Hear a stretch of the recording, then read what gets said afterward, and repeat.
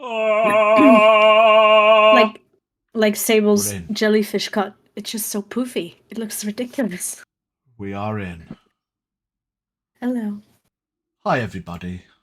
Hello. Hello, hello, hi. Hello, hi. Hello, hello, hi. Jane, God, that scared the shit out of me. Oh! You just became one of the wailing slugs. The old Ace Ventura classic. Hello, everyone, and welcome to another episode of Terrafae, a Wuntian history. Yes. We currently have 2 Away on a Solo Adventure Be Back Soon boxes, but only temporarily. One of them is our Volocus von Liechtenstein, who is away for his sister's 30th birthday. So, round of applause for Vol's sister, I suppose. Well, happy birthday, Vol's sister. Good job for making it to 30. Good job for making it to 30. It's all uphill from here, I promise. V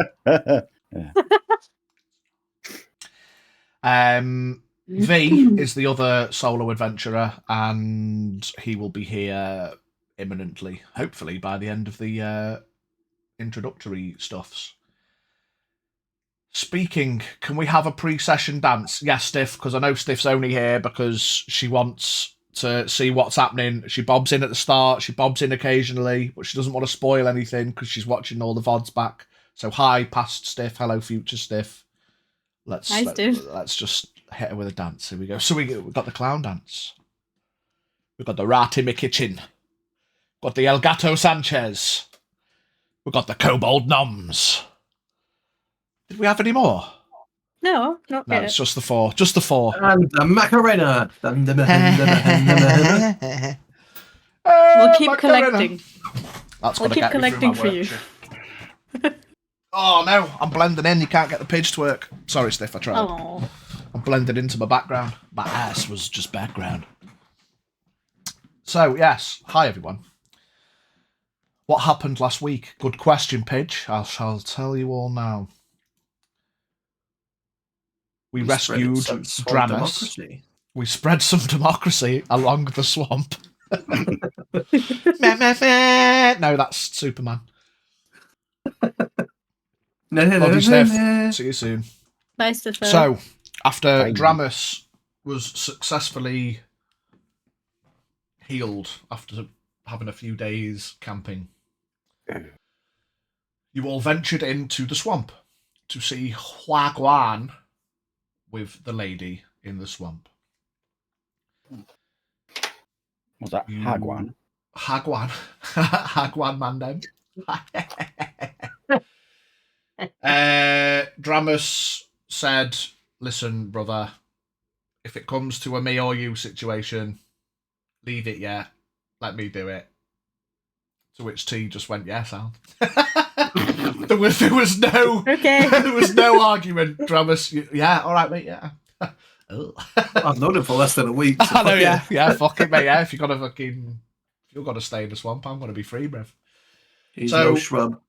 That's true. You went into Hag Shack.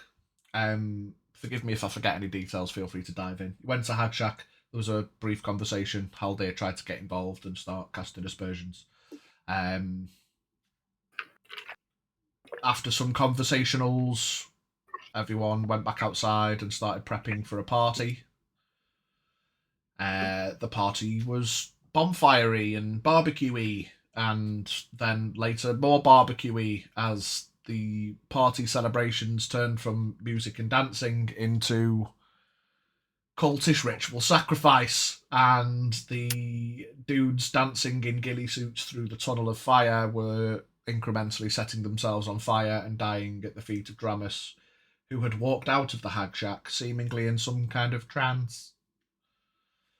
Bobbin, him and our one time and ting, walked up behind Dramus and proceeded to shiv him through the stomach. Horak tried to get involved and was felt the need to walk away, should we say. What was all that about? Who knows? gas influence and the hag. I'll tell you what it was. So Horak had to stand and watch as his brother stood in a trance, bleeding profusely. Haldir tried to help. I think Horak ran over, pushed Bob in, and then went to see to his brother. Had to step away because he felt the need to. Haldir tried to get involved, but was held back by bold cultists. Bobbin then got up, proceeded to then stab Dramus through the chest, and then proceeded to stab himself. Bodies falling to the floor in a bloody, fiery, painful mess.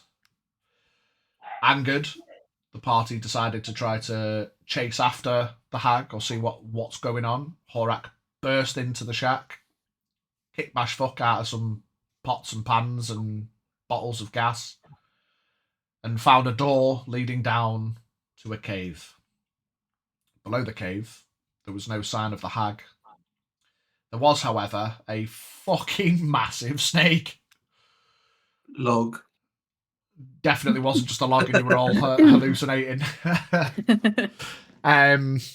Horak tried to climb past the snake, and then everyone else seeming a bit, fuck that. He decided to come back. Not finding much success in the pursuit of the hag, drums were heard once again, so the party rushed upstairs and found that Dramus's body was no longer there. But where was it? Had it been removed? Had it got up and walked away? We don't know. The party then had a look about, went back into the village, decided to take an angered rest. As they arrived back in the village, they found that Hoss had been slain. Here he is. There we go. Hoss, our beloved, had been cut from chest to chin and left to bleed, still attached to the cart. Haldir, angered and saddened, started to spend a few hours digging in swamp muck to try and dig a big enough hole to put Hoss in. And then the party took to rest. During the night's watch, shuffling, scraping... Oh, sorry. I shall... as well in the village, checking out who was there in their angered, let's have a look about state, the players went into the various villager shacks to find the familiar villagers they had spoken to all hanging from the ceilings. Dead, not moving, hung, sacrificed. Or may it have been... Yeah, they were sacrificed. Then the party then went to bed. During the night's watch, noises, crashes, bangs, shuffling, scuffling was heard, and after investigating them quietly, it seems those hung villagers were now moving again. A battle ensued. Haldir was bitten multiple times. Horak had to suck the poison out of Haldir multiple times. And eventually the players cottoned on to the fact that despite doing mental amounts of damage to these zombies, they eventually figured out that they had to do enough damage to the head to destroy the brain. Rest was had. A fuck this, let's leave please was stated, I think it was by Evelyn. Can we leave now? We got other things to do. Yeah. So you left the swamp. You ventured to the forest camp, just south of the King City. I keep saying King Realm. It's all the King Realm. The King City. Some shopping was done by Haldir and Auron, I believe. A nice trip to B&M. Nice trip to B&M. Yeah. B&M's, pick up some supplies. As a point of note for those that might find it important and so that we don't forget, a flyer was found, or a poster, some might say, advertising a now familiar name amongst the party, of Gaffney's Galleys. a shipping company owned by a familiar family. So yeah, it's got to be the good member of the family just doing some shipping and that out the King City. Yeah. Anyway, Good member of that family. He's the honest brother. he's the honest brother. You know what I mean? He's the honest one. He's just shipping. He's He's just also shipping. skinny. He's just...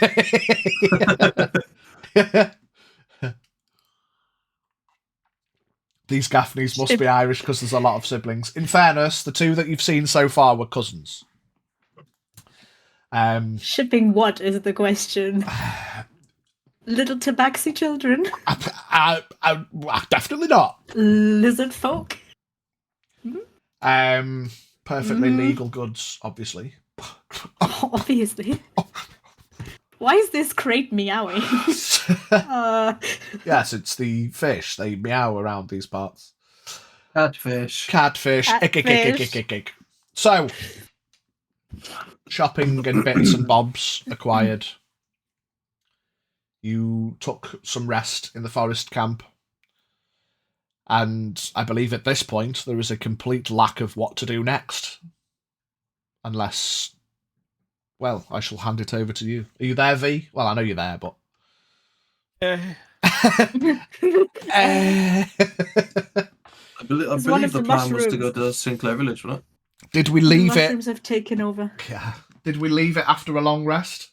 Or were we going to have a long rest? I might just say that we have a long rest.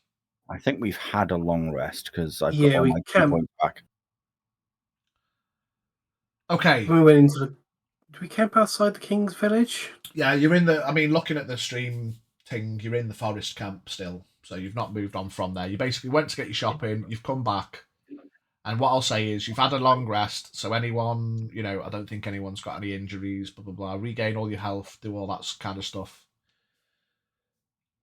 Jack takes first watch as normal. Avalyn's been chilling. Yeah, we'll go from this night. Yeah. Does anyone want to do anything? No. Sleep, says Horak, as he dries the muddy, stained tear from his cheek. What I will say, for clarity as well, you are all covered probably up to the knees in, like, swamp stuff. You know, just for a mental image for yourselves. Like, Haldir needs a bath and some clothes because he has dug a hoss-size hole in swamp. So, like, yeah, just for clarity. And the thought crossed my mind that we just ventured in and out of the swamp and no one's mentioned. And I imagine at this point, Shrub is essentially a mud golem. a shrub is A bush. he's still in his bush. He has now acquired some armor and a hand crossbow, thanks to Auron, and has there is a sack adorning Horak's shoulder, so that should Shrub wish to get in said sack, he can be a mounted shoulder crossbow. Yes, mate. I see 3 little lasers I can aim with now. Oh. He means making a swooshing noise. It's very weird. So the first half of the watch goes without issue. As we drift on to the next song in the playlist. Haldir, you are awoken out of your meditation by Jack. Gives you the familiar, it's your shift, bird. And heads off to meditate himself. Haldir, Hello. give me a perception check. I do love me some disadvantage constant. Only on seeing. Listen. Bear with me. Stop metagaming. Shush. Just reminding him. Do you want it with disadvantage? Am I looking? You tell me. I'll say give me a perception How the check. fuck should I know? I'll say I'm going to close my eyes and listen, if you want. You tell me how you want to perceive. It's not With me. my eyeball. Okay, well, I'm going then to it's close my one disadvantage. good eye and still try and look. I'm not blind yet. I don't have that like sonar superpower. It seems there's a Dragon Hawk helicopter approaching. Let me just scream at something in the distance to see Yeah, if there's something there. AC-130 incoming. Yeah, it's a while away if the echo's not come back in. 13. 13 on perception. It's dark. There's trees. Yeah. You are relatively close to the border, and as the night drifts in, the night gets colder. You bundle yourself up in your warm, waterproof, jackety thing. You've put that necker thing on, your masky thing, and you bundle yourself up in a little nest of perception, whilst you sit like a little lucky turret with one eye.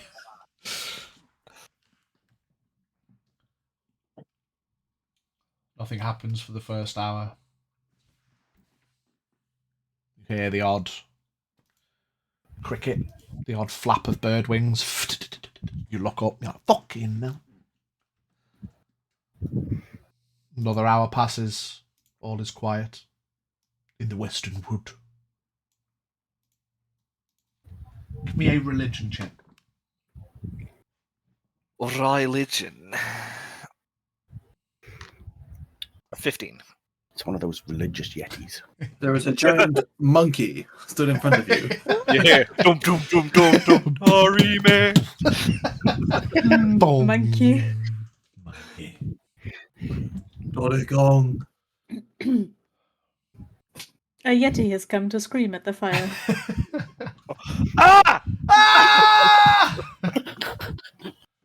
I join in hopes of getting a third friend. We all now just stand at a fire at night going, ah!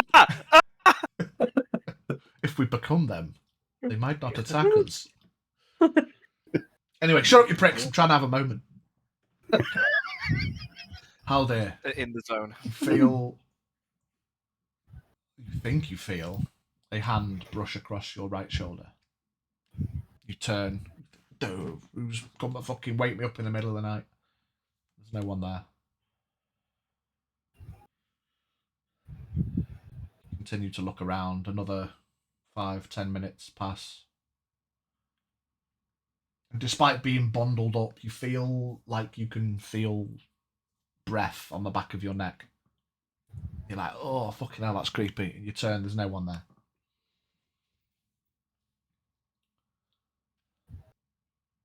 As you sit in the silence and you listen, you hear a voice. What do you make of the events of the swamp? You look around, you think, the fuck, who said that?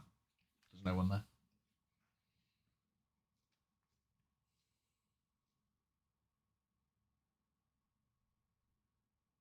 I'll go back to my little tower of goodness and then whisperingly say, fucking magic. It's an interesting word. You had an interesting voice. Thank you. Thank you.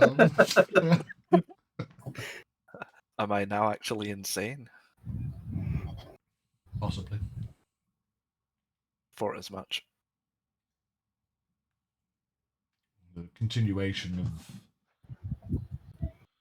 these thoughts and feelings that you've been having and your expressions of magic. They seem to twist the minds of those around you. Whether they believe you or not is another thing. Let them believe what they want to believe. I know what I saw.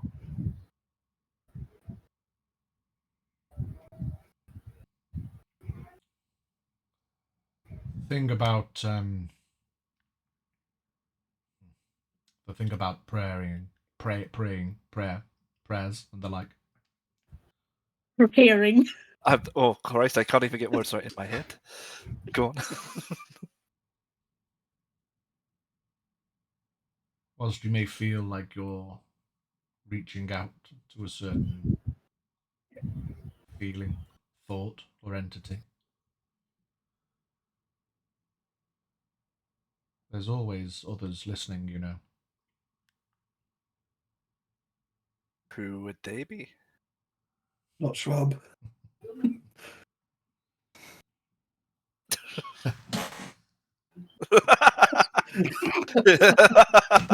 You go back in the forest. Get back to your bedside, boy. never hear. Jesus Christ. That was in my head. Rob, please.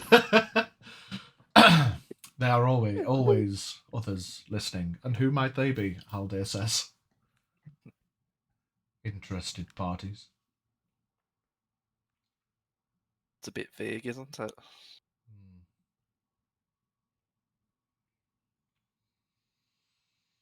I'm interested in the path that your thoughts and beliefs may go. It's a powerful place, is the swamp. Certain ties in the earth itself allow for connections to be made. Well, I say I'm not going insane and now randomly talking to myself. What do you know of the well?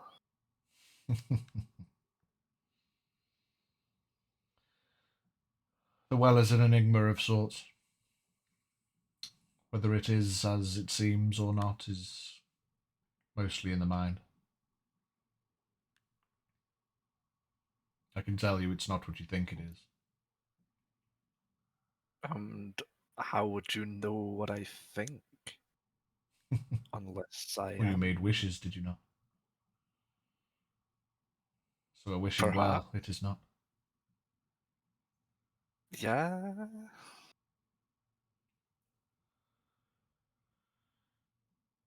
My time is short. I may visit you again. But I should like Please. to hope that you continue on this path. Don't give in. I would like to talk to somebody on my wavelength again. Don't be a stranger. Be careful what you wish for, some might say. Too late for that. The gods aren't always what they seem. The guards. Gods. Oh, the gods, sorry. There may be others who are interested.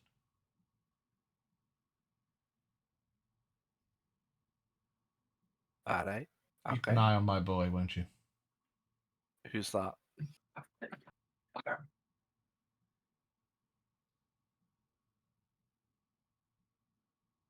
response. Hello.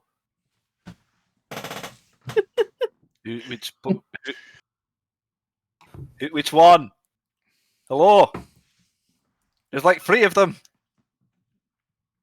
4. Well, 5 including the bush. Go back to bed.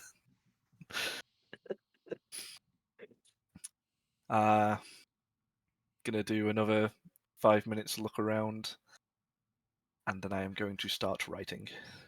Okay.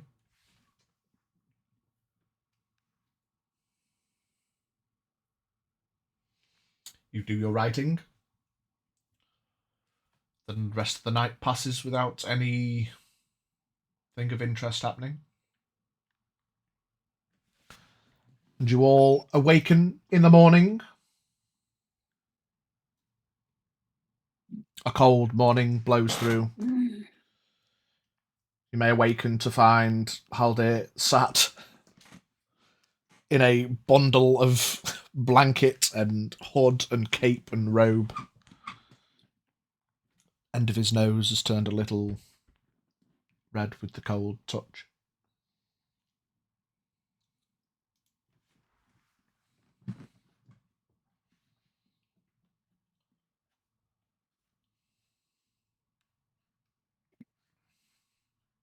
Shrub shuffles his way over to Haldir. Sits down next to you.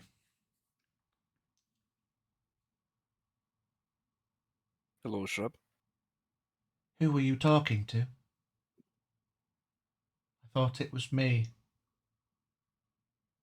But then you told Did me you to go answer? to sleep. Sometimes one little elf might find comfort in talking to himself. After very bad things happen, we seek comfort in strange ways, my little shrub. Okay. He hops down and toddles his way over to Horak. Gonna go take a shat in a minute. Do you want to come with me? No? Alright. No. I'm gonna give him a really weird look at him asking essentially what is my son now to go take a shit with him. I am going to look at Horak and sort of just be like, you know what I mean.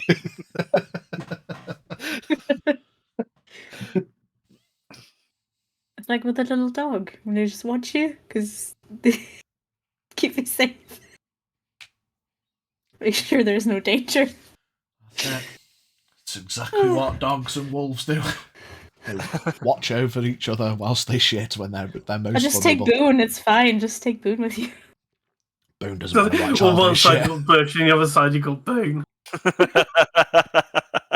And this way, you have an entire I'll sit audience. next to you as well. Let's just have a social shit. You know what? Fuck it. Yeah, shit you in have camp. fun with that, boys. Shit in camp bucket. No, this is how we get close. I don't want Circle to get shit. that close. Thanks. You got to touch cheek to cheek.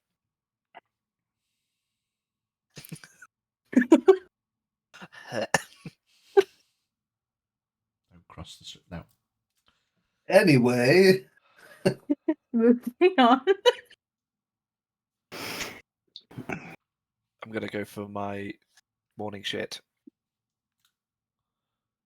Cool. Give me a perception check. Sorry. I did it without the thumb. They were both 6 anyway. 12. Cool. In the past, I've not made you roll to see if you perceive Shrub, but considering now you know that he follows you, you perceive and you can't see him. Horak, you My look God. down and Shrub is not there. Oh, I just gonna have a comfortable shit. Yeah, thing. private poo on your own. No one's watching. Private poo. Clean up. Put a poison ivy on the arsehole. Ooh, duck leaf. start scooping it out with his bare hands. And then I will do my pray. Okay. Is it like against a religious thing to sort of just be like shit prayer? You approach religion however you should so wish, sir. I mean, you're praying to a monkey, for God's sake. That's true. How do you think a monkey would feel monkey about god. it? So what I should actually be doing is He doing the would whole. probably throw it. What would a monkey do? Shitting in your hand and yeeting it at something. Yes, he would probably throw it at you. Yeah, you just say the normal prayer or... Normal morning prayer, doish, and I will end it with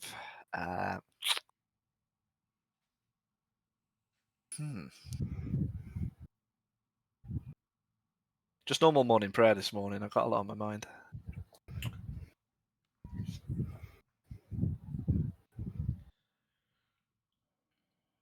Anyone else doing anything in particular?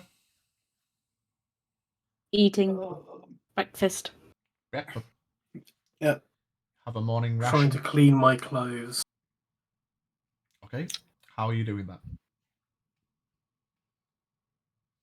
Any more of Zeron's wine? Clean the clothes with wine. Clean You're the playing a clothes with dangerous wine. game. Zeron cuts off your hand. No. The entirety of the next day, as everyone is sucking on the cloth. Just hanging off my sleeves. Uh, I don't know. Is there a nearby stream or anything? give me an probably investigation not. check. Oh, that's a 1. Fantastic. You have a little bit of a look around. It's a cold, nippy morning. You think, can I be arsed? Fucking taking my clothes off, washing them in a stream. It's fine. Fuck it. You can't find anything in the immediacy, and the thought of being cold puts you off before you find anything.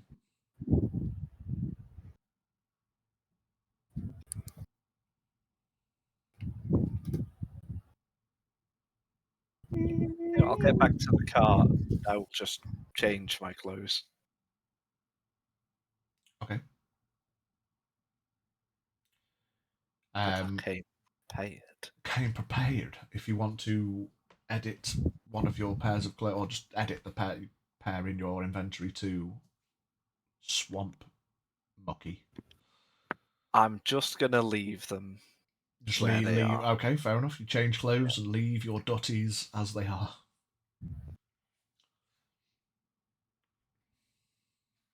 Has the mud on our you said it was like up to our knees, right? Yep. For those who didn't dig. So it I like imagine has it it was like slightly higher on me because I was in the swamp water. Yeah, so people. you've got like those that went in the ponds. You've got, it's Horax moist, but it's just like, yeah. I mean, I don't know what Evelyn did. She probably just watched an amusement. Evelyn was She's probably just like, watching lol. yeah. Anyone else has Sucks basically for got you like guys. splashes of mud, like just like your boots and the lower parts of your trousers. Just imagine as you've been. Has the mud dried yet? Yeah, it's dry at this point. Yeah. So you can just kind of, how would you say that? Just kind of just pat it off because it's dry, because it just kind of flakes off. You flake off as best you can. There's still remnants. Yeah. You can't get all of it. Some of it's a bit caked No. on and dried, but the excess you can get rid of certainly.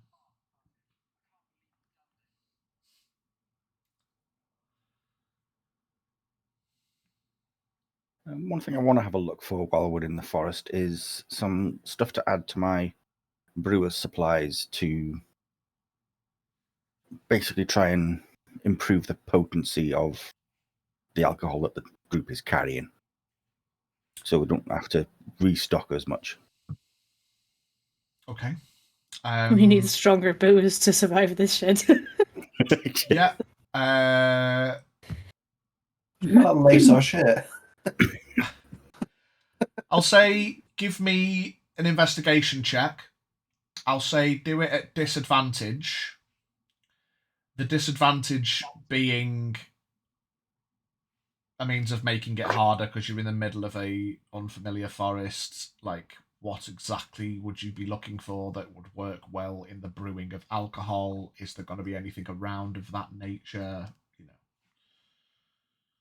That is going to be a 17. 17. You have a look around whilst everyone's packing up the camp and stuff. You venture out and around the local area.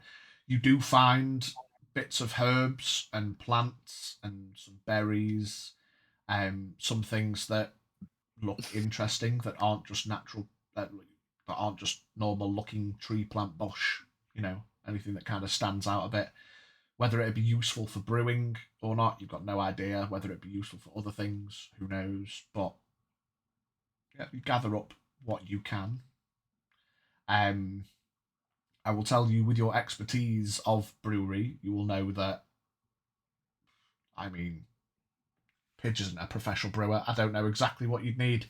I'll say you've got a few bits of things that could help, but I think for full brewing supplies and materials, you're not going to really find that much in just a random patch of forest.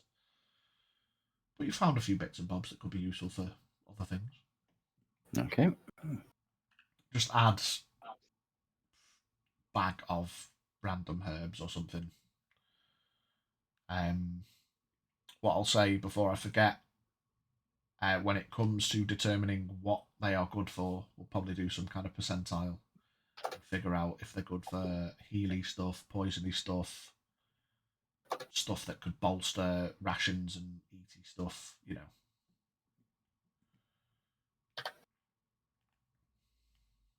Okay.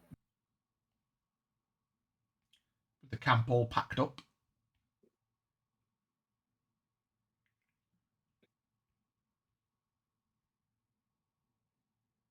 Where are we going to next? Says Zeron. Well, I'd suggest we head to the nearest village again to see the Sinclairs. Yeah, I think we mentioned about going back to Sinclair Village, trying to get as far away from King Realm as we can.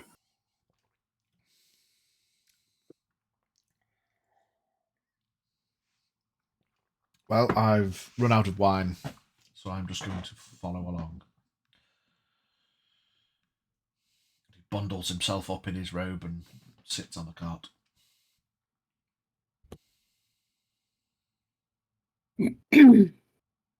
So, I wasn't there. So, which horse do we put on the front of the cart now? So yeah, that was another thing. Yeah, along with going, you've got Armadius. Armadius. I do apologise. I can't remember what Jack's horse is called. Luna. And when Haldir and Oran went into King City to do a bit of shopping, get a few bits and bobs, they also acquired new horse. A You new got an horse. extra S on the end. It's about to say it's just Hoss It's with just another horse S. with an extra Horse. S. Horse. So, Okay, yeah. fair enough.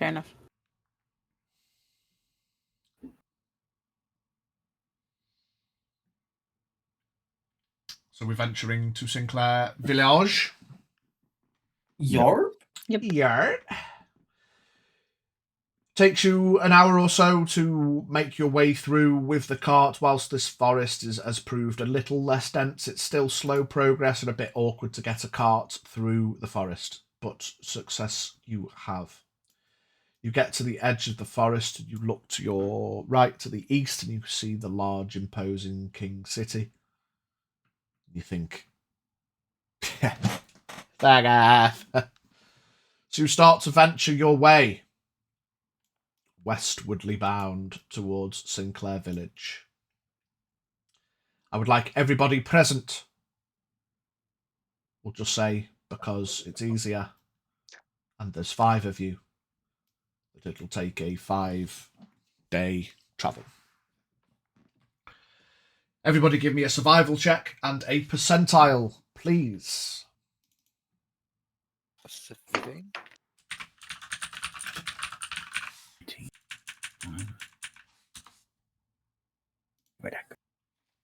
We'll cover the days. I'll just call your name for your results, and we'll just do it as the days progress that way. So, Biggie.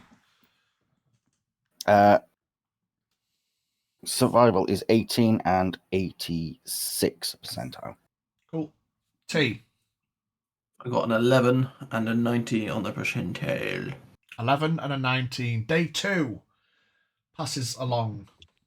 Everyone give me a perception check, please, during day 2. Is this a sight? It is sight-based. Yeah. So day 1 goes no issue, nothing of importance. Heading along. Dirty 20. What road you can find. 26. Okay. 13. Also 13. I will say, everyone give me a history or nature with advantage, whichever you should wish. Dirty 20. 2 13s. 14. 25. 10. You fucking pig. Dirty. I'm sorry. Dirty bastard. I'm sorry. Oh, sorry. You look out, and quite distant, Eve, you can see it a bit easier with your high roll, but also your eagle eye. What the fuck is that in the distance? And you look out and you can see there is a small in Is it height. blue dragon? It's not a dragon. A small in height, but fair-sized group. You can't make out how many in the group. You look and you think, there's a group of halflings wandering. But then you look and they seem to have some kind of flag on a stick. You look and the flag looks a bit tattered. And you're like, what the fuck is that? And you all kind of point it out and you all have a look between you. And you determine that, yes, whilst you all know that goblins are not a usual resident race found in Wunt, there is a small... I don't want to use the word warband, because Contingent. there's a contingent, there's a small contingent of what appears to be goblins marching northeast-ish. Appears to be goblins.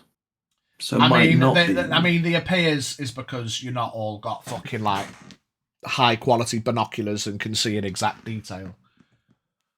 But given you can make out the occasional longer ear, they appear to be armored-ish, and like you think comparative to halflings who'd probably be better dressed. You look at Zeron and you're like, they don't really look like.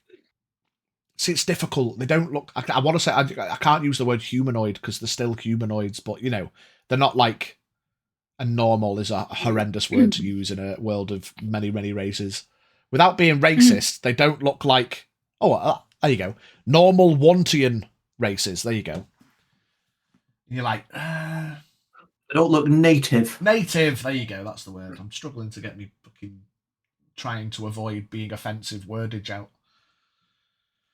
We apologise to any goblins watching. Yeah, sorry, goblins. I'm not saying you're not normal. Sorry, goblins. But you're not normal in Wunt. That's all I can say. They seem to be heading in a northeasterly direction. They look like they've taken a path that seems to have left Sinclair City. Sorry, King City, heading northeast from King City. What is Neast of King?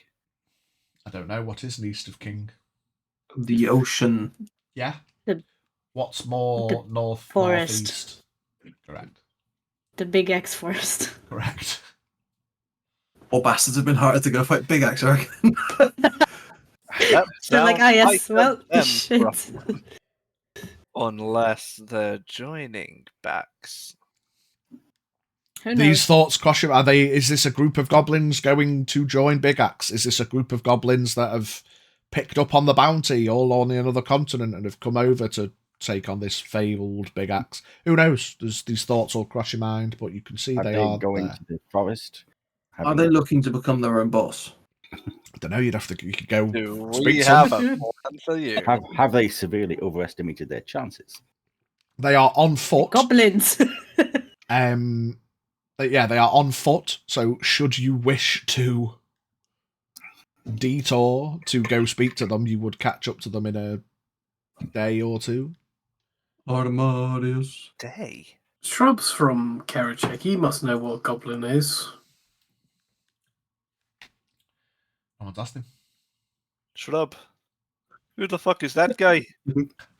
Shrub tries to perceive. What guy? Good job. Well done. Pat's head. It's just like holding onto my back, like, I can't see. All right, lift him up higher. I have a magnifying glass. Do you think that works as a distance? A magnifying glass. Have a little Simba Rafiki moment. Just hold him up. I'll let him use my head as a watchtower. He can hold onto my horn for support. What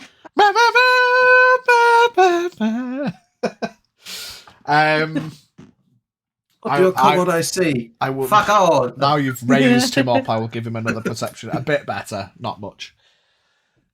He can't really see a lot. Ever as useful. Thank you, Shrub.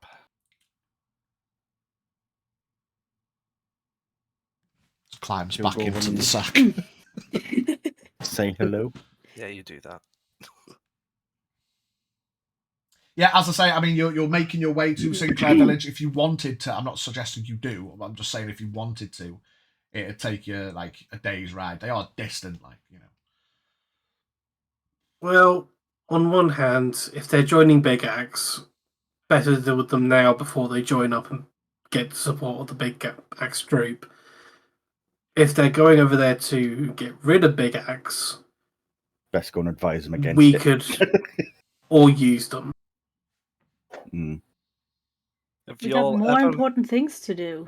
I was about to say, actually, Yeah. there's a lot of not my problem that surrounds that. I'm just going to shrug and grunt because I'm I still think- pissed off and sad. Big Axe could end up being, you say not our problem now, but he could end up being a problem later. And if he becomes a bigger problem, then the militaries will have to get involved, and then it's definitely not my problem.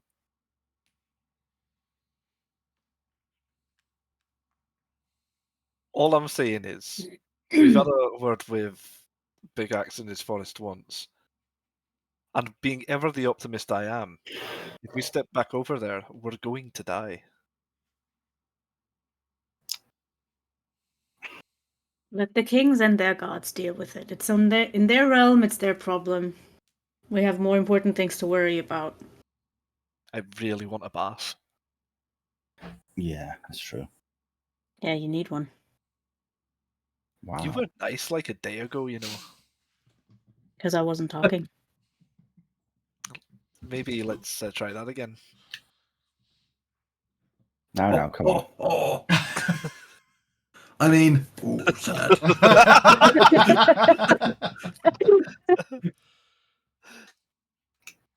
Yeah, so you continue. Day 3, Bard.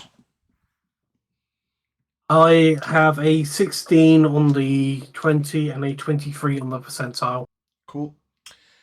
You continue throughout the next day to pay close attention as you can towards the distant group you saw. Whilst it's getting increasingly harder at this distance, the terrain's not perfectly even. You know, you do your best. Evelyn's out there keeping the old spy eye out.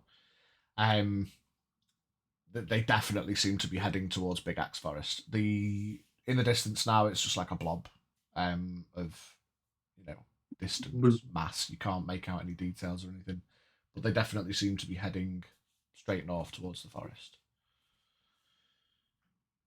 Other than that, pretty clear. Day 5, Evelyn. 15 on survival and 67 percentile. Yeah, by the 4th day, you've lost sight at this point. They're far too far away. Not much else catches your eye on approach within the day. You try to look south, look north. Obviously, you've got the mountains, the forest. You look north along the border and try to pay attention to anything you can see. You do see what looks like possibly a group of travellers, maybe merchants or something. You see a small group with a cart heading south in the general direction of Sinclair Village. Day 5, Haldir. It was a 58 on the percentile and a 13. The final day on approach goes off without any issue. You're paying attention to your surroundings. There's it's all quiet on the western front, it seems. What I will say, because we've had 5 days of travel, we can get some training in. We might as well have, we'll say 3, because there's not a lot been going on. Bone, D4. Or 3 times D4.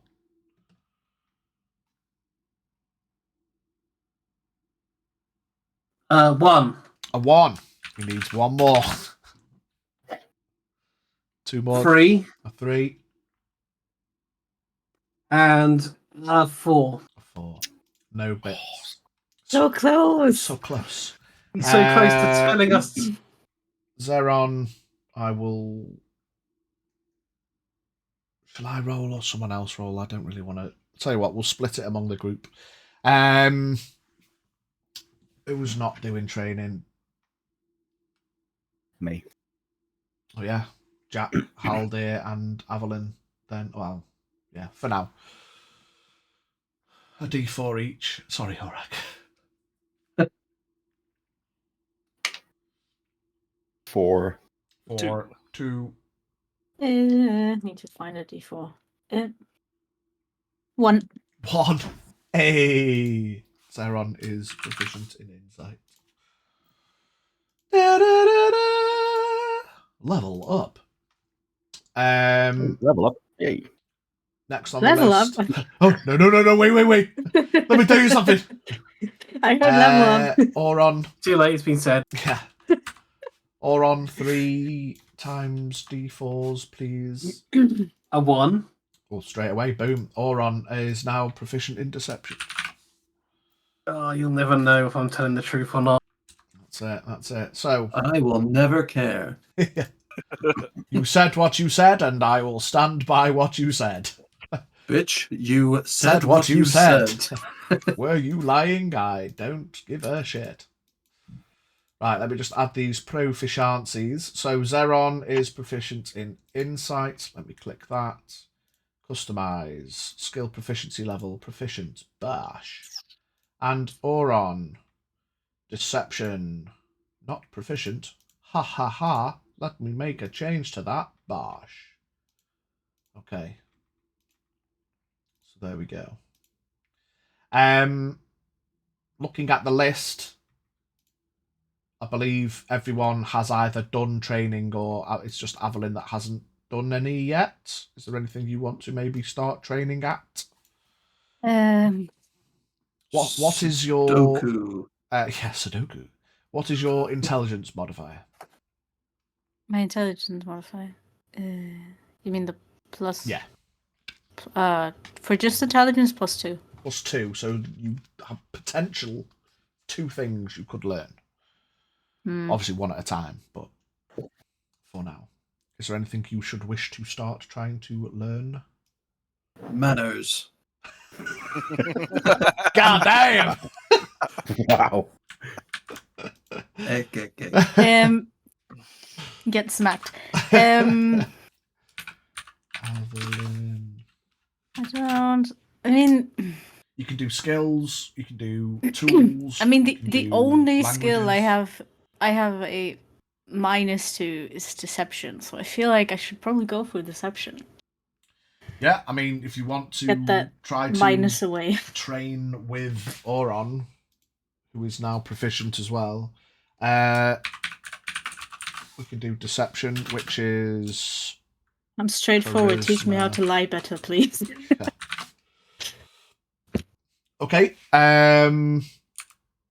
Oh, yes, of course. Oron, knock off 2 gold for your complete. I will knock 2 gold off Zeron for his complete. Avalon, give me 3. Well, we'll start off with a D20 because you might pass it. Okay. It will just be 1 gold though if Oron's teaching you. Remove that. 3. 3, no bets. Second D20. 1. 1. She has passed the D20. Yay! Terrible rolls on a D20. This is where you want them. This is where we want them. D12. This is the third roll, isn't it? Yeah, this is the third one. This is a D12. Yes.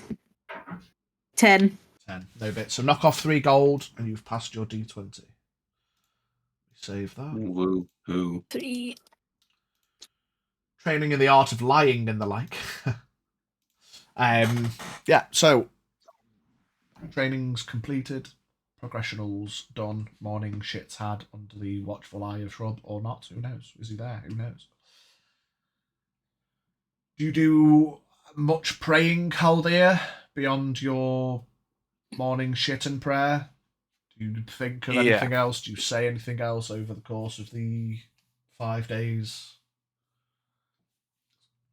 I will.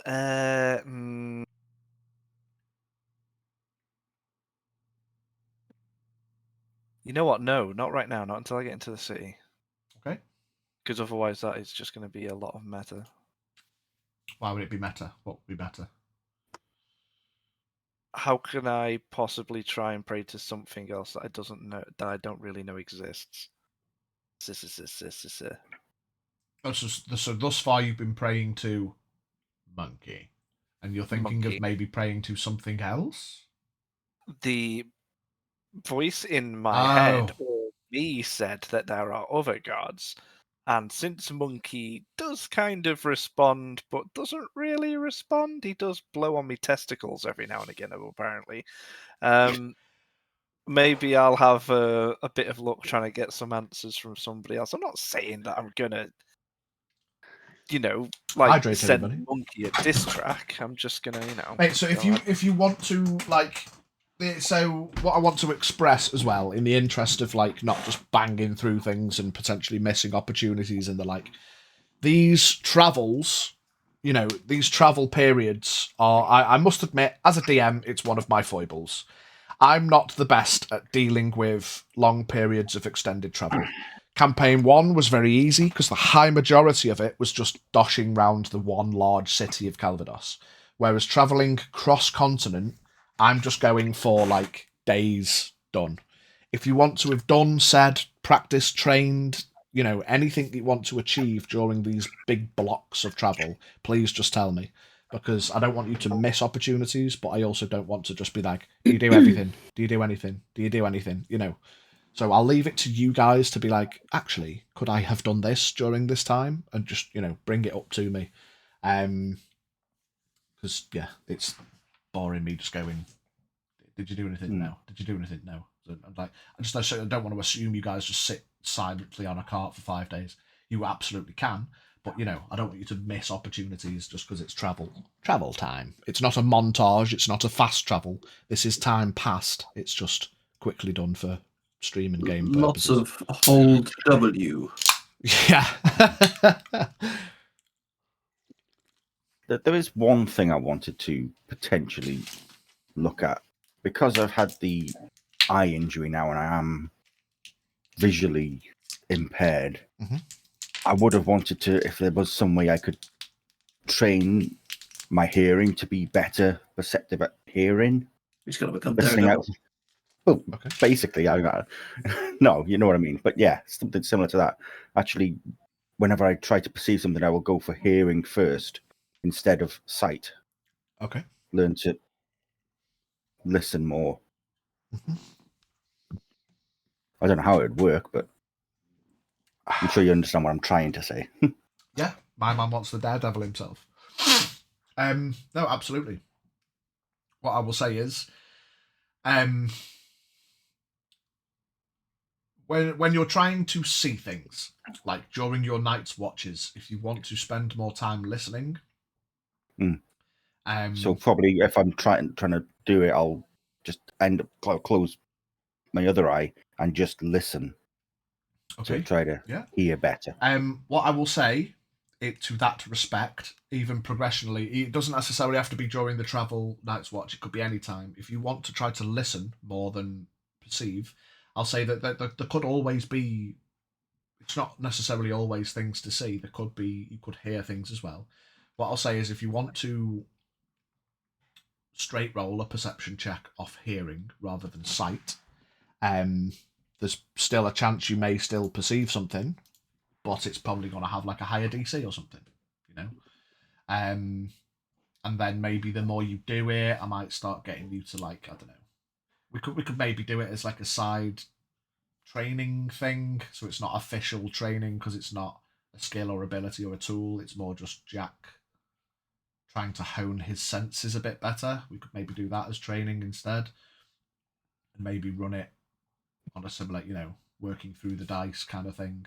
We'll have a chat about it. We'll have a think about it. But for now, just tell me when you're perceiving, if you want to do it with hearing more than sight. You could probably do it that way without the disadvantage, but it'll be harder, the DC, So, Haldir, during these 5 days, if you should so wish to continue your prayers, maybe try to reach out to Voice. What do you do? Oh, I definitely want to try and reach out to Voice. That's a good shout, actually. Yeah. Okay. So when, where, how? Alone. Somewhere. You know what? I'm not even going to pray to Wunt when I do so on it. I will.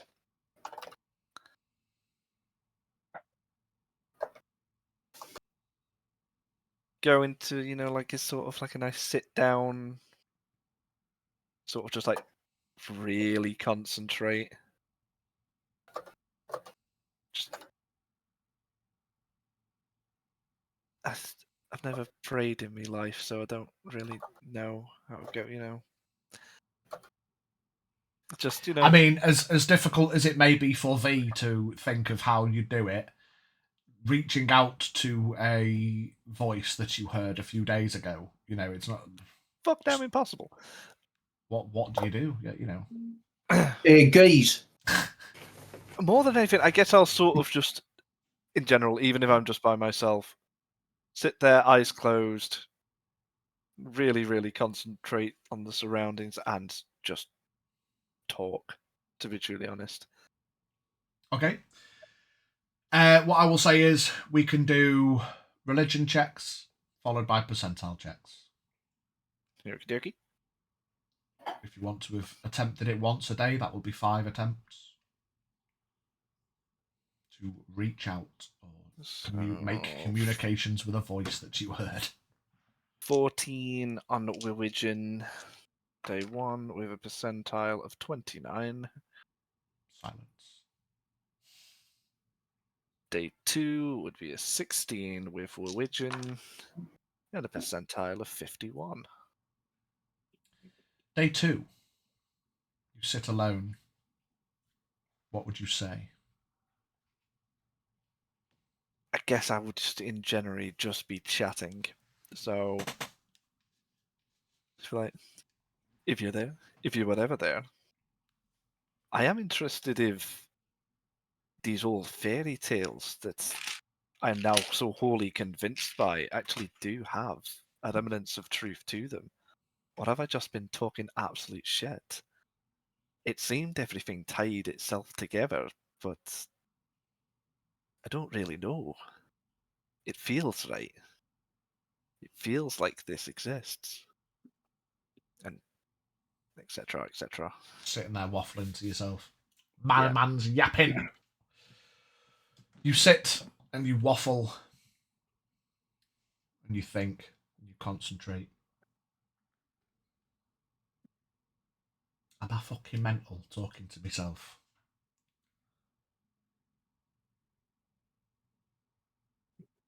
And then you get a weird feeling. You instinctually look over your shoulder, feeling like someone stood close by.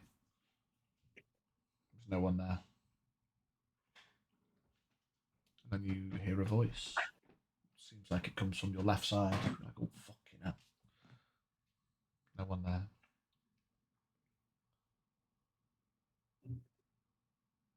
Your interest intrigues me. It could be promising.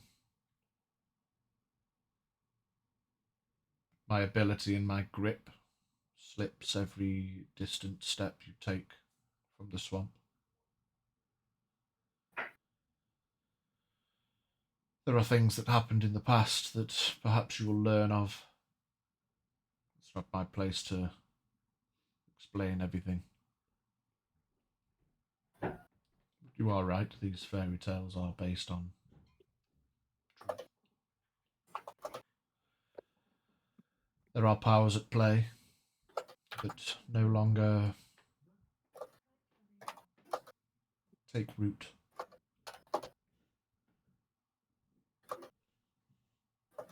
Perhaps your interest could be of a benefit to many.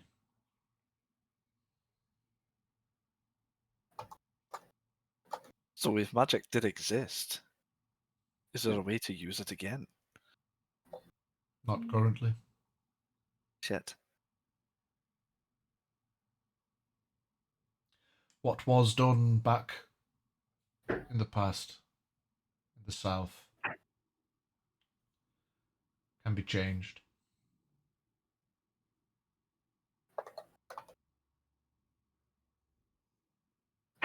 How far south? I don't know your knowledge of geography, and I must admit I've never been to Terrafae myself, so I couldn't explain the exact.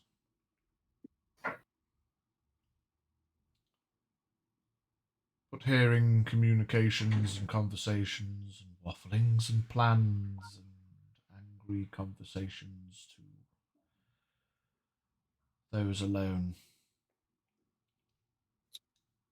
Do you talk to many others, or is it just me? It has been some time.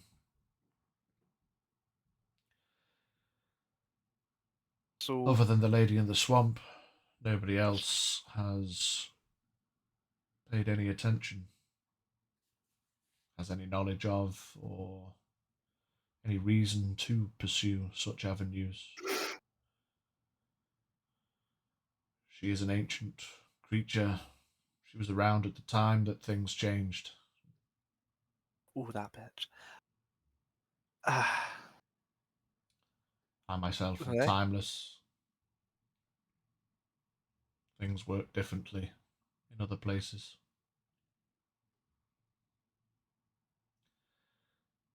As I say, the further you venture from the swamp and its connections, I can't say I'll be able to communicate with you again. Keep up your So what I belief. have here, if I was to look further into what happened in the past, do you have any inkling of where I might look?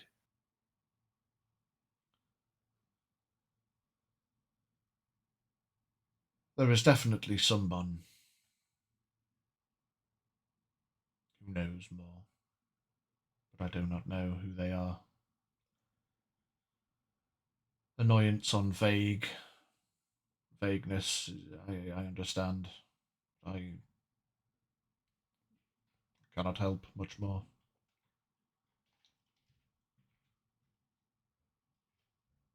I'll be back. We will talk again. As I say, we may not be able to. My connection is very limited, and it's only through the power of your belief. Your faith has opened an interesting window in which I can peer through. All praise one and all that, I guess. I'll be back at the swamp at some point. I most certainly need to speak to the lady. So, I imagine I will most certainly speak to you again. As I said last time, keep an eye on my boy. Alright, while we're on that one, who's your boy? A cold wind blows past you, and you instinctually look towards the group. For some reason, your eyes fix on Horak for a moment.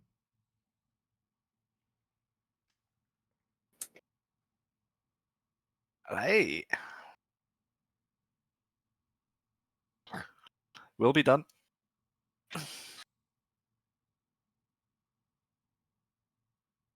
Over the next couple of days, you don't need to roll because you do not receive any response. The further away you get and the closer to I think after Sinclair that Village. one, I would just go back to regular Wuntian daily prayers. Okay. Edging your bets. 50-50 in it. Demon or monkey, choose.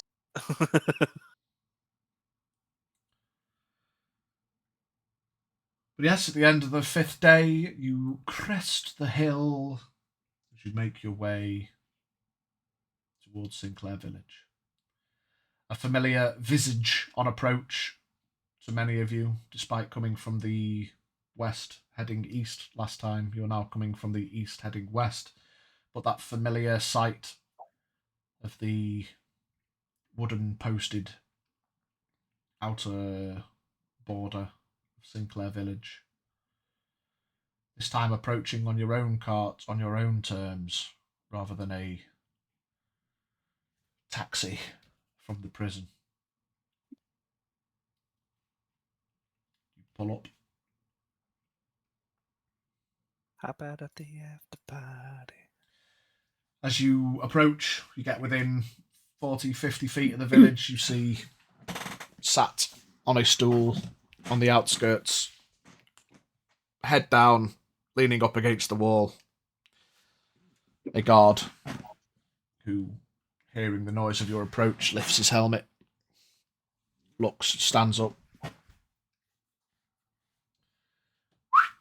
He whistles, and another guard peeks his head round from the inside of the border, and he too comes out to walk up. Spears in hand. Hello?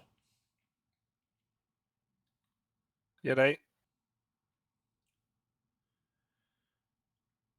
Travellers in the dark. Oh, name of my next band. Hello, how are you? You can see kind of having a look over. Where have you come from? Just travelling around, finding nothing. You know how it is. Okay. What is your business in the village? I want a bath really badly, and I'm really, really tired of wiping my ass on leaves. It's been a long time for you on the road. I can smell myself. And it's not pretty. So you've come from the east. I'd look around and just go, probably. You see, they look at each other with a kind of look. Well, in you come. Stables are on the inside of the gate, and the tavern is unfortunately currently closed. But Boy, what? yes, we've had some troubles of late. You can probably find out more as you venture in. It's been a missing member of the village, so our tavern Keep Mary has struggled to remain open. Hopefully, it's a temporary thing. And where would we find the tavern Keep Mary? She lives at the tavern, but the tavern itself has Radical. been closed. I'll try me luck, thank you. Pod your way Unless in. there's anywhere else we can rest. There is an inn further round into the village. You could take up room. They do have facilities should you wish to have a wash. Yeah, definitely. That's probably not a bad idea to head there. Are you adventuring types or merchants or just travellers on the road? Just gonna look at him with a eye patch over and scars running everywhere. Just be like, a little bit of both. Well, fair enough. Perhaps if you find yourselves in the guild house, then you may be able to offer assistance there.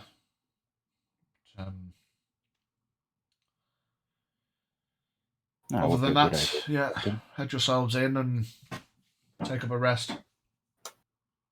See, they kind of have a easy look into the car as you go past to make sure you've not got anything necessarily that you shouldn't have, but And I fall back a bit while the group goes ahead and talk to the two. fall back on the approach to the village. Just Or while they're going in, I kind of I assume Evelyn was probably walking. So yeah, like whatever, walking on the cart. So yeah, like walking like next to the guard, and then while they go in, she just kind of stays behind to talk to the guards. Yeah, that's fine. Yeah. So sorry, I know it's late, but I just have a question. Yes. I shall. Why would I find the Sinclairs? The family. Yes.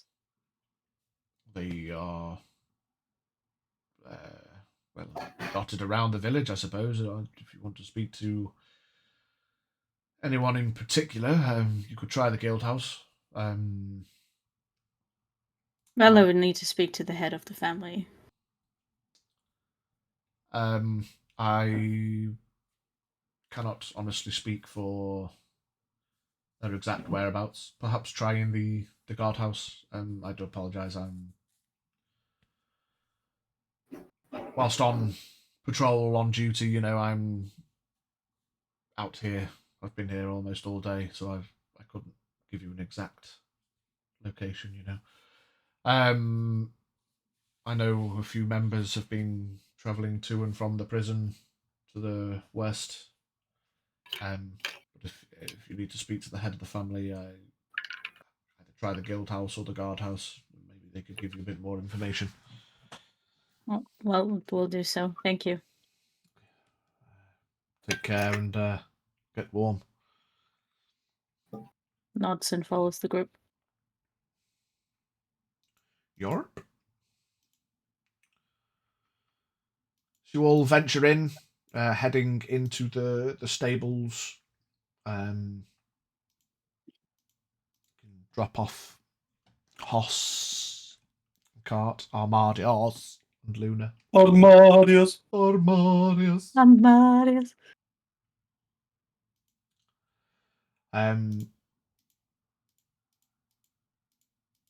Yeah. Where to? Wherever I can clean myself. Okay. You have a look around, and whilst the village is like comparative to like the Fairbank village and King City, obviously you have that sense of familiarity as you make your way back around the village. You've been here before. You look over towards the Wade Scales, the tavern, and it is shut, as told. Can't help but test the door. Whether you investigate now or just want to head for a bath for now, you make your way further around the village, past the general store, and you see the guild house. In familiar layout style to most of the other villages in the city and stuff.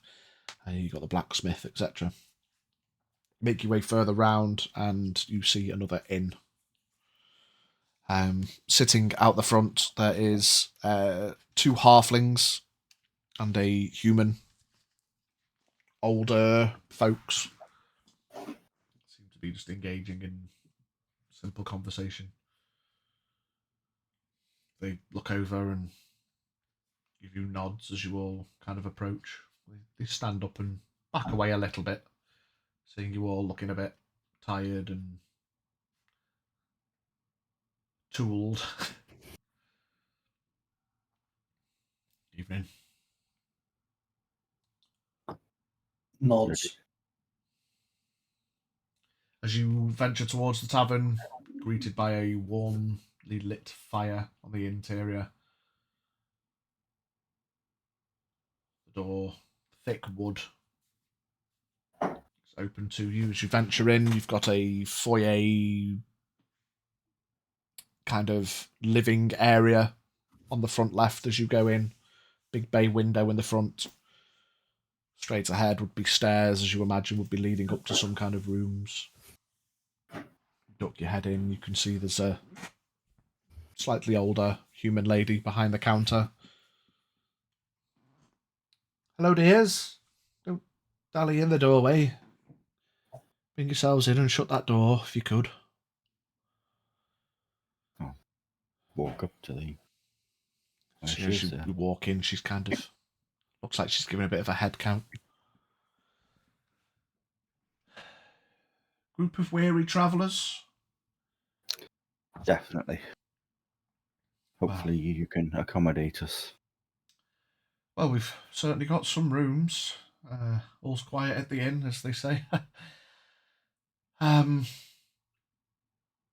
kind of, as you approach, she kind of she's leaning forward on the counter, and then as you get a bit closer, she stands up and leans back a little bit, and you see she kind of just purses her nose a little bit.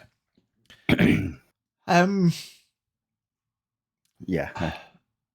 I Go for some wash facilities as well, if possible. I do apologise. I don't mean to be rude, but well, I think you young'uns should probably wash a bit more often. There's a bathing house just round the back. Well, the back room, just before the stairs. Is it a room each, dears, or are you sharing? What's the fare for the evening? Well, to stay tonight. Well, we've taken on some additional efforts to help out Mary, bless her. So the tavern's shut, so we've taken over breakfast. It's a bit of a delivery kind of deal in the morning, so bed and breakfast if you wish, and wash facilities included. It's just 5 silver per room per night, so if you want a room each, that'll be 3 gold, or it's up to you. I'll turn to the. Are we all happy with that, or? Yeah. Yeah. Yeah. I'll slide across the 3 gold.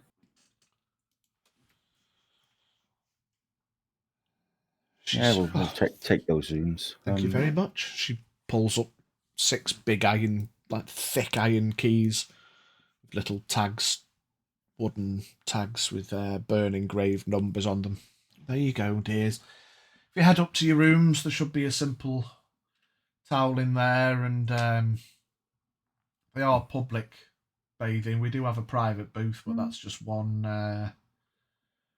person at a time, unfortunately. So you'll either have to plan it amongst yourselves or use the large tub. Will fit a few of you in. It'd be a bit tight, but I don't know how comfortable you are with each other.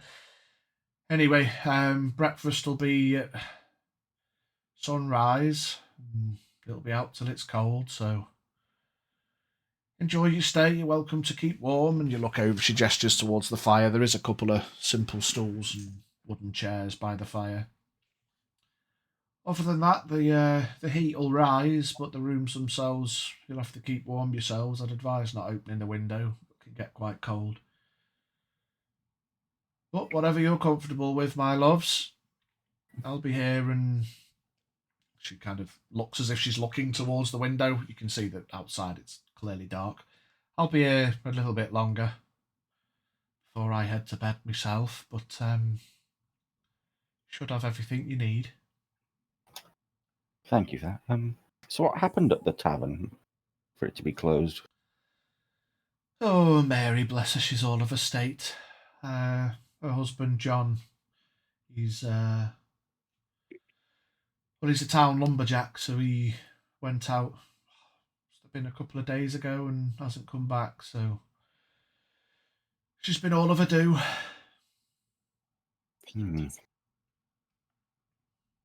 Whilst this I conversation's remember. going on, I'm going to go get in the bath. Yeah, just straight. Yeah. Yeah, fuck story time. I'm dirty. I'm tired. Yeah. You head out. It kind of goes out. You go maybe 10 feet. You imagine there's a bit of a room behind the counter, and then to the left of the stairs, there's a small corridor, and you head into the back room. As you walk in, there's a small stove with a couple of large kettle-looking urn things. There's a large water butt at the side with cold water in.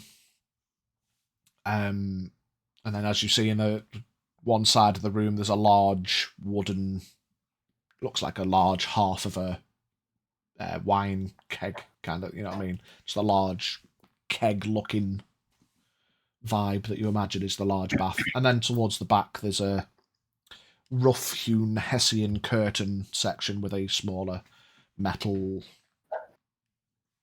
bathtub that you imagine, Horak, yourself. It'd be, you wouldn't be able to fit comfortably average Joe, but for yourself, you're definitely legs over the edge, but you should be able to get in and give yourself a once-over. Yeah, you imagine, using your brain, you're going to have to decant water into the urns and then heat it up.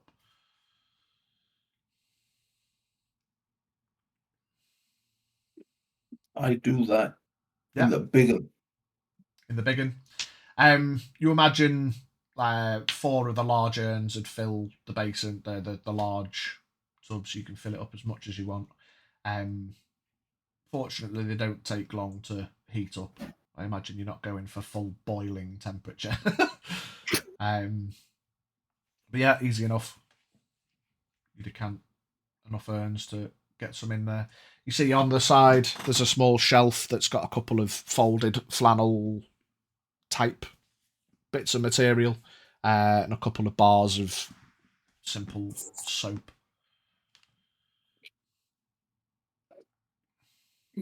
I do the clean. I'm also gonna fucking tell Shrub to clean his dirty little gimpass as well. Yeah. Actually, you Rob's just sort of sitting there. And take your clothes off, you put the sack down, Shrub's just in his bush. He just nods and, without worry, gets out of his ghillie, just leaves it at one side and just hops up to the, climbs onto the side of the bowl, waiting for you to fill it in. And after the second decant, that's probably enough to submerge himself, and he just kind of sits and slides down the side and just submerges himself. And then just starts starfish floats just in the middle of it while you decant extra water in. It's just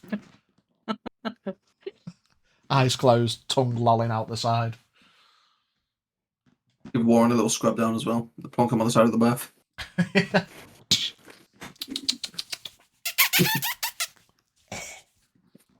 Warren scrub down.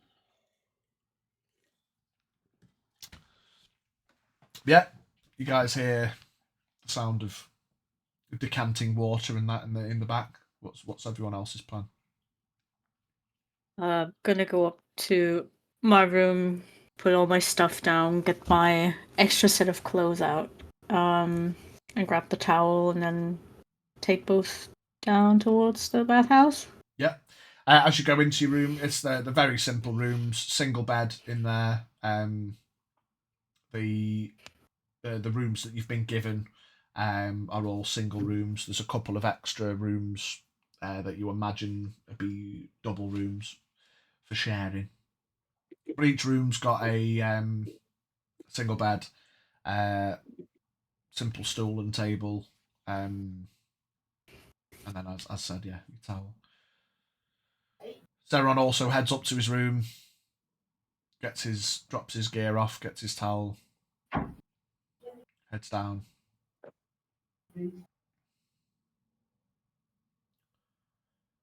Everyone doing similar?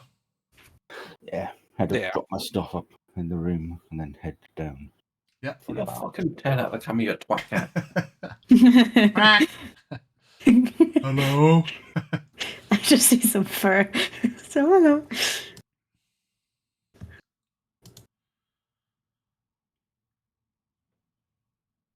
Yeah, you're all down in the lost bathhouse. Zeron looks up at Evelyn. Do you want the private booth, or shall I take it? I'll have it. as you are. You just Gotta knock first. yeah, As Korak, if he's in the water already. it's like a curtained section with just a large bath thing, you know. Say, So like, there's no one in there. No, just to the bathhouse. I mean, before I just like stroll on in and walk by while he's just standing there. I see what you mean. Yeah, yeah. Did you shut the door, Horak? Nope. Yeah, no, the door is open. Not gonna look in. Just knock on the door. You in the water yet? Yes. Right. Walks by straight to the To the private section. bit, curtains it off. Curtain closed. Yeah. Do you all wash up, scrub up? The water very quickly turns a nice muddy, swampy brown, but it retains temperature relatively well, depending on Except how for long mine, you want to mine's be in nice. there. Yeah, depending on how long you want to be in there, you'll probably have to refill. I think I'll change the bath water. Yeah, and you look out the kind of back side of it, and there's a large cork underneath. You imagine you pull out this plug, and it kind of drains off into the wall. It's just like How a draining, big is the hole? big enough to get your fist in. Rob's not gonna get lost. Pause. Pause. I mean, if you want to diddle the I would hole like in the to side roll of the for tub. better judgment. I'm gonna hold the shrub and Warren so they don't get washed away. That's yeah. It's the drainage for the large tub, you know. So if you want to try and diddle the hole, it's just a hole in the tub. If that's where you were going. Your mind went there, I'm just saying. I mean, it is what it is. Halder, your mind went there for me. Yeah, so you'll have to, if you want to change the water, you can either wait for everyone else to finish their baths or empty. No, we see and him Dick. decant. Decanting. Okay, you're all sat in the tub. Halder pulls the plug. The water drains out. Still starfished in the middle of you all, sat around the edge of the hot tub. You just see Shrub just sinks to the bottom until he's lying on his back, and then kind of realizes and wakes up. Oh, where did water go? Don't worry, we're getting more. Okay, and just I lies didn't down actually again. even realise you were here, actually, but, you know. It's just been floating in the middle. Imagine just occasionally floats towards one of you, and you just push him off, and he just floats past the shrub around the bathtub. So he's like, you see that while he's lying there on his back, he's fully like tranced, just in the zone, being chilling. But yeah, it takes you another 15, 20 minutes. Everyone starts to get that, oh, fucking hell, sitting there bolloco in the tub. Am I the only one doing it? Am I the only one getting new water? Someone else can help if I put the first water in. I'm just fucking sat there. Dick swinging. I'll help you out. But at least someone's nice about it. Yeah, you decant another tub in.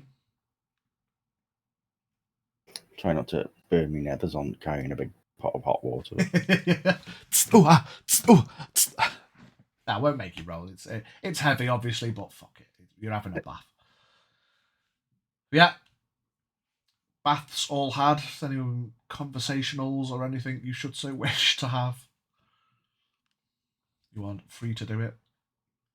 Just silently listening from behind the curtain, washing my hair. Straight up to bed. I lift Scrub out. I can plonk him down as well. You see, he kind of does. He's scaly, lizardy kind of, but he still does that animalistic shake himself off, and then he's like, right, and he just goes to start trying to get back into his ghillie. Didn't we get him leather armor on that? Or was he wearing that under his ghillie? Yeah, he's armor and then ghillie. Nice. I suppose he wouldn't be Shrub anymore if he wasn't wearing his ghillie. Stealth bush. It's comfort. Even indoors, it works somehow. Yeah, it's comfort bush. Yeah, you get the vibe that how he's straight. He puts his arm back on and then gets in the bush straight away. It's like a computer. trying to be comfortable kind of thing.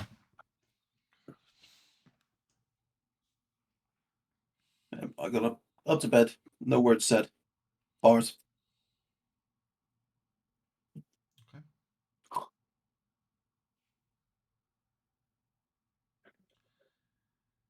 Anyone else doing anything, or everyone just heading to bed, freshly cleaned, ready for I'll some morning? turn to prep? Jack Yeah. and say, do you think the trolls are back? Last time we were here, we had to help them clear them out, but do you think something's happened to him? I hope not, but it doesn't look good, does it? Maybe something we have to look into, or at least let others know. Not to butt into your conversation, boys, but I was actually going to go down there and have a word, if you'd like to join. I mean, what time is it at the moment?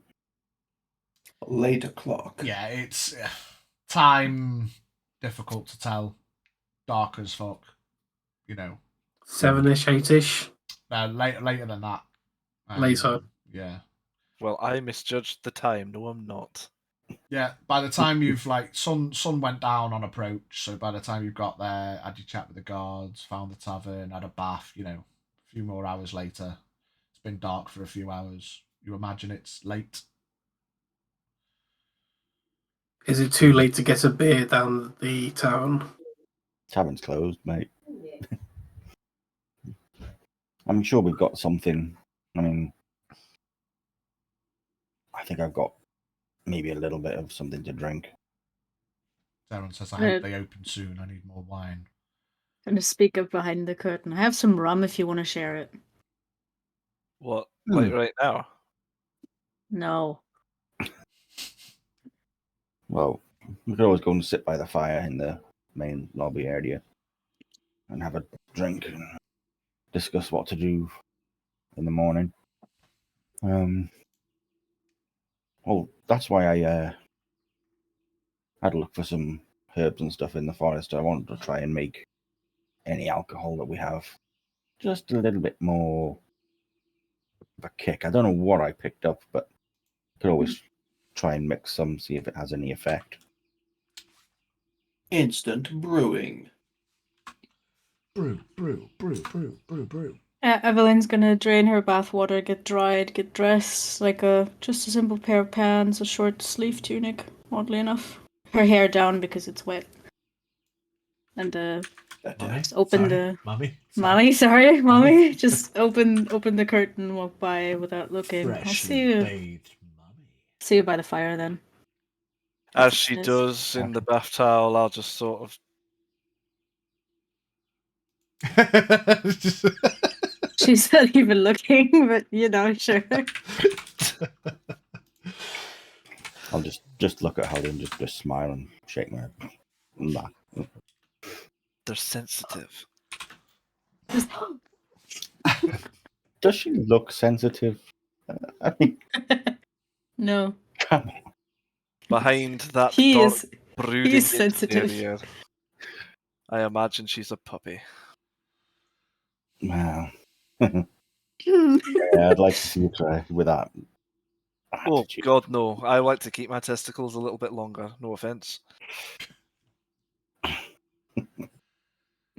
Well, on that note, I shall see you all tomorrow. Zeron just hops out. Has his voice got a little deeper since we came back from the... Well, he was Lack wasn't of wine, shocked. depression, Egon. He walks out. He's still a snippy, so, yeah. Well, he was in shock. You saw what happened when we had to fight those things. He just ran off and hid. Yeah, I didn't expect that one. Yeah. Ah, well. Oh, well, magic works in strange ways. I'm intrigued. You'll have to tell me more about this because I still struggle to believe. I'll find you a book. There's a good one called Goldilocks. Called the Bibble. The booble. You find that in the fiction section. Ooh. The booble. The words of the mighty Jeff will not be thrown in vain. Monkey. Monkey. Yeah, clothed up. Let's go up into the warmth.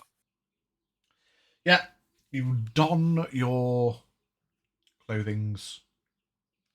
In the room as well, on the desk, or in the kind of a set of drawers there as well. You feel the need to just have a little look-ski around the room.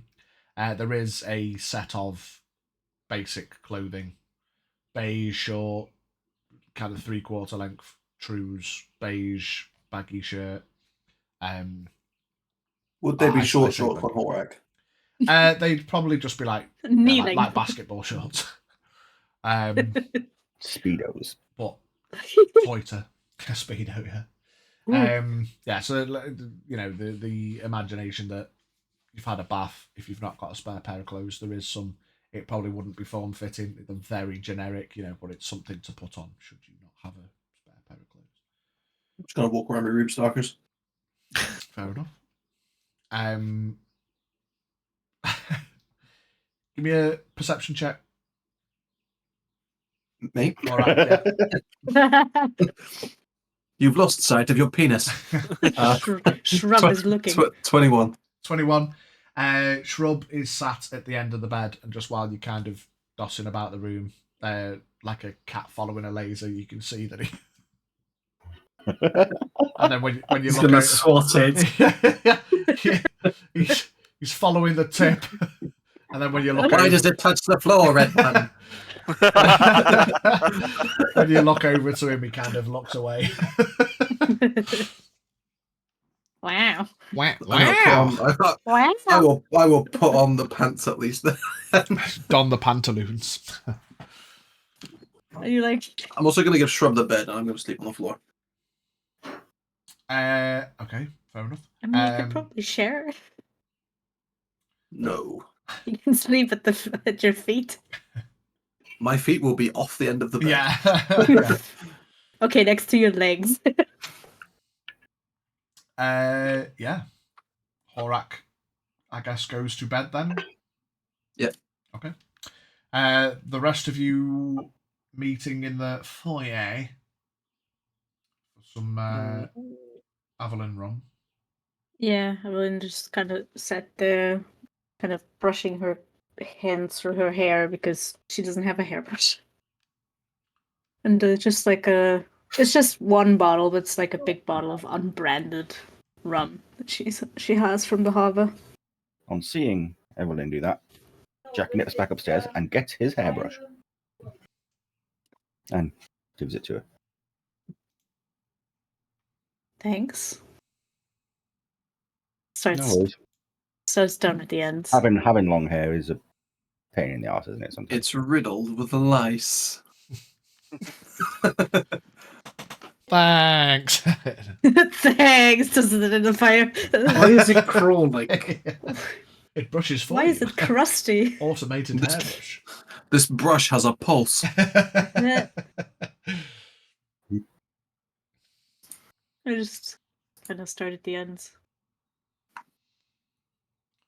Why do you think it's always tied up? Gets in the way. Well, normally I have mine in braids. It's just having taken them out a while back, I just couldn't be bothered putting them back in. You notice as you're in the foyer, the lady hath disappeared. The fire dimming, but there is extra logs and a small scuttle of coal. Should you wish to keep it going yourselves? Definitely for a while longer. There's a small, crudely written note on a folded piece of parchment on the mantle. This is public area. Please extinguish the fire before leaving.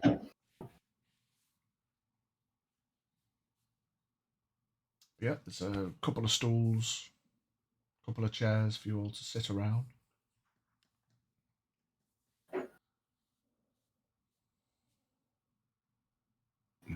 find a nice comfy chair and sit down.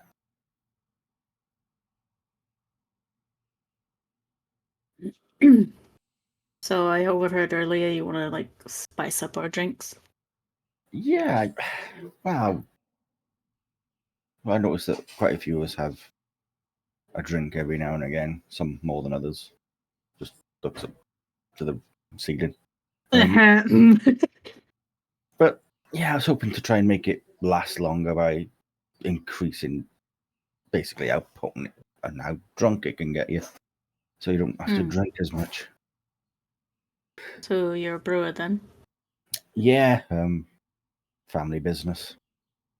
Really? Yeah. What do you Marston make? Brewery. Well, Marston? Really? Yeah. Get some of that through the harbour every now and then. Ah, Decent some good stuff.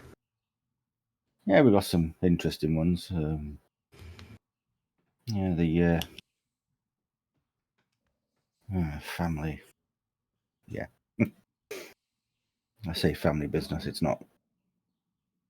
Not the only family business. Family doesn't really much look after the brewery side of the business at the moment. That's Yeah. ominous. Takes a swig of rum. You could say that. It's less than honourable, should we say, right now.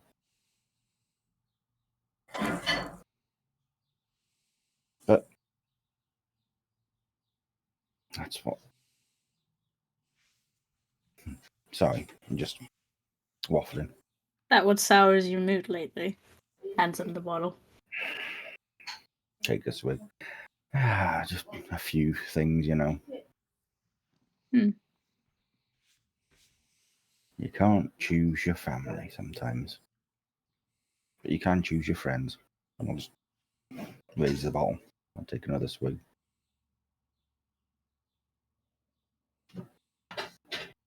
Anyone else?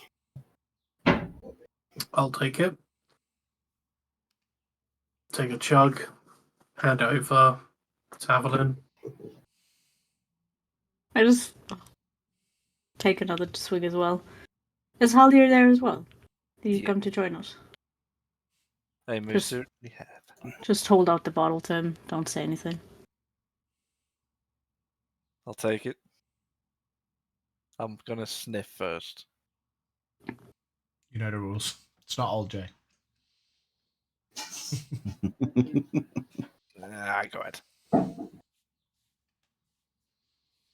Is it dark rum, white rum, spiced? I imagine it's probably Sailor Dark, Yeah. Navy rum. Just Navy rum. Put hairs on your Did I- hairs.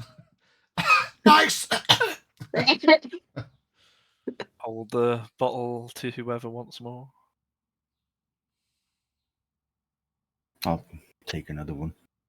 That's not a bad one, that. Any idea where that one's come from? no clue. Just part of your dealings with the port, should we say. Well, appears in the harbour now and then. Usually gets confiscated, and then we share it amongst ourselves. Be a shame to waste something so this good, wouldn't it? But Well, it's either us or the sea. So can't ruin the sea like that, can we? absolutely not. She's too pretty for that. Takes another swig.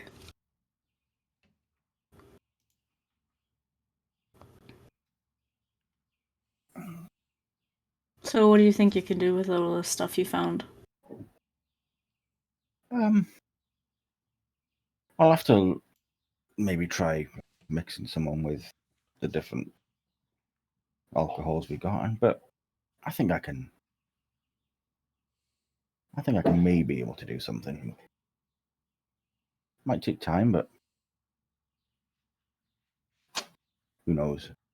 Wine would be easier to do something with than rum because rum's really Well, strong. wine drains quickly. Yeah, and that's why I want to make it bit stronger, so we don't waste it as quickly. Entirely sure that's gonna work with him. He's still just gonna chug it. Mm. Nah, leave it.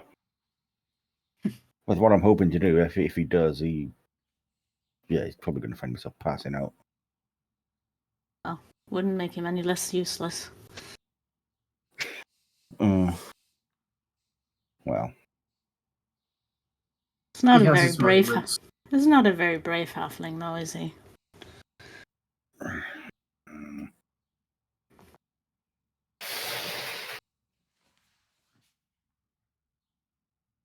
he does like to hide. I've noticed, even in fights.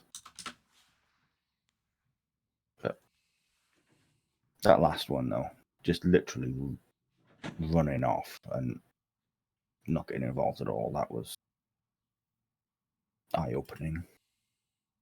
I would say it was sensible, if I'm honest. Yeah, but look what happened to you. A number Did of times. I die? You did before, and only by some God knows what you came back. Maybe I just never died. Oh no, you definitely No, did. you were definitely dead. You were, yeah. I mean, you can't prove that. I know enough about medicine to know when someone's dead. You were definitely dead. And yet I talk to you. And yet you do. And yet I do. You're sold on this magic thing, aren't you? Oh, absolutely. It's all around us. It's in the air that you breathe. It's in everything that you see. The whispers of every moment. The smile on every child.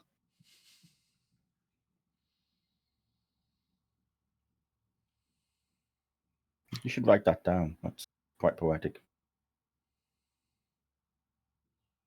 It doesn't explain nothing, though, but... Doesn't need to explain. It explains itself. It's magic. Certainly doesn't explain why the halfling is such a coward. There's cowardice, and again, there's sensibility. He's not a frontline fighter. I wouldn't exactly expect an archer to go headbutting a man with a sword. No, but someone have you not specializes noticed he in- doesn't fight? He fights. He He just fought doesn't him. fight in the way that we fight. This is where it turns out Zaron's actually joined them for drinks. Doubt it. Hello You there, hear Paul. I mean, Zeron's ear against the door. Listen. Has all the you can hear perception he hears it in his sleep. He's just I like know you guys are hearing. shit talking me. Just sitting in his Hearing- room crying. Oh. Have to talk so loud, you drunk bastards.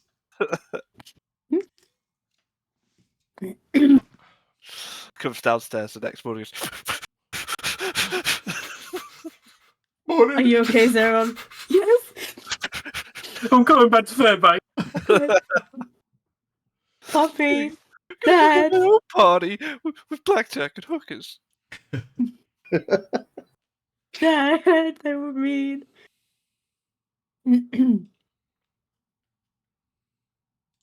As you're talking, you hear the door open and then shut again and then shuffling in, rubbing his hands and... Evening. It's the old fella from outside before. Evening. Keep yourselves warm. Look forward to some breakfast in the morning. Just before you pop off to bed, actually, could I pester you for a snack? Just random civilian from outside. What man's that? Man's talking about breakfast in the morning. I'm assuming he works here. Yeah. The equivalent of someone who goes into a the store and breakfast- just asks a random person for something. Asking for a Breakfast snack and gets points to a brought vending in. machine. Like, Yeah. Vending machines on the side here. Breakfast gets brought in the morning. We don't actually have the facilities on site. It's just while the tavern's closed, so don't really have a lot. I've probably got some bread. I'll take bread. Right, you are. She lifts the counter like a bar counter and goes in and quietly opens the door. Shuts it. I mean, Aldi, you could have just gone and got one of your rations. I have had rations consistently for days. I want something that isn't dry. So, bread. Lucky. What It is what is in your delightful. rations, Haldir? Is it not bread? No, I don't carry bread with me because I don't want to open a packet of mold. So what So is no- it you eat then? Biscuits. The souls of the innocents. Biscuit. The souls of old ladies, apparently. Hard tack. Biscuit, dear. You understand what sailors have. You've seen them often enough. They have tack, they have dried beef. And Yeah, other- so basic rations consist of dry foods Salted pork. suitable for extended travel, including jerky, dried fruit, hardtack, and nuts. That's what basic rations are. If you wanted Okay. like meat, bread, other stuffs, you'd have to acquire it. You A minute do or two realise, later. Haldir, Go on. you do realise you could have just asked us. We could have hunted something up for you, foraged some fruit, berries. in the swamp. There's food in the swamp. Yeah, we went in the swamp the whole time. We took 5 days to get here. Yeah, it's 5 days. I'd rather just not fuck about and get here with. The door opens and quietly, and he shuffles out. He puts a kind of parchment folded package on the counter. Right, try not to be too loud if you can. He goes back in and shuts the door quietly. Okay, I'll go and get it, and I'll. Fine, Do the bread thing is that that tough, it's everyone almost a biscuit.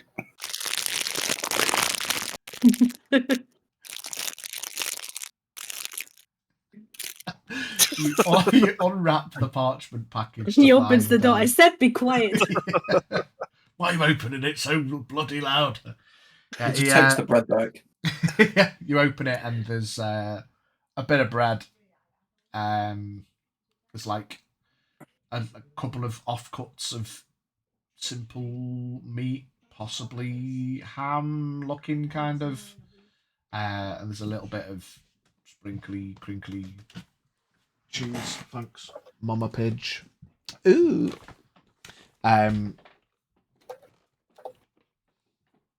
Yeah, a little bit of. A slight tear rolls down my cheek as I bite into a little bit of cheese and ham on a shiny Cheese and head butty. cheese and ham. Oh, I live for these moments in my life. Just eat the whole thing. What do you got there, Pidge?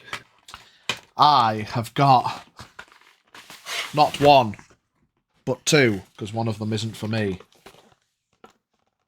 Crimpet.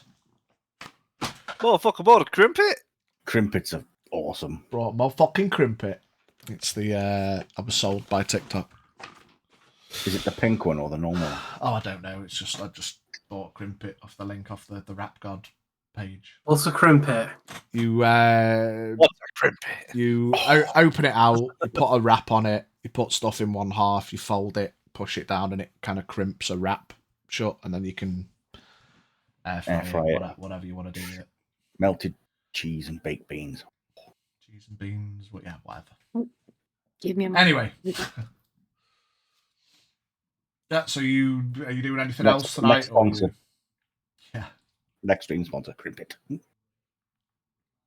Or without heading to bed? Sponsor me, crimpet. Yeah. I just imagine it's Betty Bo's time. Not much left to do tonight. I think just go to bed. It sounds right to me. Right here. you head to bed and have your long rest. It feels nice to be in an establishment without feeling the need to have to watch out your surroundings throughout the night, and even though the elf types only need to really meditate, you perhaps find the need to lie down on the bed and maybe get some actual shut-eye and... Force of habit, keep watch outside out the window. Yeah. 4 hours. Nah.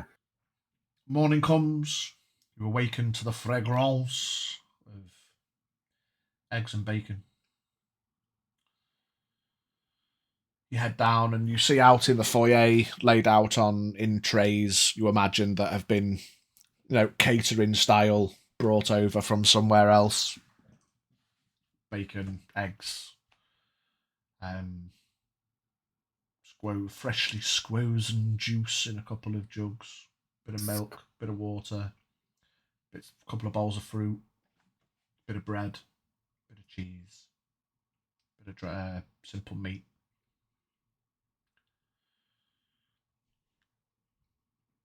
You can have your fill of breakfast. Horak stancing up against the wall. Yes, mate. Yes, mate. Shrubs stands at your feet, just looking up at you the whole time. I'll give him a few bits of bacon.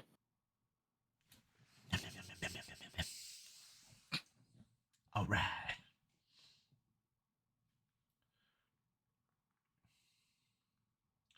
Wait for Lucy to get back.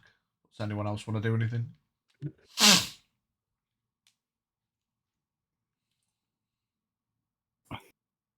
I think just ask around town, find out what's happened to this lumberjack, maybe go to the guild, see if there's any news there.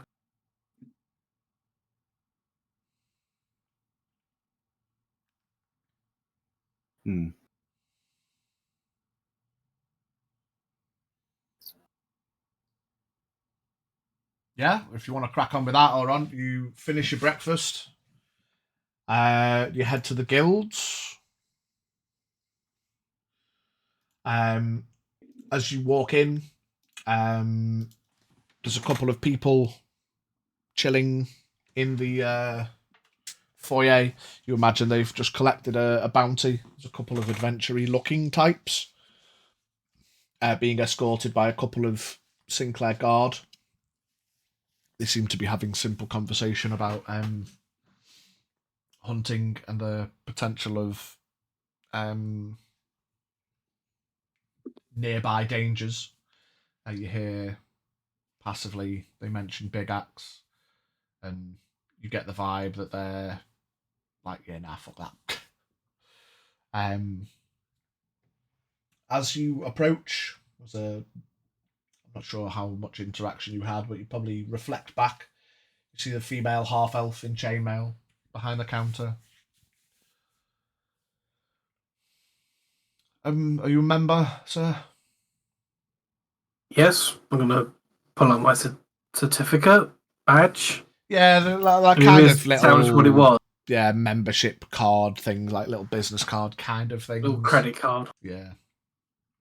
Did A bit anyone of else... paper that says, "I'm member." I am a member. Did anyone else come with me? Anyone else come with? I would have gone out and about with him, yeah. I'm eating all of the food Yeah. that doesn't get taken.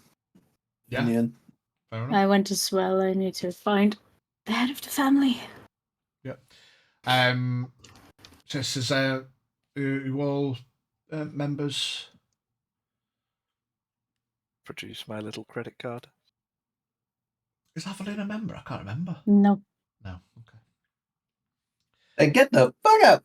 Get the fuck out of here, bitch! This is guild business. This is guild business, I'll have you know.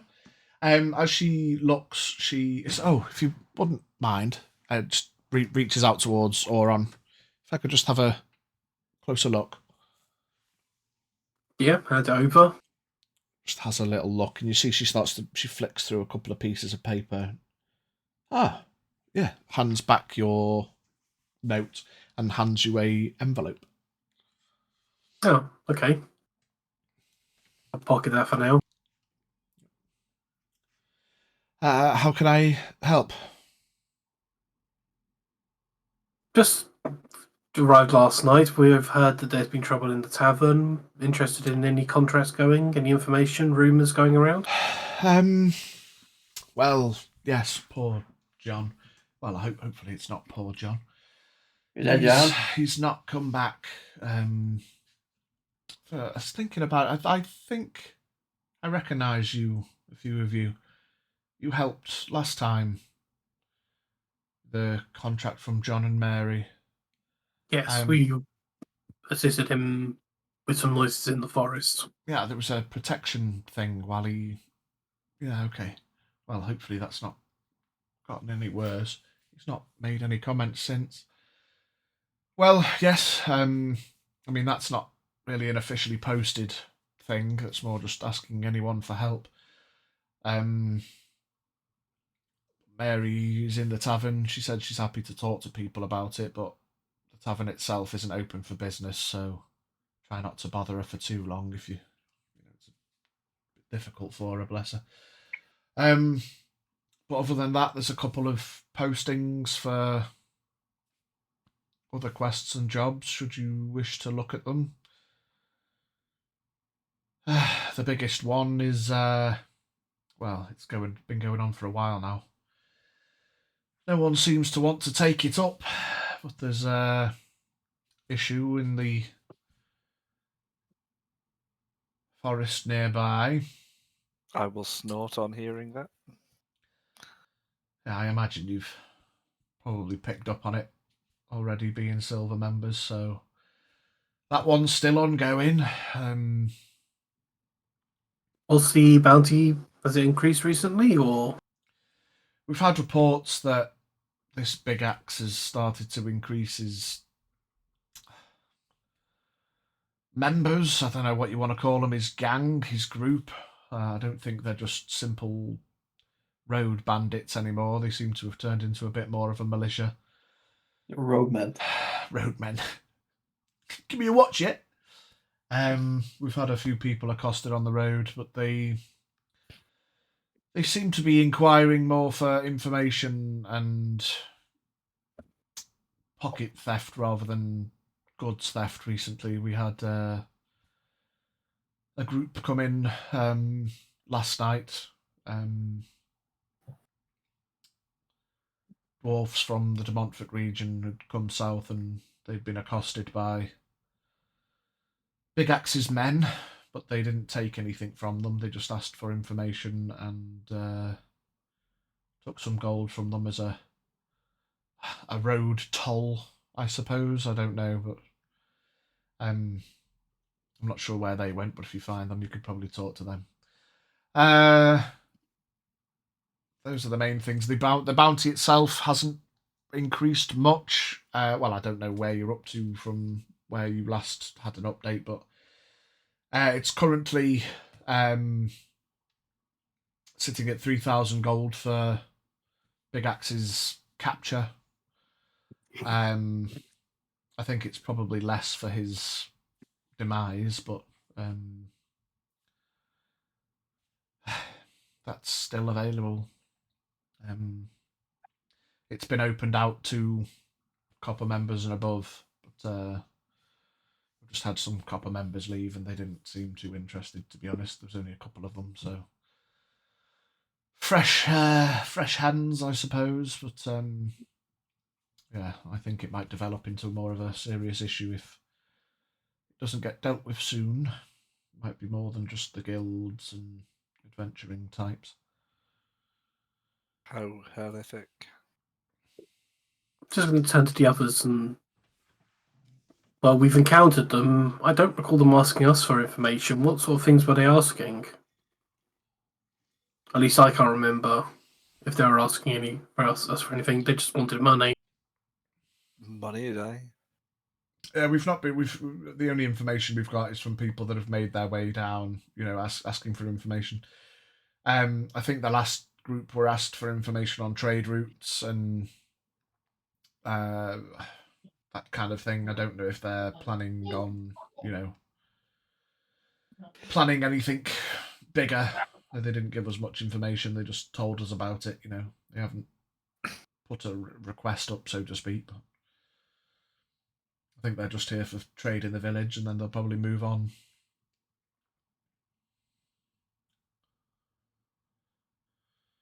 Can I help you, miss? Do you say you're not a member? Yes, I'm looking for the head of the Sinclairs. Oh, Oberus. He's upstairs. Is it? Can I ask what for? Well, I've been sent from the Coleraines, and Oh, right. I have some important things to discuss. Right. Okay. Does anyone else need anything if I disappear for a few moments? Don't think so. Okay. And she disappears out the back. What do you think, Aldir? 3,000 gold. I think I'd rather Think sit of all the horses you could buy with that money. There is only one horse that ever captivated my heart. Do not Aw. dare destroy a horse's memory like that. 3,000 gold is nothing compared to a companion that you love and trust. Would you trade Boone for 3,000 gold? No, he's worth 4,500 at least. I mean, yeah, if we went up to those numbers, maybe another horse would be, you know. No. No.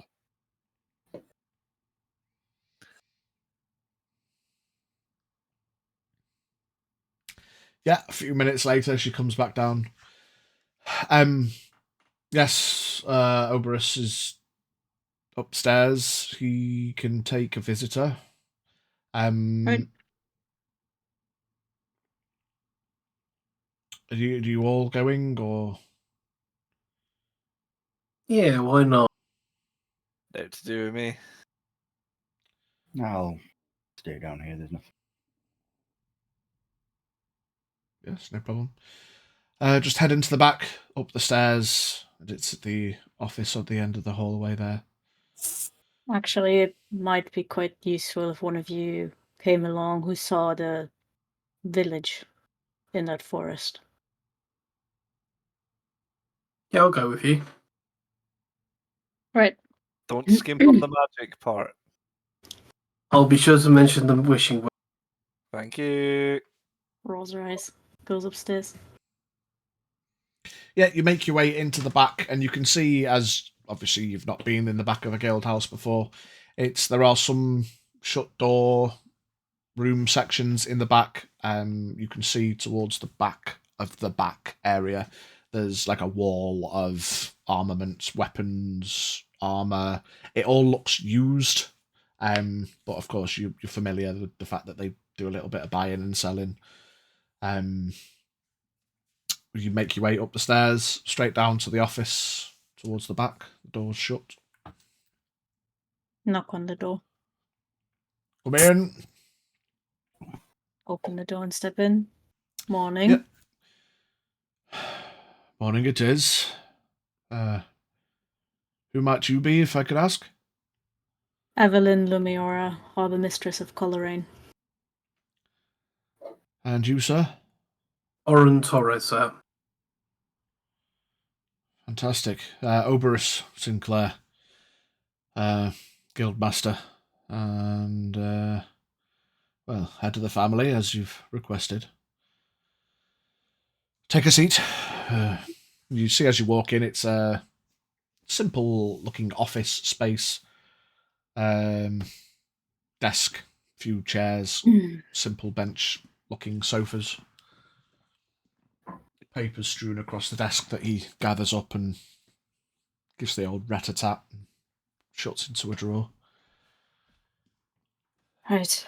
Well, I've come to discuss quite a serious matter, actually. Okay. So He goes into another drawer, pulls out a piece of parchment and a quilt. in the Coleraine realm, we have had an attack on one of the villages hidden away in the forest. Okay. There was an unmarked vessel sailing north, not stopping at the harbour, and with my own investigations, I could determine that it came from the King realm, And I have reason to believe that the kings are transporting weaponry into the other realms. You see, he kind of rolls his eyes a little bit. Right, he starts to make some notes. If this is not an important issue to you, I can't help you. I'm here to warn you that the kings might be planning something a lot bigger than we think. They wiped down an entire colony of Arakokra. You see, he kind of looks up when you say that, and you see, he kind of looks to one side, which would be west. Okay. Make some more notes. Don't get me wrong. It was wasn't rolling my eyes at the lack of importance of your missive. It's we've had a few complaints of the East as of late. So you believe the kings are sending unmarked? I've seen the ledger of the harbor with these unmarked vessels leaving, and I've spoken to one of the kings who has confirmed that there's something going on. Interesting. And you should have seen this village. Burnt down, bodies strung up, pinned to the trees with spears. And the nearby beach clearly was landed on. Okay. What are they up to? Well, I will. Of course, I appreciate the warning, and shall make a note of it. If I might advise, you don't speak to any of the kings about this until I've gotten word to the other realms. This is what I've currently made my mission. Yes, To of inform course. all the realms And, of this issue.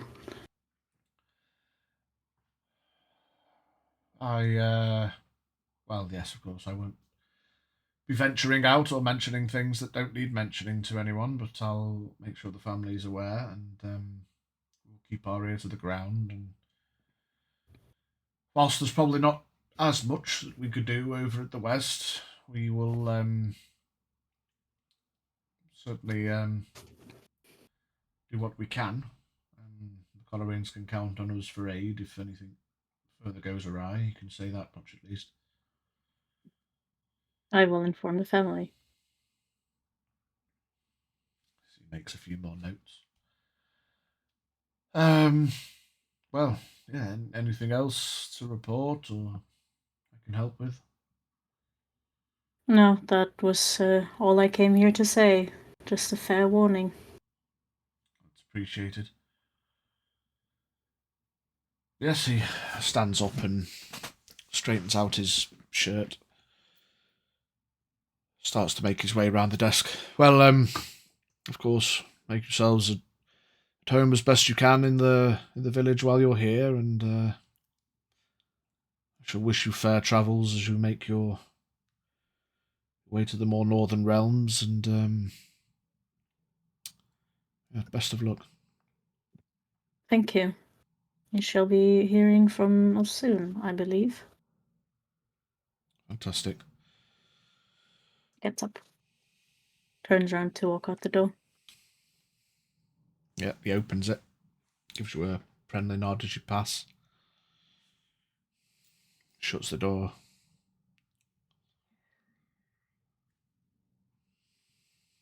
Go back downstairs. To the others. Yeah. Back the way you came, back into the main foyer.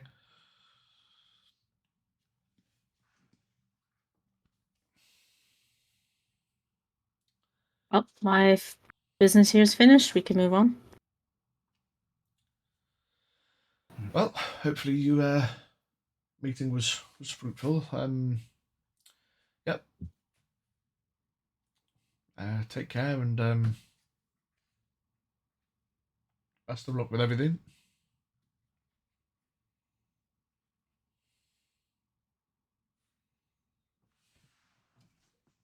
you make your way out to the guild house.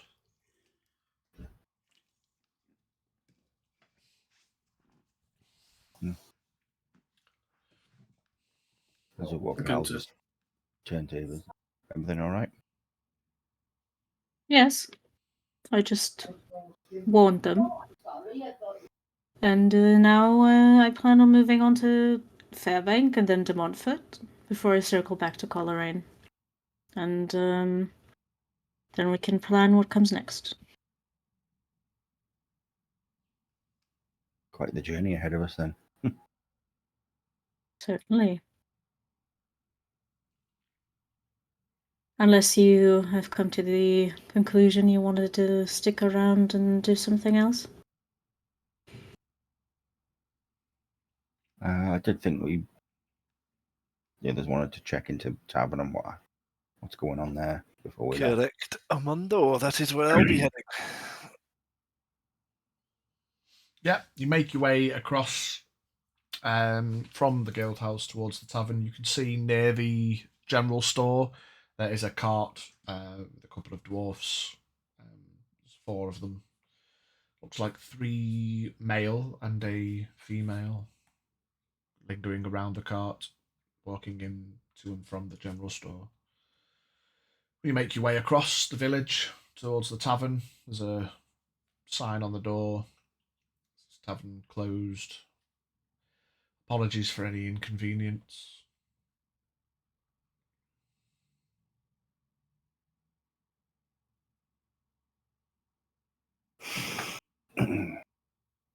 Knock, knockity, knock, knock, knock. You knock on the door, and you can see through the slightly windowed door. You see a silhouette wandering towards the door from the inside. A couple of lock clicks later, the door opens a crack. You see Mary stood in the doorway. You look. She gives you kind of a bit of an up and down, and you look familiar. Far more handsome than we were last time we were here. Oh, of course. She kind of steps back a bit and opens the door a bit wider. Well, I suppose I know what you're here for. A beer would be nice. For you. Haha. That's what we like. Cheeky smile on the face. Go on, tell us all about it. She opens the door and lets you all in and shuts the door and locks it again. She just kind of shuffles over back behind the counter. Well, it was you lot that helped us last time. My John's gone missing. She kind of pulls the pump that kind of sputters a little bit and she drains it off, and it's obviously not been used for a couple of days. She pours a couple of ales, puts them on the counter.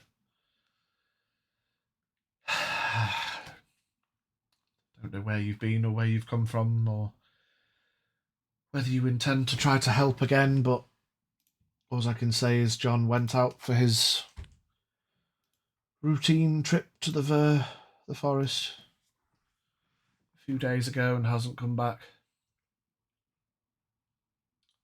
Nothing out of the ordinary. No, it's since you helped us last time with those beastly creatures, he's been fine toing and froing from the village and to the forest and gathering up wood without any issue. He's not mentioned any noises or sounds or anything perturbing that worried him last time that prompted a call for aid, but he just didn't come back. Hmm.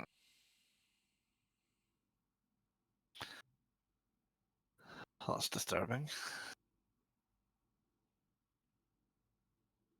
Well, I don't know about the rest of you, but I'm willing to go have a look.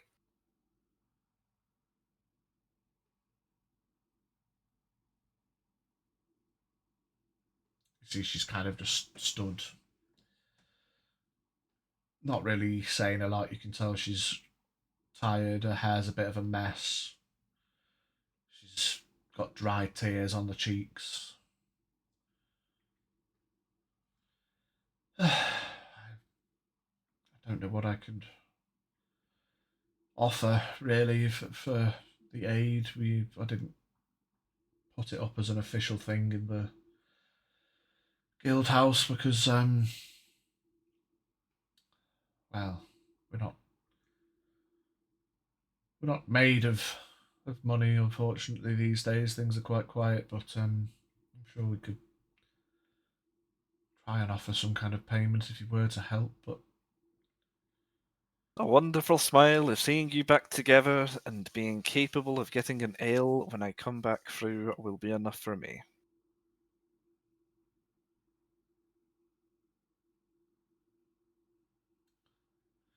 well, that I can do. She pushes the ales forward on the counter. Delicious. Delicious.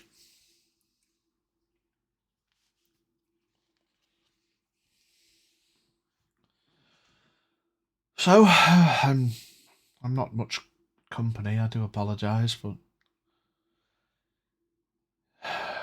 must say you've changed a bit since last I saw you. Kind of Would you like the new look? instinctually kind of rubs over her head.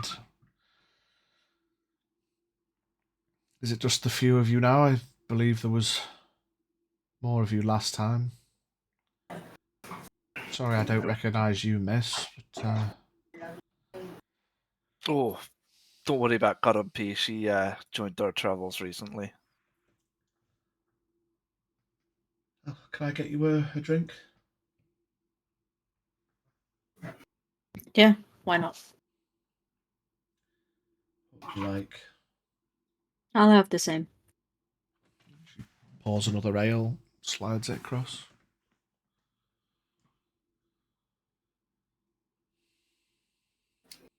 Yeah, we're still pretty much the same bunch, though. Good. Good to Just a hear little you. bit more battle weary. Well, yeah, I wasn't going to say anything, but I can see that.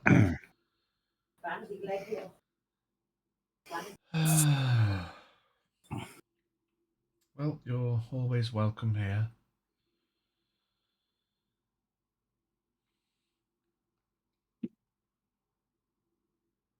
Well, thank you, Vinny. I might take you up on it a little more after we figure out this little situation.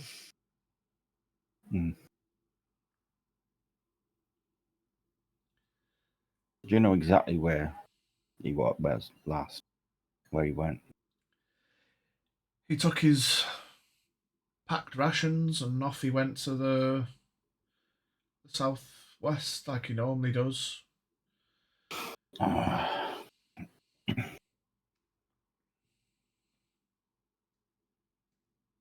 not, as I said, he'd not said anything different, so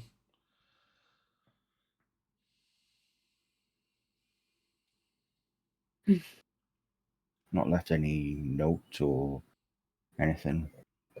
no, he just went off to work. It wasn't a leaving long term kind of thing. Maybe he's just caught up in the forest. There might not be anything to it, but it's been 2 days longer than usual, so It's worth looking at least. Just even if we do find him and he's okay, we can just let him know that you're worried. And that perhaps he should head home. well, I don't want to put anyone out, but I'd go myself. But I've been all of a do, so.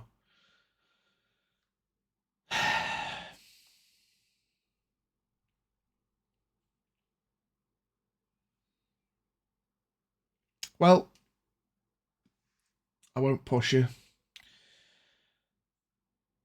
Could provide a couple more drinks if you'd like, and then I'll leave you to it. Just give me a few minutes. You see, she kind of wells up a bit and shuffles into the back.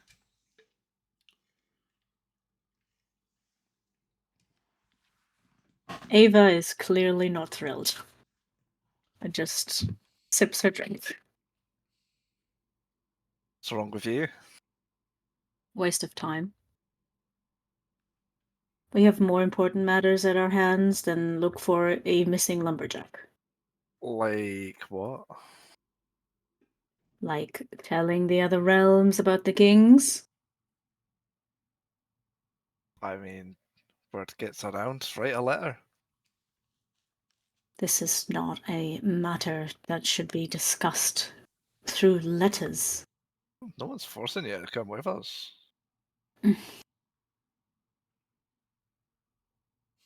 She has a point. There's obviously something big going on here, that the kings are up to something. There was something big going on One, when we went to jail. there was. And who was that to do with as well? Well, that gangs. Exactly. We seem to have somewhat drifted away from the answers every time, though.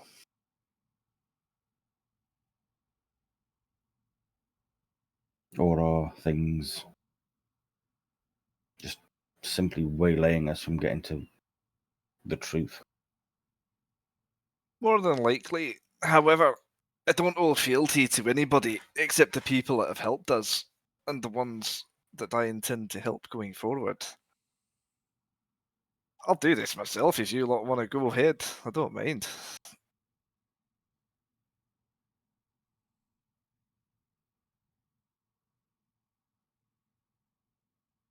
It's... I don't know. This is a tough call. I mean, we could... How long would it take for us to go to the forest and check and come back?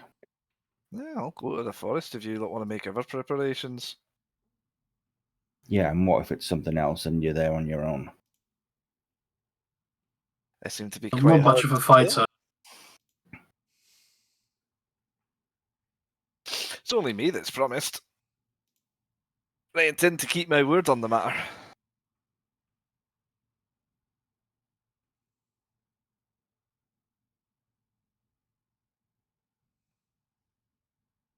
Yeah, but I don't intend to find out that you died because you're out there on your own.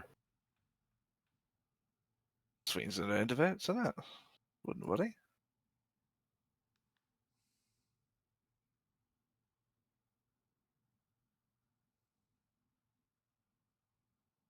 How far is it again to this?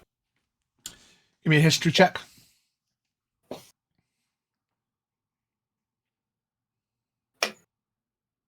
Not my strong suit. That is 6. 6. You a little bit hazy on the details. You don't reckon it's that far. You could probably do a trip to the forest and back in a day. Dependent on, I think you kind of recall. Obviously, you stayed last time because you were helping John. With carrying logs and the like, so things took a bit longer. But you reckon you could get to the forest and back in a day. Anything beyond that would be dependent on what you're investigating. I mean, it's not far. We could go there, find him perfectly fine, and bring him back. Day tops, maybe. But if there is something there, it could take longer. Evelyn, I know you're in a rush, and this is really important. Would you be willing to give us one day? If you insist. I don't insist. We're part of a group.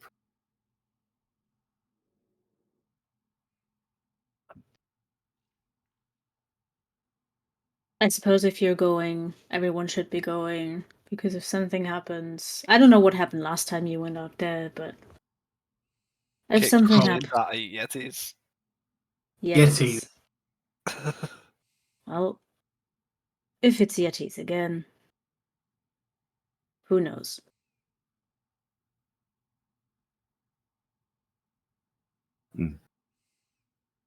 Like I say, We'll go yeah. have a look. Thank you. Finishes her drink. I appreciate that.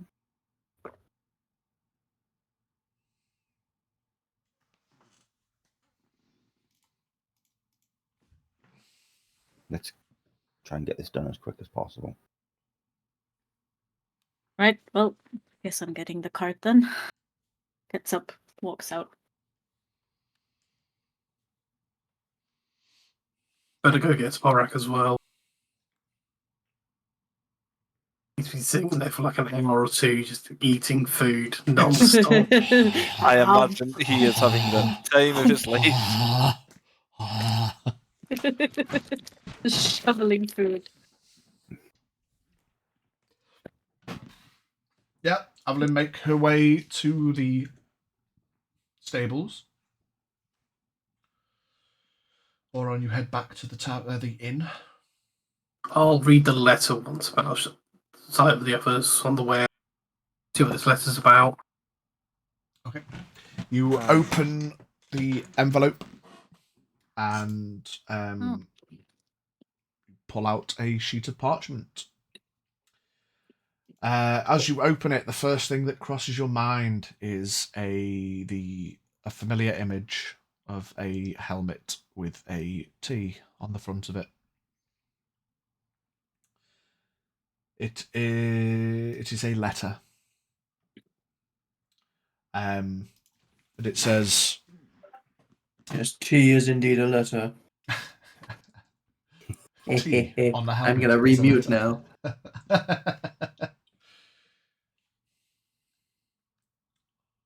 Mr. Torres, I know you've all been looking into my business. I know you've always been steps behind. Things are escalating in a way that I'm not happy with. For all the targets I take out, more present themselves. But one has eluded me. I want to arrange a meeting to discuss an attempt at Big Axe.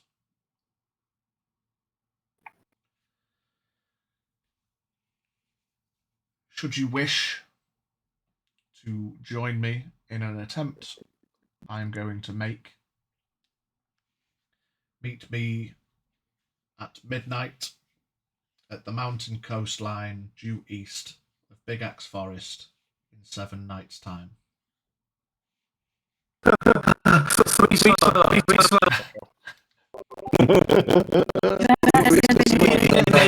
7 days from now, at the coast east of north of the Montfort, go to Galvagos.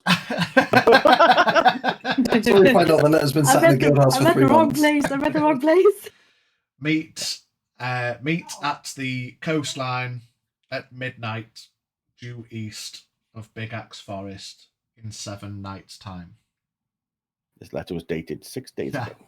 No, it is dated. Just 9 days ago. It's dated today. Convenient. So he's basically here. He could have just waited around and told us.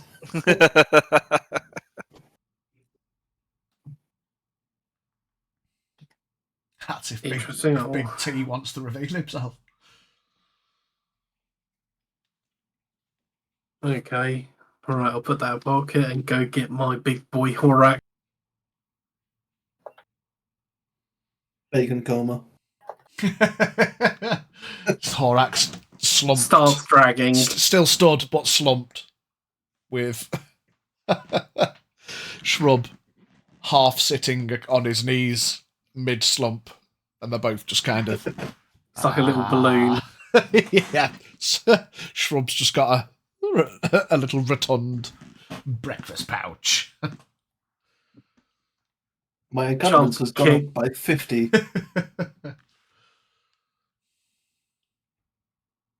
Hearing the door open, Shrub kind of wakes up on your lap, hops down.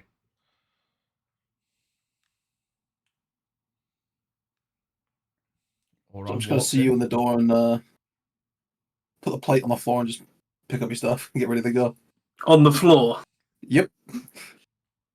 I Horror go pick up the etiquette. plate and put it on the table next to it, and I'm going to put it back on the floor. I leave it on the floor.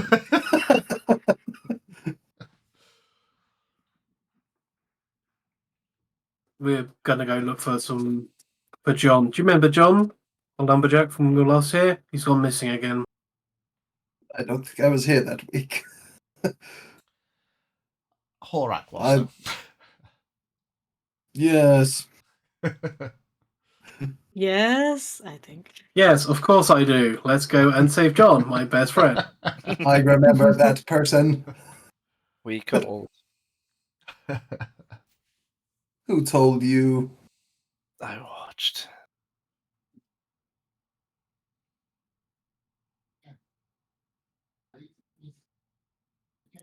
I'm shocked, but I'm not going to say I don't like it. Okay, I missed we what you leave. said. Anyway. Anyway. He said he watched me and John cuddle. Oh. Yeah, you make your way out towards the stable. The cart and horses have been prepared as needed. Armadius. Armadius.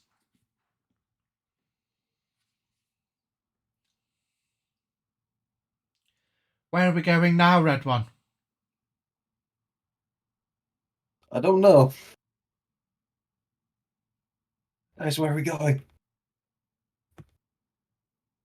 Southwest Forest. Last time we took John there to get some wood. Encountered the not trolls, yetis. We're going to go see if he's all right. He's been missing for 2 days. I repeat that to Shrub. As if he hasn't just heard it. Yeah. It's okay, he probably wouldn't listen to me anyway. We'll find him. He starts trying to clamber up to the cart. Yeah. Yeah. Yeah. Turns Need and to looks put at a Horak. ladder in for him. I pick him up and put him on Armadius. It's not sure why he's trying to get on the car. Armadius. Kind of sits there content. Yeah. Try not to throw up his breakfast as he fucking bounces along. This is fun, Red One. What's that smell? Why can I smell bacon? Don't look at your cloak, Red One. Yeah, so you... Second breakfast, Red One. You ride out. You imagine that you'll probably get there late afternoon. So to get there, do a bit of investigating, come back. It'll be late nighttime. But you could do one round trip.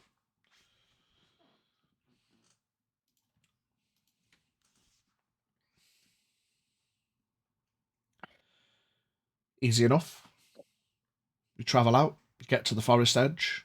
You find instinctually heading to a similar place, the outskirts of the forest, where you left your cart last time, of course, remembering that the cart won't fit in. But as you approach, you find a cart with some wood on it, parked up. Go and have a look at the cart, see if there's anything that John's left behind, or if he's got his stuff with him or he's left it on the cart. Yeah, you investigate the cart. I won't make you roll. This is John's cart, the same one as expected that he carts his wood to and fro. There is no horse or pony or anything that is not attached to cart. I check for tracks. Tracks. Yeah, give me a survival check. I'm also going to look at where the horse should be attached If there was any tack, if the tack's been damaged, if it looks like it's been ripped off or has been all taken off purposefully. Yeah, give me an investigation check. I got a 7 on my survival. No obvious tracks. You get the vibe here, obviously heading more west towards this forest. It infrequently snows, and so but if it's been days since he's been here, perhaps you think that there's no obvious tracks. 16. 16, there is some semblance of damage. More physical pulling kind of damage as opposed to cutting.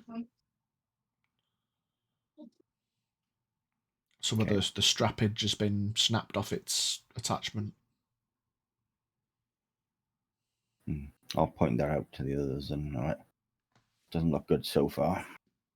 Just gonna start to walk a perimeter with shrub and check for anything else. Any other details? Or do you reckon Boone could pick something up? I was going to say, I'll have a look, see if there's any cloth. I should have picked up some cloth from the old lady or something. Look for any personal possessions in the cart to give Boone a scent to follow. There's no personal possessions. You imagine any gear or equipment has been taken with or is no longer there. Get him to sniff the arse seat from where he sits on the car. No, so yeah, I was going to say sniff driver's seat. Sniff crack, Boone. Yeah, I suppose with no other option, it's as good as anything. Boone has a snifter of the seat, starts to have a snifter around, and just starts sniftering and moving in towards the forest.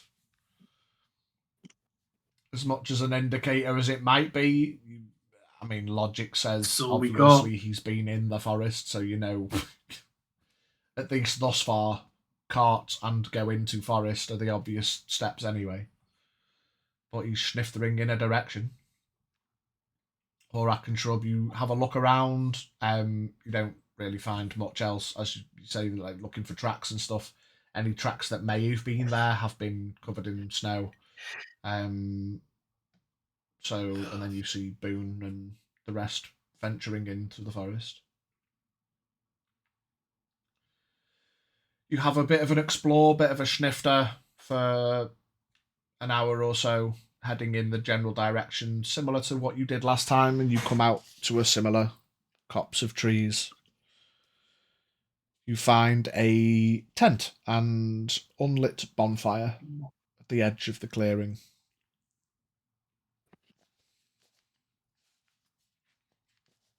Boone indicates towards the tent. Go on, Haldir. You're good at opening things. Well, all right. If you insist. Peek around the tent. You can see the tent seems to have been undisturbed for probably a couple of days. There is snowfall on top of it. Snow gathering around the entrance. You can't find any tracks. Mm-hmm.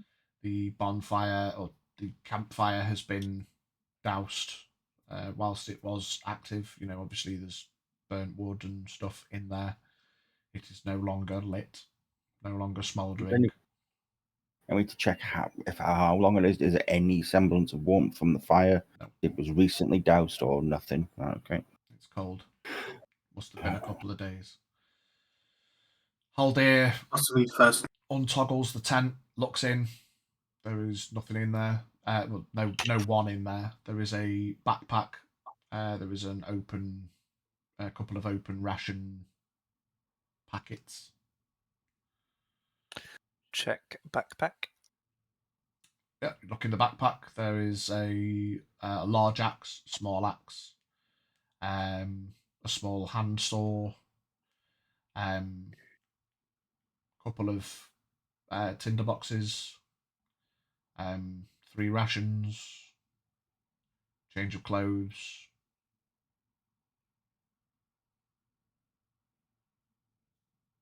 I know what the problem is. He didn't have his hempen rope. It's always the problem, isn't it?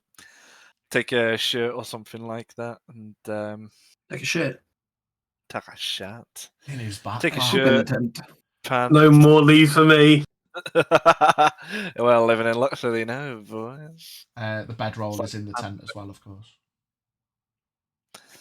Anything to give Boone a better sniff. Yeah, you hold the shirt up to Boone. He gives it a snifter. Starts sniffing around the area. Goes straight back to the bag. It was in here. I found it. Look. Boone looks to Auron and starts to indicate deeper into the forest.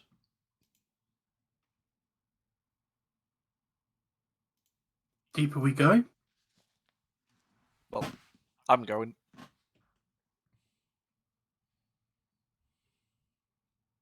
I'm gonna go in, but I'm gonna be cautiously going in, trying to just keep an eye out for any sign of movement or sound, breaking twigs or anything. Okay. I'm just walking.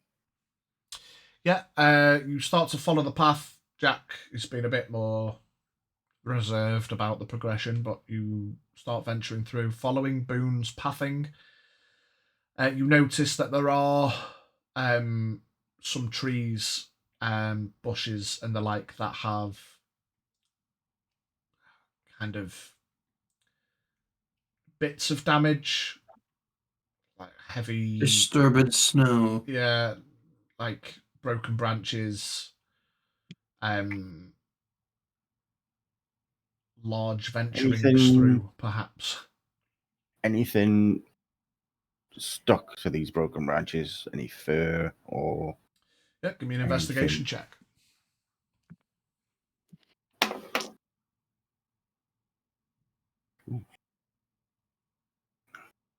dirty 20? 20, you find the odd fleck of white fur. Very wiry. It's an Oh, old point. person. My God, he got attacked by the elder. Yeah, I'll point this It's out actually to the Sinclair care home. Auron and the others, and they're like, "This look familiar."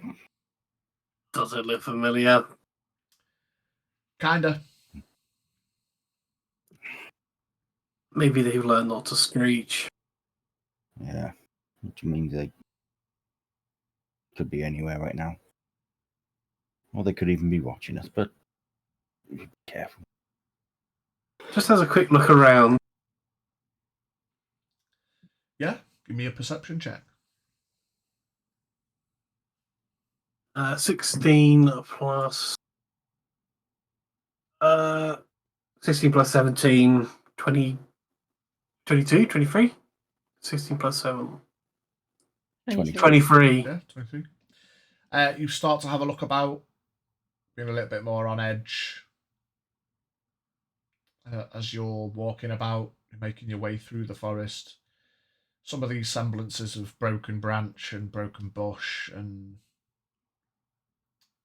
odd pathing seem to become a bit more apparent. You notice as you look up, there are like sections of branch that have kind of been pushed apart or split or broken higher up in the canopies, where you reflect and you recall that some of the yetis were like hiding in the trees and then jumping down. Drop bears. Drop bears.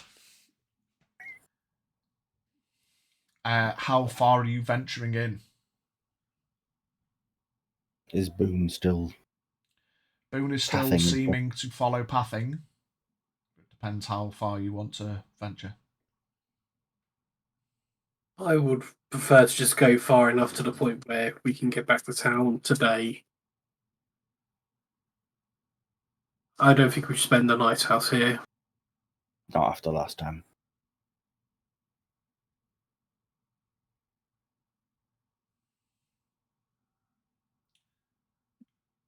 Hopefully, it's not much further.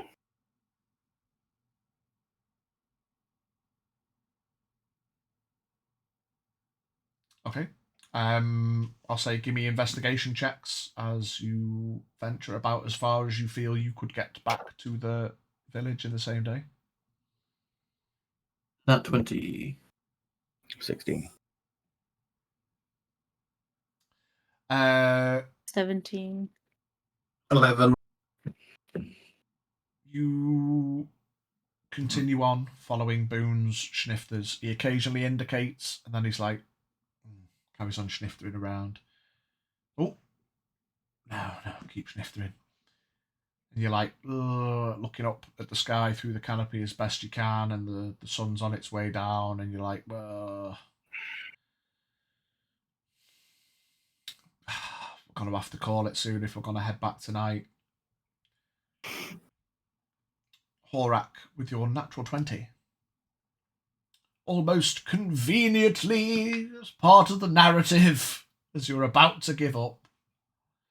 Trips over him. You find a torn lumberjack jacket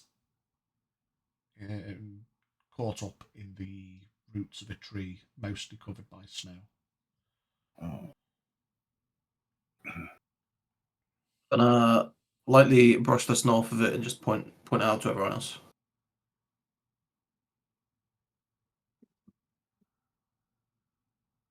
Oh, that's not good. Yikes. Go and have a ganders and see what we got there. Yeah, you pull the jacket out and dust the rest of the snow off it. You can see that it is missing most of the left arm has been torn off the jacket. There's the odd little scrapage.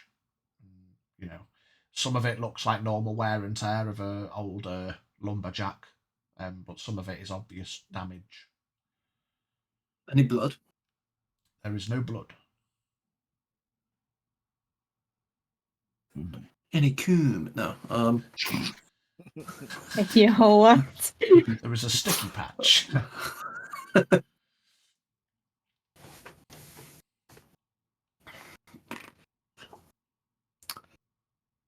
Fuck knows me. I'm no tracker. As you are investigating the jacket, you hear, as he has wandered off about 30 feet, you hear Boone give a small bark. It appears to be pointing towards a copse of bushes. I look to Oron because I don't know dog. Can to gesture to the bushes, move over. Let's see what's in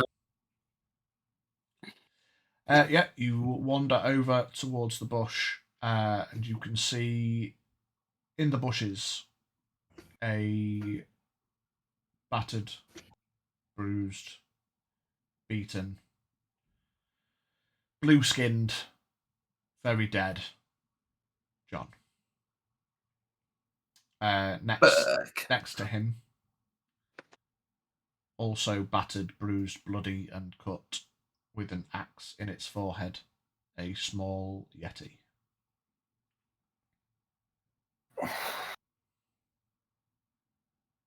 Not what we wanted to find. I take the axe. No, it's not what we wanted, but it is closure. It is. How dead are we speaking here? Like dead or dead? The bush, the damage, the snow. It's probably been there a couple of days. Looks like the sort of body you'd find up Everest. Not quite, not so quite that bad. But Less bruises though. yeah, it's more bruises. It's not quite frostbite cold. It's more just it snows here cold. You know, you'd have to go further in the mountains to get proper frostbitey. Well, I'm gonna try and take him back to his cart. I will help.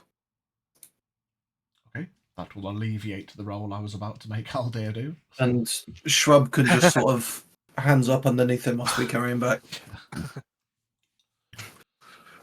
It's best idea to take him back, yeah, but I think we should get out of here as quickly as possible also.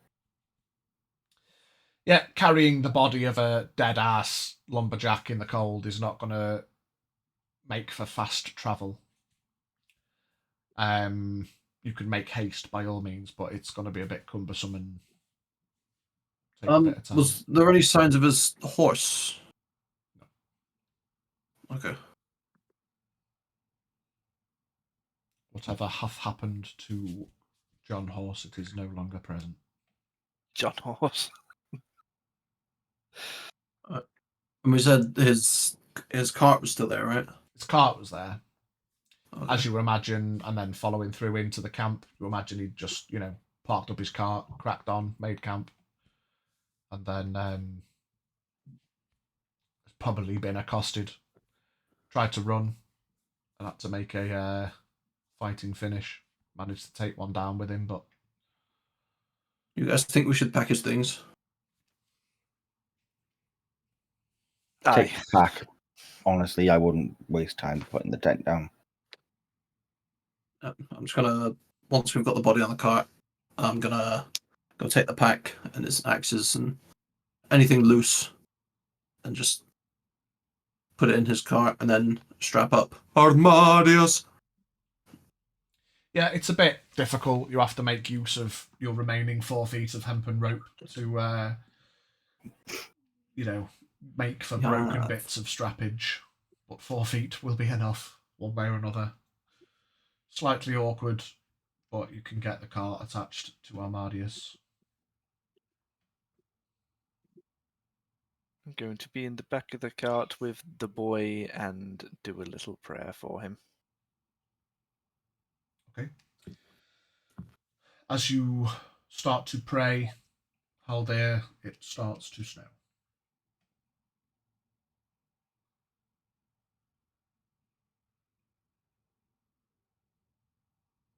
Do want to guide this lost and weary soul upon his travels, and may he be forever at peace wherever he lays next.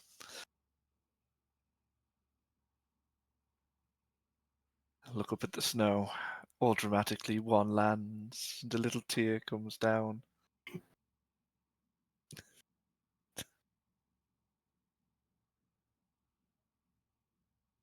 Got a little blanket over him as well. He looks cold.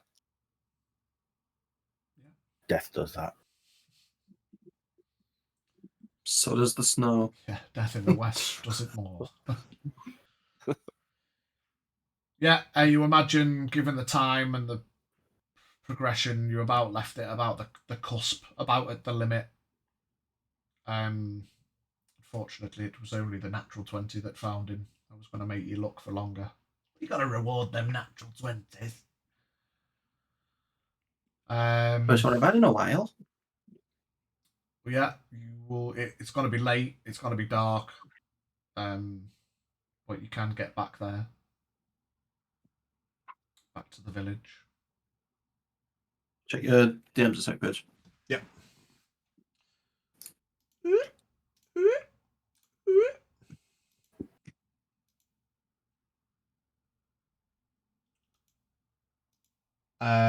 Yeah. Cool. Wait. Yeah, as you get back to the village, similarly, guards stand up and pay attention. They were kind of expecting you though, so they look out. Do you have any news? We weren't sure if you'd be back same day or. I'd look at him as he says that and just shake my head. Then, in a very obviously solemn way. He lets out a big sigh and takes off his helmet. He's exposed. Hoodoos. He's lowered his guard. I have a new cup. Shakes his head as you drive in. Slash me, SMH.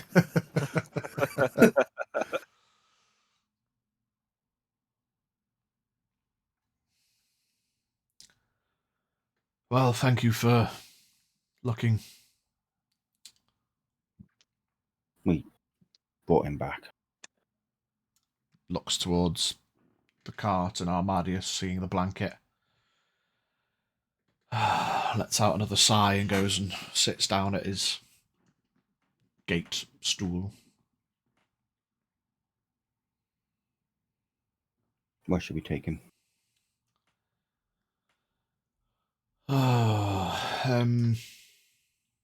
Stands up again. Yawns because it's late. Well, I don't suppose. Obviously, Mary will need to be told, but perhaps for now, maybe take him to the guardhouse and they can make early preparations and things, I suppose. What time is it now, roughly, Pidge? Yeah, sundown. I don't know, maybe like 7, 8 o'clock at this point. You've had like the whole day I out. thought it might have been later, that's all. Yeah. No. It could have been, but you called it at about the right time. You know, you've had the whole day to get there, back, and have a look for a couple of hours.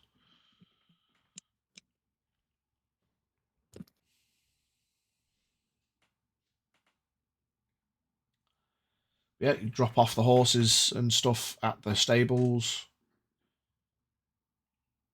Take Dead John to the guardhouse. One of the guards suggests that you take him into the back and should you wish, we shall inform Mary. I don't want to put that on you all. You've done enough to help. The aid is appreciated, despite the news being ill-favoured.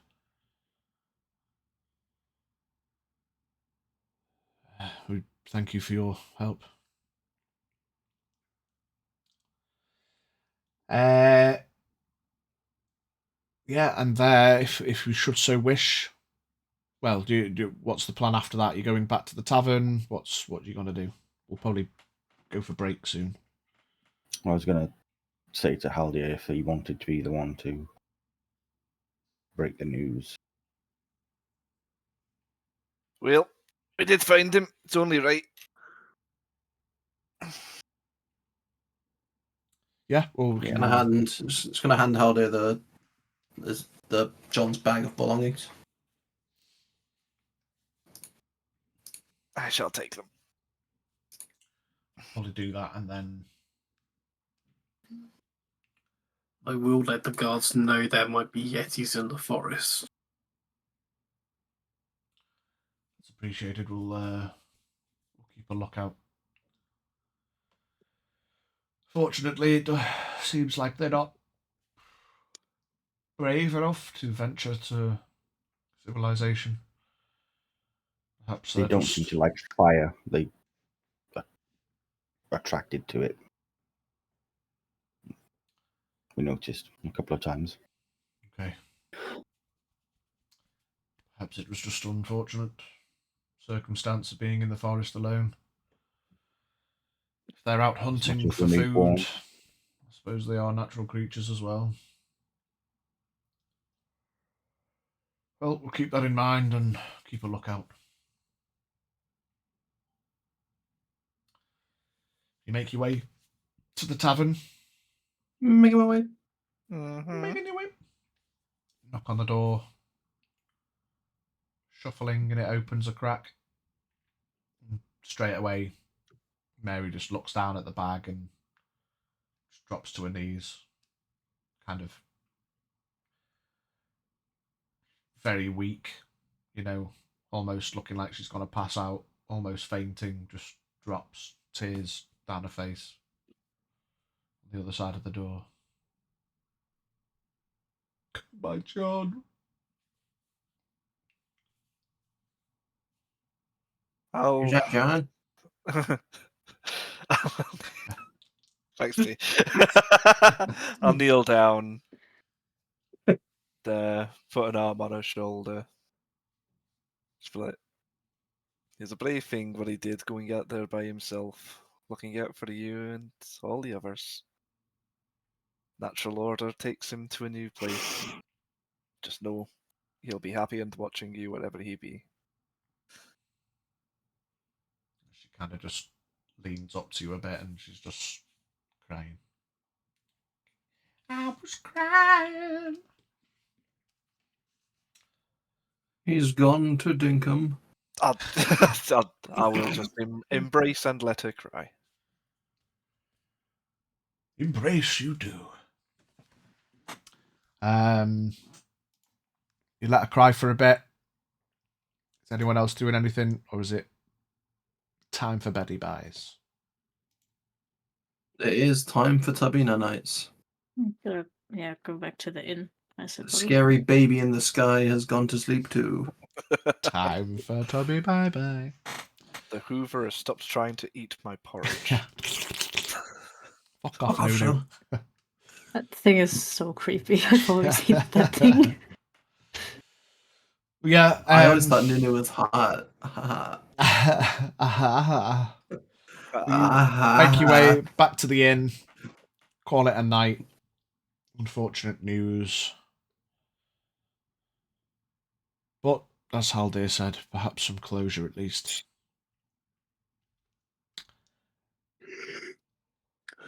Yeah, and we'll go for our break. Lovely. Yeah. One thing that Jack would, he's not going to go straight to a bed. He's going to sit in the lounge for a few hours just to contemplate. Same. Yeah, I mean, we can Yeah, I'll do as well. come back and have a contemplative conversation when we come back before, we'll hit break and then we'll come back. I'm straight in fucking bed, mate. Horak's gone for beddy buys. Honk shoe. Honk shoe. I'll take him honk and not shoe. getting 3 beers then. Does it do what? Right. Exclamation They were not point. getting the 3 beers then. Yeah, she's obviously a wreck at the minute. She says if you want to come back for drinks and a small memorial tomorrow, you can, but otherwise, yes. Gives you a couple of ales if you should so wish, just for the sake of passing some time. Yes, so before we break, sponsors. Roll 4. Oh. Ooh, get your dice needs at Roll 4. Roll 4. Sneaky suspicion from Roll 4. Don't know that guy. He sounds really cool. I think they're having a sale on the gemstone dice, and of course, they have just recently restocked with all new, cool, Weird kid and wonderful. dice. Yeah, I'm waiting to get some more pennies in, and I shall be acquiring more myself. Another quick reminder, as we do every week, heavy charity in the chat. For those that aren't aware of it yet, where have you been? Myself and Biggie are going to be taking part in a week-long D&D game in aid of charity with Heavyweight RPG. The details can be found in the Discord, in the description on the YouTube videos. It's a wonderful cause. So yes, please do check them out. Any spare pennies, donations from the Ahoy fam, I will be matching pound for pound at the end of the week long. So yeah, lovely. But for now, we shall break and be back. Give it half hour. Be back at 7. So thanks everyone for watching, and we'll be back in a bit. Go for a pee pee poo poo. Get yourself some food. Primo. We'll see you in a bit. Do the clown dance. See you in a bit, everybody.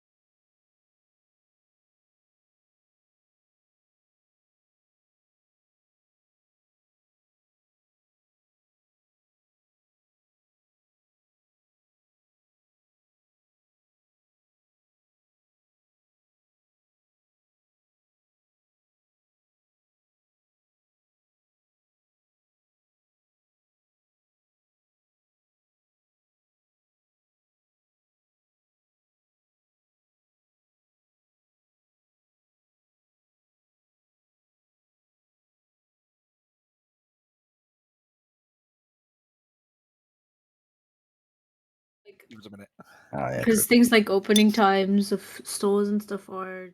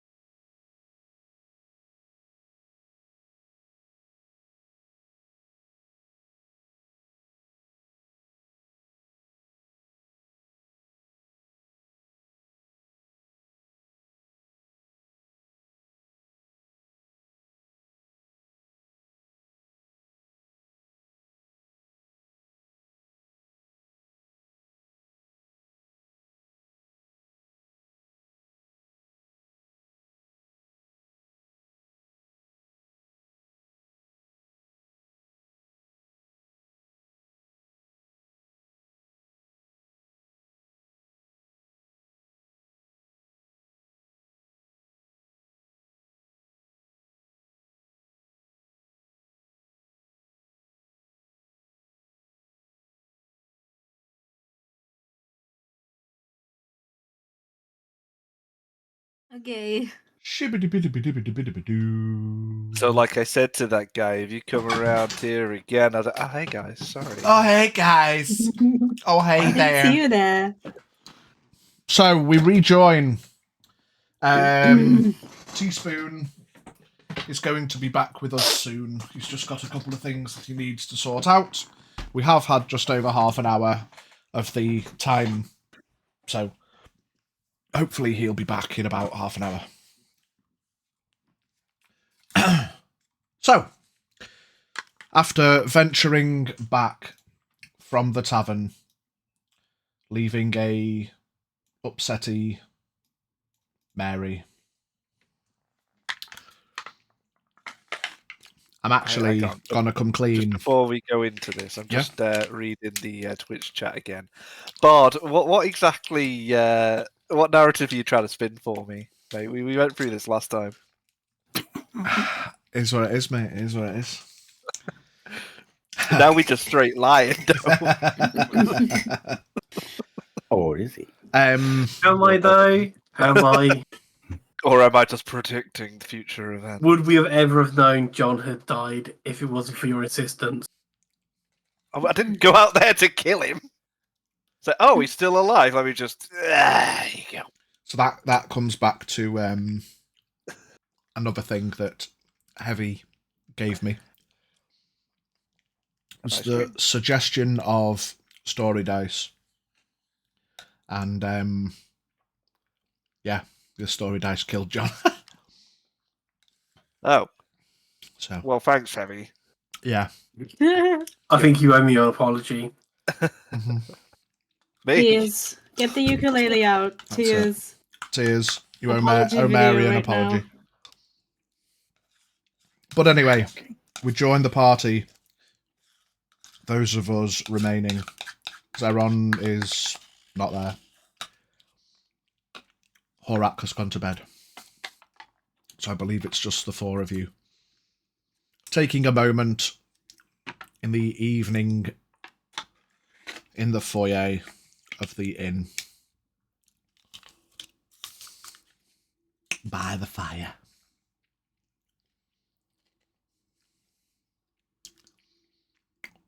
Was that just something you were saying you were doing? Or was there going to be a conversation? And we just stare at each other for a few hours. Just awkwardly Complete staring. silence.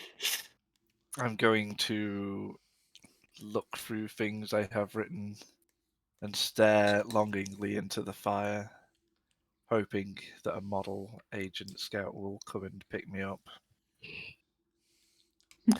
But no, I'll be looking longingly into the fire, lost in thoughts. Well, you guys seem rather upset by this death. Not particularly. No, we just they'd been good to us, Hmm. and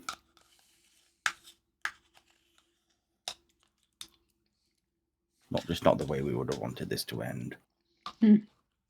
Well, But I do thank you, Eva, for deciding to stick around with us to do this, because I know how important the mission is that you have to do, and Do what? taking time out to do that. well, the way I see it, if what the kings did is something that they intend on doing more or more often, or maybe they're still doing it, we wouldn't know. We might as well have a war on our hands, and I don't intend to fall to that war.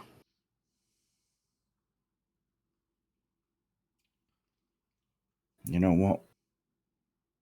Me neither. So we Adventure, gotta be quick about things. yeah. You can't wait too long with this. Who knows? By the time we've been to all the other realms and informed the families, who knows what the kings have prepared and set up. Yeah. There's not I much mean- time to waste. Yeah, the life of an adventurer and all that, fair enough. Has its dangers, I'm accepting that, but I'm no soldier. The idea of a war is not something I relish. Then I do have to ask why you are actually getting involved with it.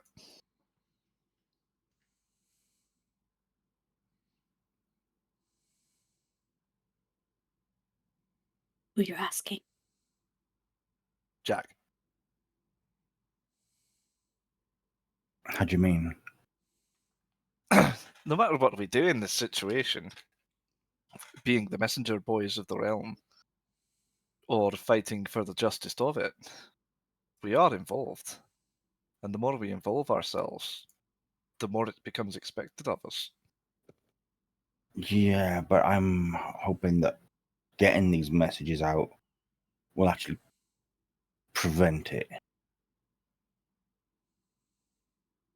If we can actually prevent whatever war it is that may be coming from happening, then we aren't going to get caught up If I in that kind of may, combat.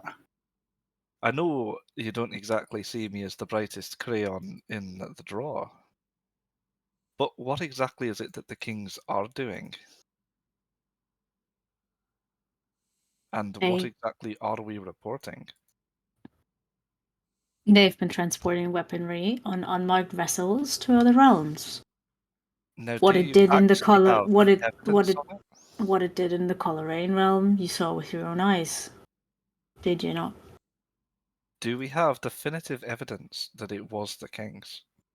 I've seen the ledger of the harbor. I've spoken to a member of the family who, in my eyes, has more than confirmed that there's something shady going on with them. And I'm getting the Right. word out. But you've got to play the royalty game if you're going to start accusing them.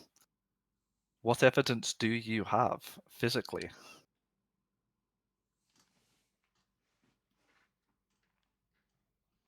Do you need physical evidence? Have you not seen what they have done?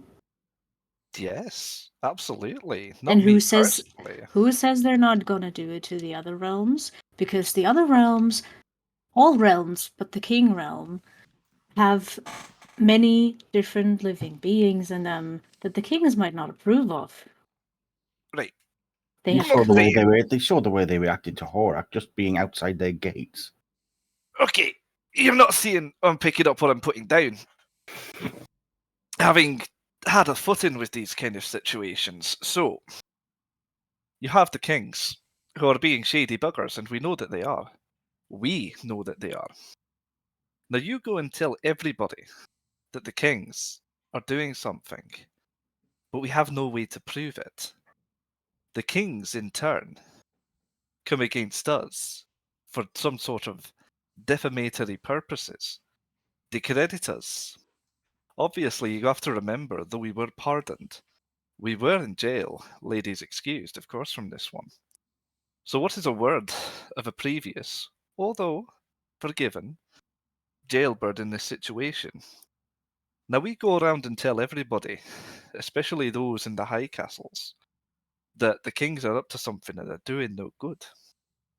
Spies exist in every quarter of the realm. Word will get back to them. So they change their plans. They do it a different way. All we're doing right now, as far as I'm concerned, is giving them an edge. And how would you approach it? Would you just let them do their thing until it's too late? Are you gonna march into King City by yourself and get rid of them? What is I it have you no intend to do? interest in getting rid of them at all. What I suggest is, if we're going to start blaming them and pointing fingers, we need to definitively prove that they are doing it. Right now, we're marching into places and going, trust me, bro. Does that hold up if it goes to an inquest? We're nothing and nobodies. So what you're saying is you want us to have some strong physical evidence that they are doing what we say they're doing.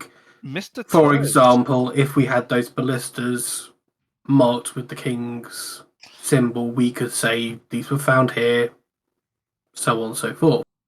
bingo bango. So what you're saying, we need to break into a king warehouse. Bingo bango. Whatever happened to the item clothing that was found? Right, those were underpants, and I don't really think that we can say. Finding a pair of pants in another nation isn't exactly a cause for alarm and war. No. Yeah, So, but they were found at the village. once again, we've got to prove that. Now, We found them there. yes, we found them there. Who are we? Well, have you reported any of this to the Coleraine Guard? Why on earth would I do such a thing?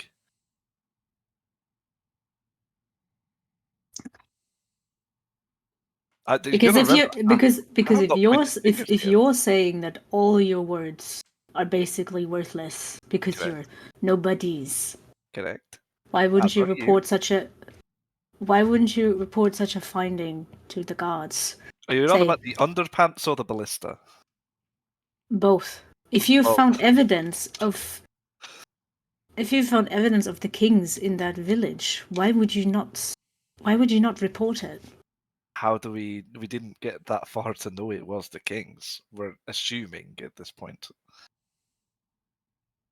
Well, you've had the ships float from south to north, potentially coming from the king's port. See that. There's a might be village well. that got attacked. It's not much of a stretch to say that well, how do you defend when someone says, we saw your ships moving to the north, and suddenly a village was attacked where a person wearing your on-brand premium edition wool sheep pants were found? When all of Want knows how opposed the kings are to anything that is not similar to them. It is not a secret. Well, nobody said it was a secret. But, once again, I can bring underpants and start waving it in front of people. Where did I get these underpants from? I said over here. Maybe they are sold worldwide. But you could say the same with the ballistas. They could turn and point to them and say, those are not ours. Someone's just slapped a king brand on them. Whatever evidence you provide, the kings will deny. Yes, but is it not better to get evidence of such rather than going in and just going, I said so? If we go in with something, people will believe us. If we go in with nothing, we're just causing shit because we assume that the king sent us to jail, which we still have no evidence of. Well, they're the ones that signed the arrest warrants. True. And However, for all you know, there could be more people in prison who are just like us, who were arrested, but they weren't able to escape. and we never found out really what our arrest was for, apart from some vague thing. Was it supposedly it happened on the king's lands, ergo they signed the warrant for it? We have so many unknowns, and we want to try and stop a war. You want to try and stop a war, you need to do more than just basically saying, I spoke to this guy who knows a guy. You need to provide evidence of such. They are far smarter than we are. But and you've they just will said, not. though, that if we provided evidence, they could just say, oh, it's not real. But it's not the kings at that point we need to convince. It's the other nations to put them on guard and to keep an eye on them. Correct. If we Well- go with nothing, Well, and Mr. all of these Sinclair other- didn't seem to have an issue at all believing what I had to say. He was True. actually quite concerned, especially when I mentioned the Arakocra. So Okay. the thing is, the best thing we have is eyewitnesses. You witnessed what happened up in Coleraine. You saw the village. You saw what they did to the poor Arakocra. You found this piece of clothing on someone fallen in that village. You didn't report it for whatever reason. And there's no further proof needed, in my opinion. I've seen the ledger of the harbor. They did send those unmarked vessels out. I've spoken to a member of the King family together with Zeron, who basically confirmed that there was something shady going on. Plus, we have all those troops that were sent to the village afterwards that know we were there, that we had witnessed whatever it was that we'd seen. Do it your way. Let's see how it goes.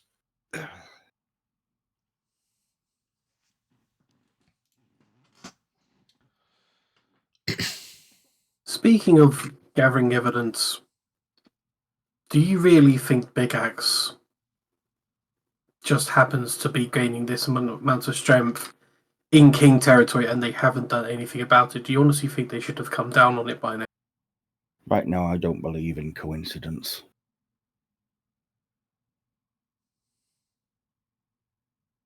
As we just saw the seems- figures that seems moving from. too convenient. After all, it's on a major trade route. And why would King Realm put their people trading with them at risk by leading them through that area?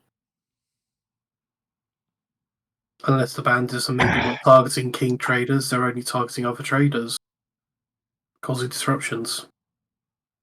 The kings are obviously far more powerful than we think, which is why we need to be quick and see that the other realms hopefully form an alliance At where they least, can stand against them if they really do plan to attack. even if that doesn't happen, at least give them some sort of pre-warning of what may be to come. And as much as it may be impossible for us to achieve, I'd rather try and possibly get an alliance and come out alive of this than die, fall to the kings, or have to live under their rule. Simple as that. I am going to stand up, pat the chair, and just go, that's the circus on a larger scale, isn't it? Well, I leave you to your plans, and best of luck to you. And off to bed I go. Haldir, as you stand up and you start to make your way towards the exit of the foyer, you look over towards the desk, the front desk. Sitting on top, there appears to be a pile of flyers, I suppose. You catch a little look-see over, and it appears to have the guild emblem on it. I go and have a peek. Yeah. As you look at it, it appears to be an advertisement.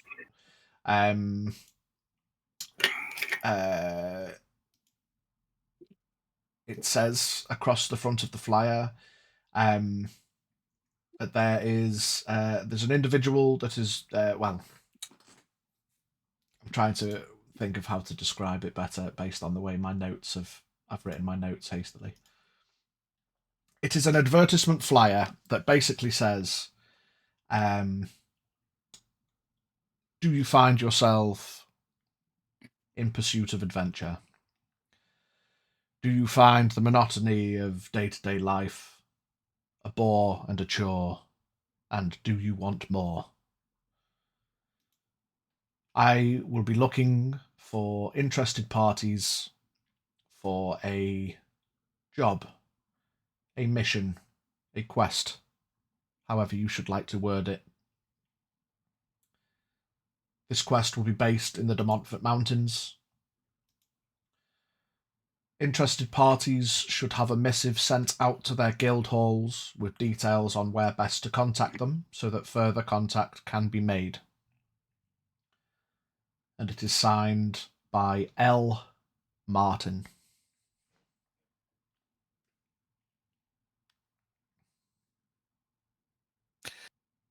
I take that, and I go to the bed.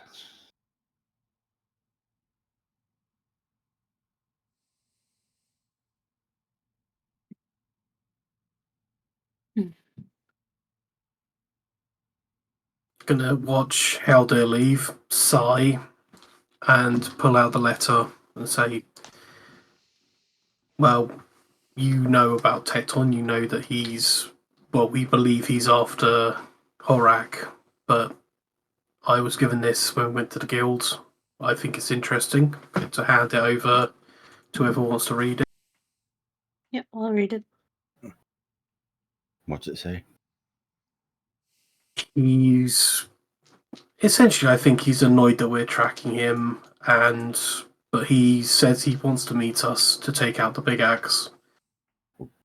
I have an interest in finding him, and as Haldir said, and I personally believe maybe Big Axe has something to do with the King's plots.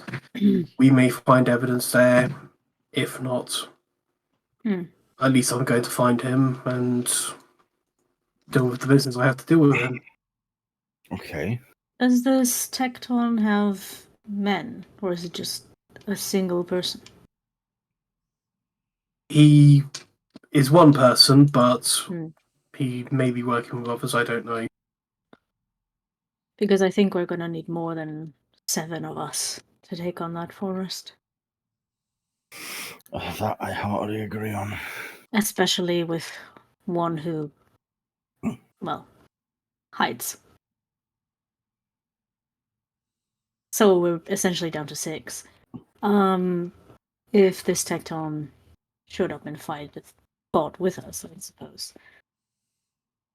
But I guess we could have a look if we find anything in Big Ass Forest for evidence, though I fail to see what's unclear about this situation.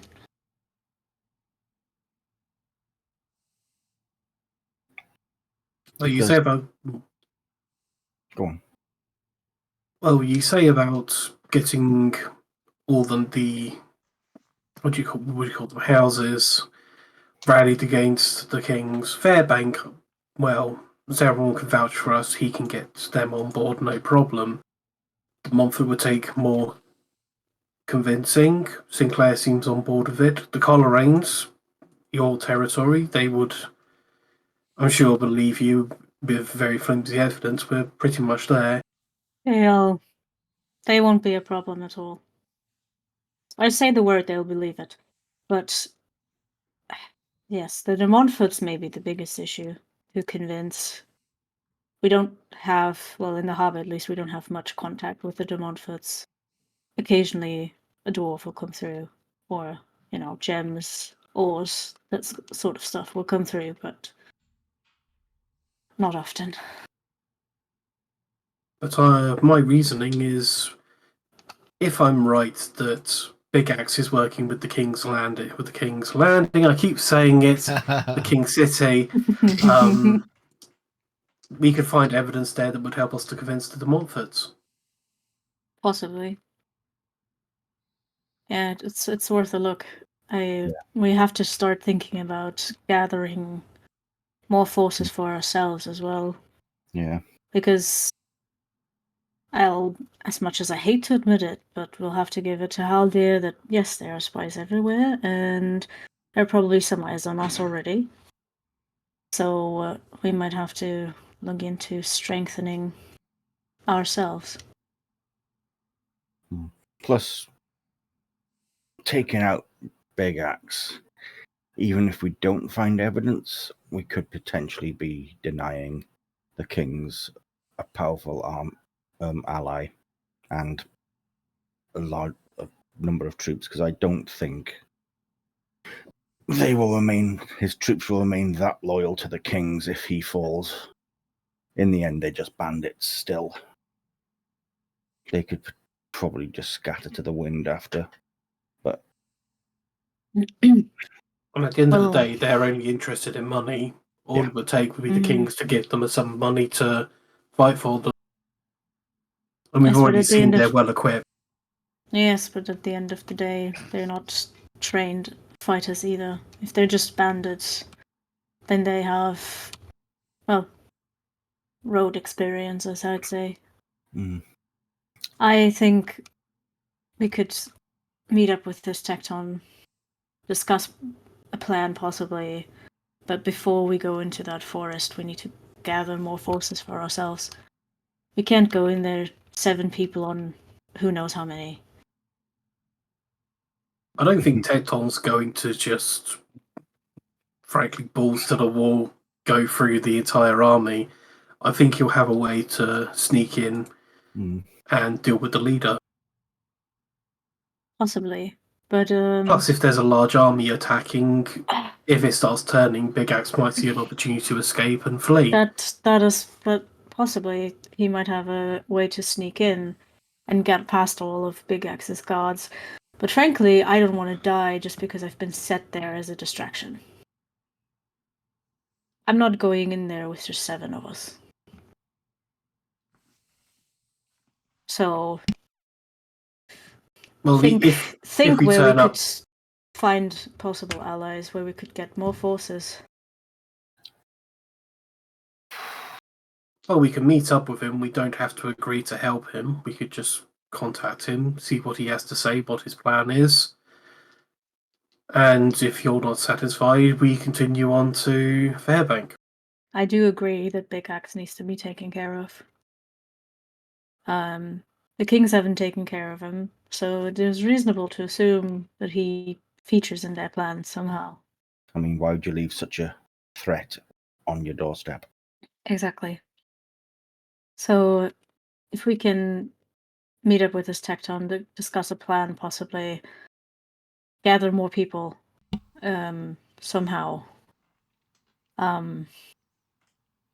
That's the thing. I don't know. I only know the Coleraine Guard, and of course my workers in the harbour, but frankly, they've never lifted a sword. They've just lifted crates of them. The other issue is the kings might see like a regiment of Coleraine or Fairbank Guard moving on the forest. They may turn around and say that it's an attack. It's an act of war, and that could turn the Demorphos against us. Yes, let's meet up with this Tecton. See what he has to say. How long has he given us? 7 days, right? 6 now, starting 6. from tomorrow.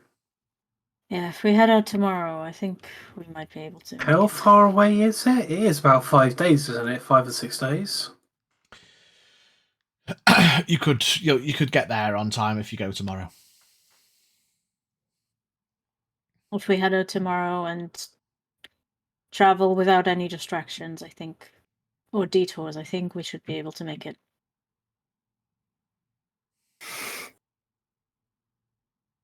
Sounds like a plan.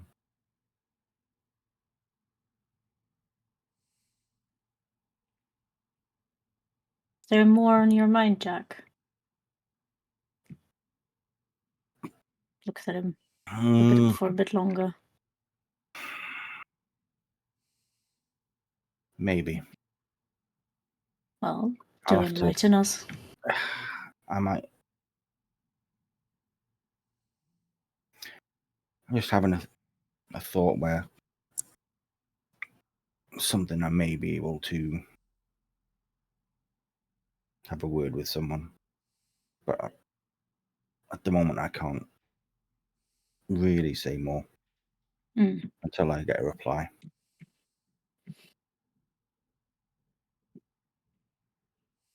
In time, hopefully it will come to fruition, and it may help.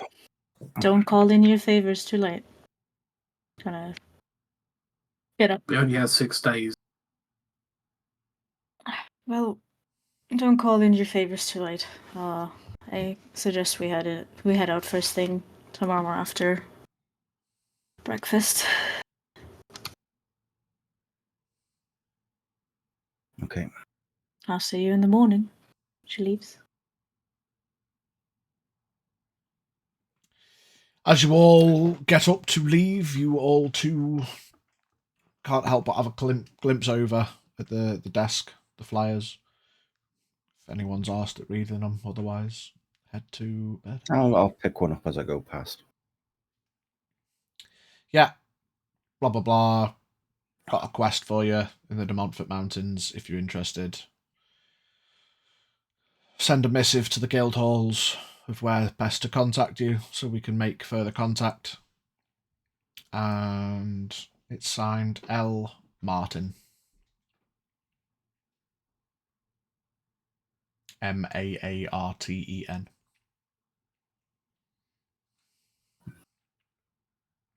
Do I know the name?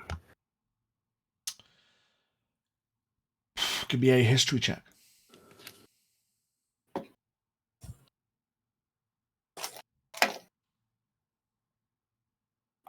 That is probably going to be a no with a 4. It's a bit late. There's a lot on your mind. Doesn't ring any immediate bells.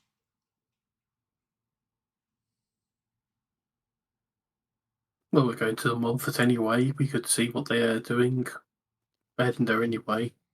We can leave a message. We'll see them in 12 days, 15 days.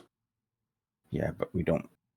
Yeah, let's just keep our mind on what's ahead for the immediate future.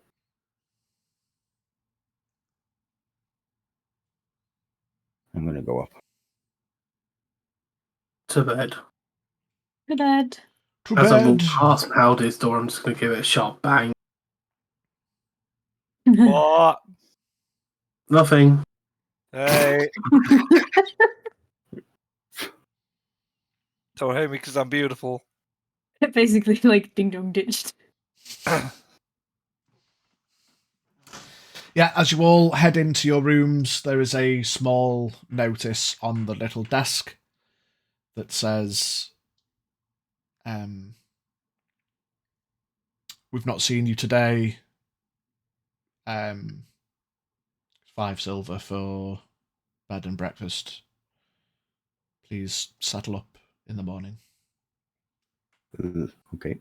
Oh, get rid of Dash, boys. You all... I'm Yeah. not going to go to bed straight away. I'm going to sit at the desk and pull out some writing implements Mhm.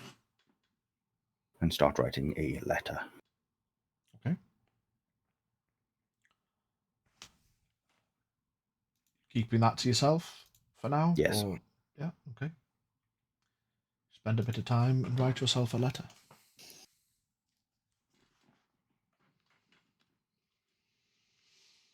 Long rests are had. Hit points recovered. I don't think anyone should have any exhaustion left at this point, or any unspent dice, etc. Everything should be accounted for. Once again, you awaken to wakey wakey eggs and bakey. You head downstairs and find Horak, Shrub, and Zeron chomped in away.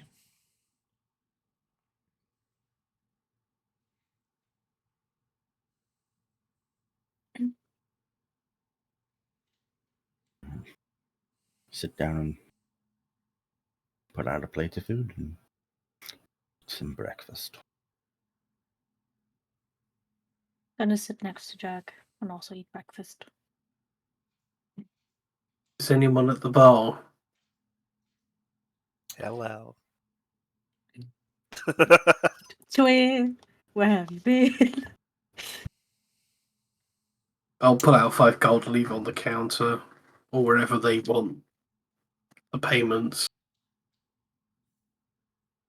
Yeah, there's...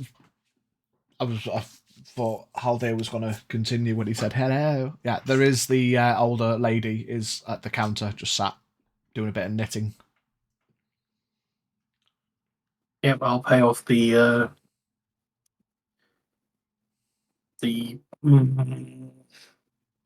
tab. Tab, yeah. Is it 2 nights you've been here now? Yeah, so Jack paid for the first Yeah, but night, first and you've had another night, yeah. So it's for 3 gold if you're settling up, or it's 5 silver per room if everyone else is paying. I'll put 5 gold down so you consider that payment. Do you think you'll be requiring extra time? You can always pay up front, or it's totally whatever's easiest for you all. No, we're planning on leaving soon to go back on the road. Yeah, she looks at the 5 gold on the counter and slides 2 back. Oh, that's too much, sir. It's just 3 gold for the 6 rooms. Okay, I'll take it back. Thank you, though.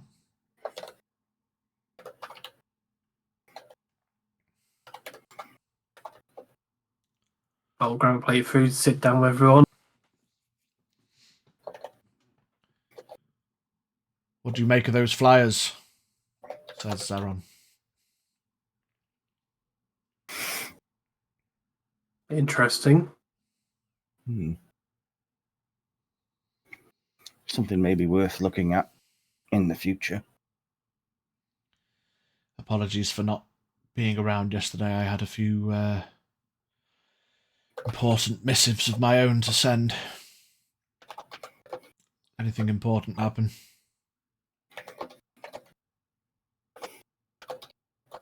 oh, we found a lumberjack. Is he safe and sound? Any issues? He's dead.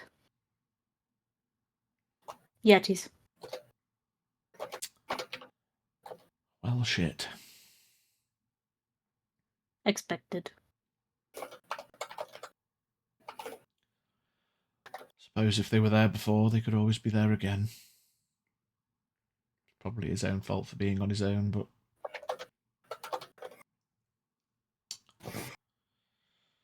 nothing to be done about it now. We plan on heading out soon. Get Oron. Yeah, where are we going?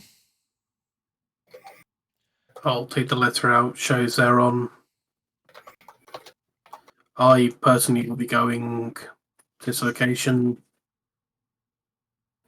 Whether or not you all want to join me, that's entirely up to you, but I'll definitely be going here and then moving to Fairbank and then on to Montfort. Well, it's certainly north rather than south, so any way upward brings me closer to my wine.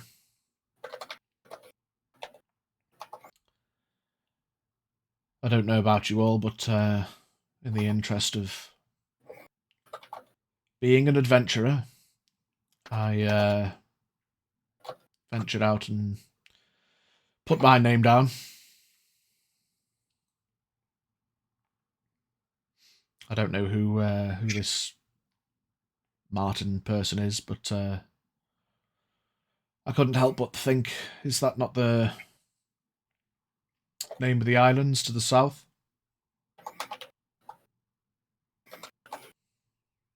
Gonna pat him on the back when he said it's going. Well, I guess we'll find out together. Are you interested as well, Egon? Oh, I'm definitely going.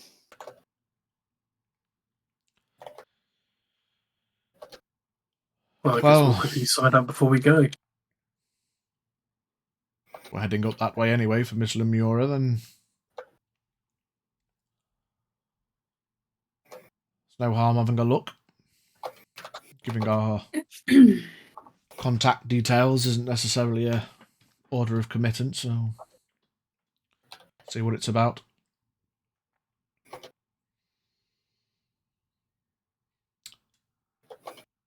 Where shall I meet you all? I'm going to offer my condolences to Mary and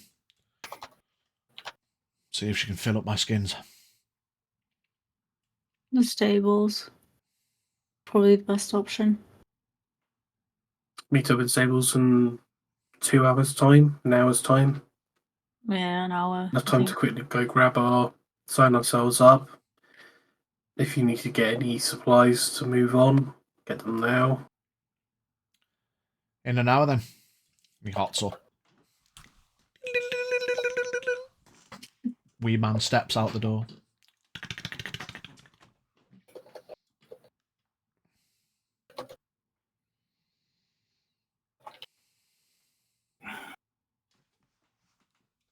Well, are you going to come to the guild hall now, or would you rather go to the stables first?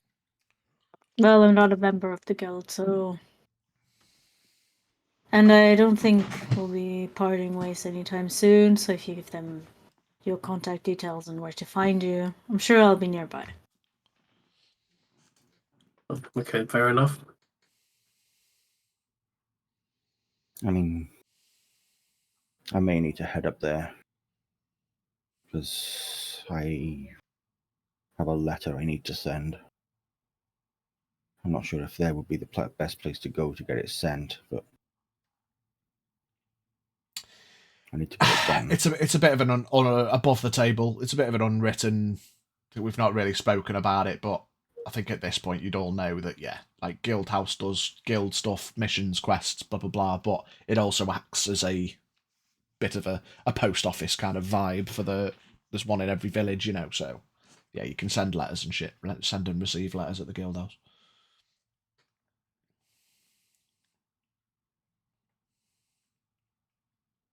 Yeah, I've got something I need to send. So for heading up to the guild house, I'll come with you.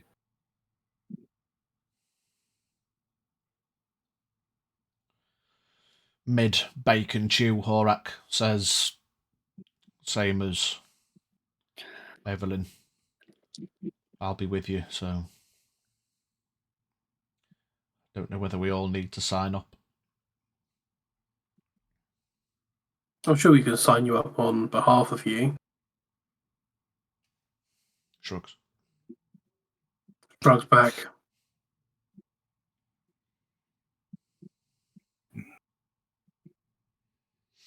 Yeah, breakfast consumed. You all venture to the guild hall. As you head in, there's a little bit of a hustle and bustle. It's probably the busiest you've seen any of the guild halls. It's probably the earliest you've been in to one as well, in fairness. A couple of people seem to be dealing with the arranging and sending and receiving of letters and post and the like. And there's a few generic looking adventure types. There is a Goliath who stands out meaningfully or not, being the tallest person there. Is he missing an arm? He is not. Give me a history check. 11. 11. Not that you're hugely familiar with Goliaths and their tendencies and the tribes within, etc., etc., but I suppose you could say his markings are quite similar to that of Oleg's. Or are they? Who knows? Yeah, after a bit of a queue pans out, you can notice that a lot of people are holding these flyers. There seems to have been some interest tickled in at least finding out what the fuck it's about. But eventually you make your way up to the counter. You see a slightly more flustered than normal half-elf lady wearing her chainmail, as usual, keeping up appearances. Hello, how can I help? Good morning. We wish to sign up with this flyer. Yes, no problem. I'll need to take names and a place of contact. These letters will be sent to each guild house for collection, and so Mr. Martin can make arrangements as seen fit. It was quite a coming and a going, and these flyers were dropped off along with the day's post yesterday, so with instruction to put them out in taverns and guild halls and inns and the like, places where people are likely to find them. But yes, she takes out a list and a note, and so who am I signing up? Oran Torres. Oran Torres, and a contact location where would be best for collection of further missives. I would like to say Fairbank, please. Okay. Be sure to venture to Fairbank Guildhall at your earliest convenience, and then see if there's anything further. Who's next? I'll also show them the flyer. Yeah, I'd like to sign up, but I also have something I wish to send. No, absolutely. And your name, sir? Full name? Jack Marston. Jack Marston. She puts two and two together. Are you all together? Am I going We are, yes. going to put Fairbank for you all? Is that probably the most logical step? Yeah. Jack Marston, Fairbank Guildhall. And the letter for yourself, sir? Where's it to? Yes. I would like this sent as fast as possible to the Marston Brewery. Okay. There will be Care of Mr. Martin himself. Mr. Marston himself. Okay. Well, there is the standard delivery. Of course, letters are taken between the villages as required by the runners. If it's an express missive, there will be a small surcharge. But It is, yes. Yeah, the fastest possible.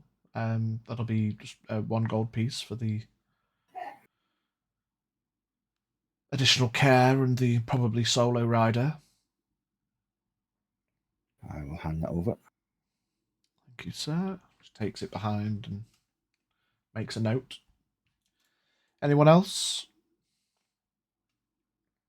I just sign up for our dear Martin. Okay. Martine. And the full name, sir? Haldir Egon. Haldir Egon.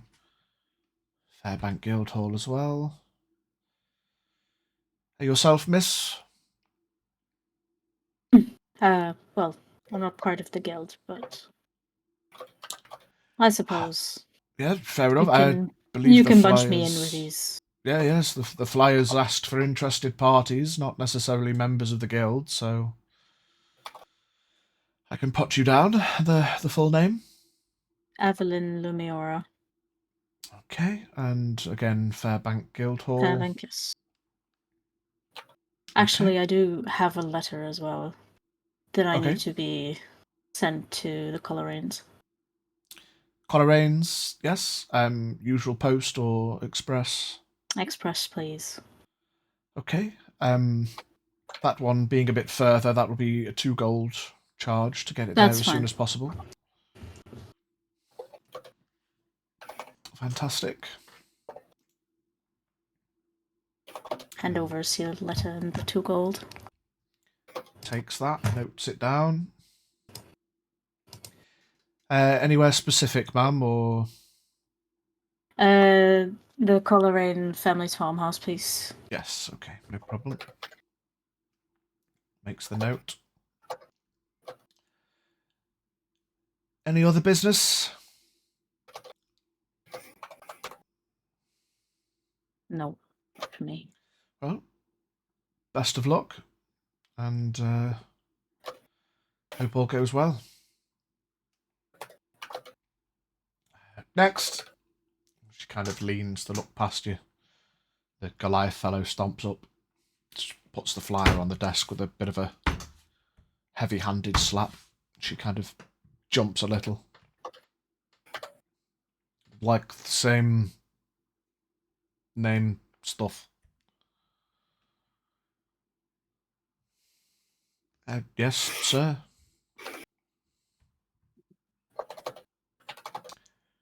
You all venture out? Yes. Yep. Cool.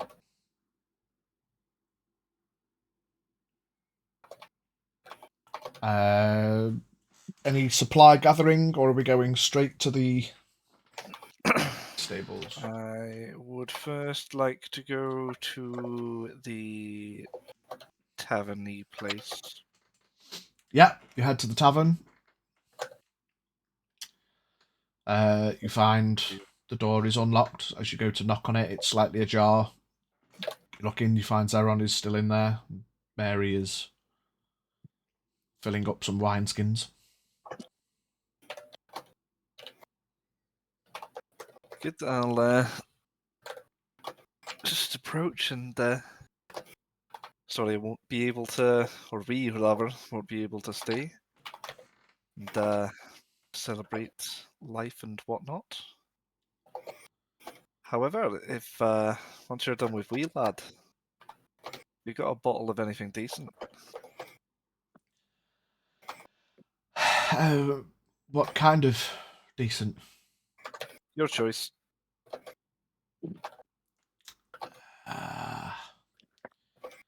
She turns and walks up to the shelves behind the bar and takes off a brown bottle off the back of the top shelf. Dusts it off a little bit. Well, you might not be able to stay long, but I suppose going in spirit, this was John's favourite.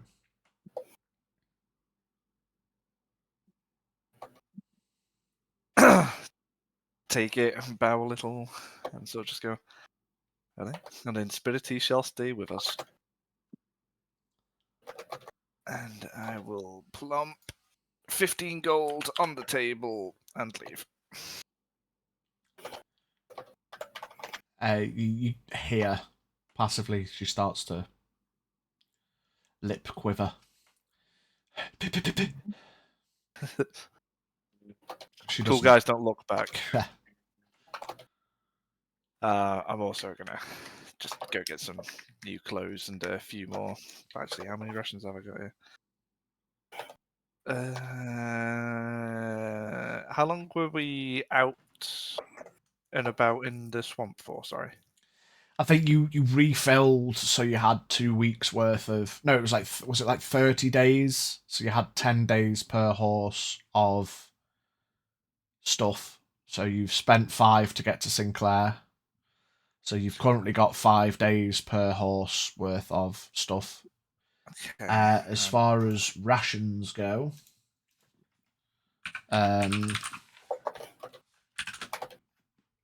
it'll marked be. myself down to There is like 30 rations in the cart that I bought. Yeah, I've not really been saying it. I suppose I've just been subconsciously assuming you guys are knocking off a ration per day. If you've not been doing that, then just say. At some point, I have genuinely forgot to do it. I Yeah, know I yeah, started. it's off no with 10. worries, it's- I marked myself down to 6. Yeah. I have 7 left now, I think. For shiggles, say I missed a day. Well, let's just put it at 5. Top myself back up to 10 rations and buy another set of clothes. Okay, yeah, call it 5 gold for the 5 rations and a new set of clothes. Wash'em.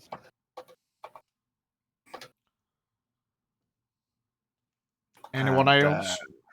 Just again on the stuff, I'll just buy some more parchment as well. Yeah.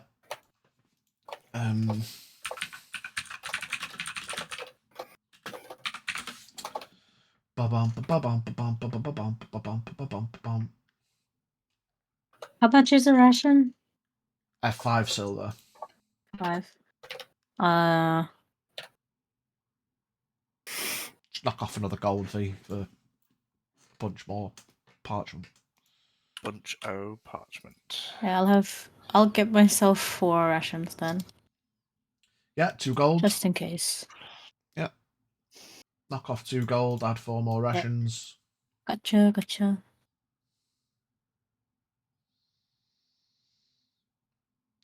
Jackos.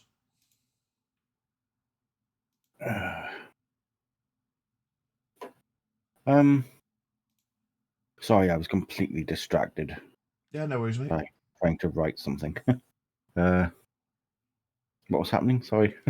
Just collecting supplies and the like. Right. Yeah, do you need your rations? I mentioned that we've not really been paying too much attention to Yeah, that is true. I've just rations and knocked stuff. over. So if you want to knock 5 off for the 5 days travel, and then see how many you've got, and then I still have 8. okay, I did have 13. yeah. I don't think I'd need any more Yeah, fair enough. for now. How long's the journey to the next place we're going to? We're Oh. going to meet with Tecton, which is 7 days. you reckon you'll get there in 6 days, and then beyond that, you've got to get to wherever you're going next. So, Right, well, in that case, I will buy. I'm on 8. Thing has a flashlight. Right. I will buy 7, take it up to 15. okay. 7 rations. 1, 2, 3. 35 silver. Yeah, 3.5 gold.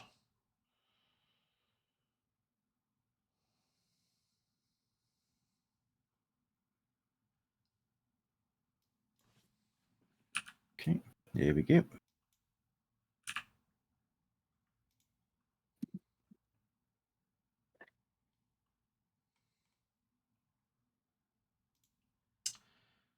Yes. Yep, that is everything I will need.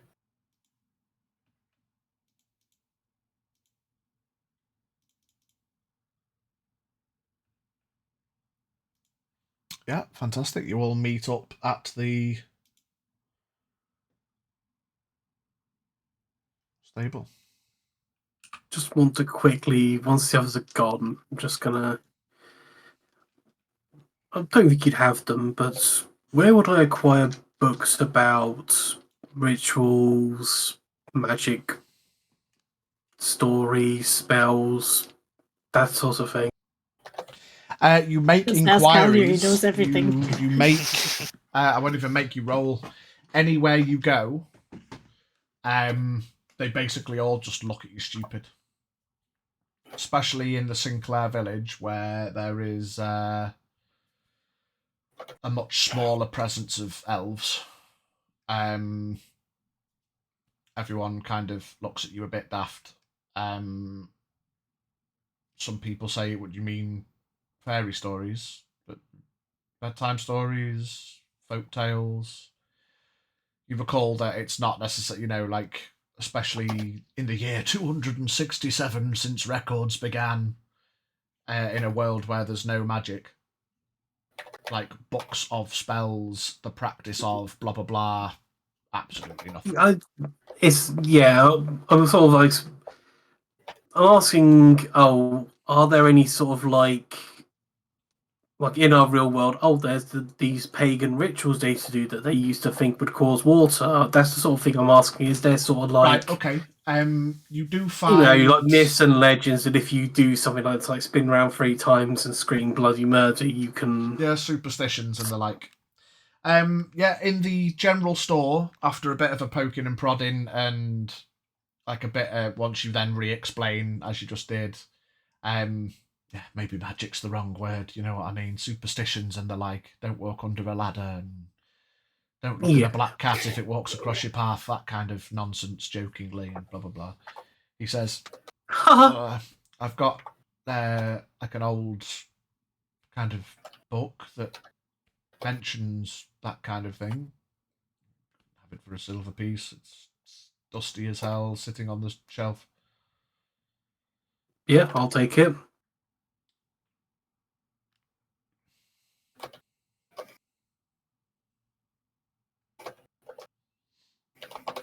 Random dusty book.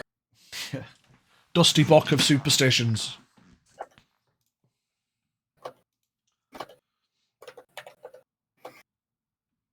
I have a DM. Are you writing me a DM as well, Biggie? Oh, yeah.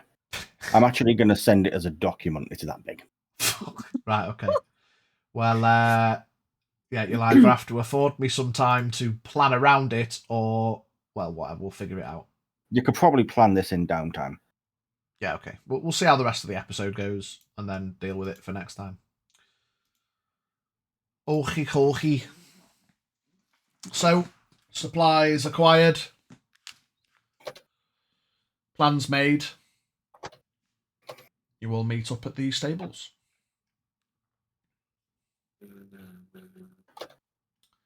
Horak prepares Armarius.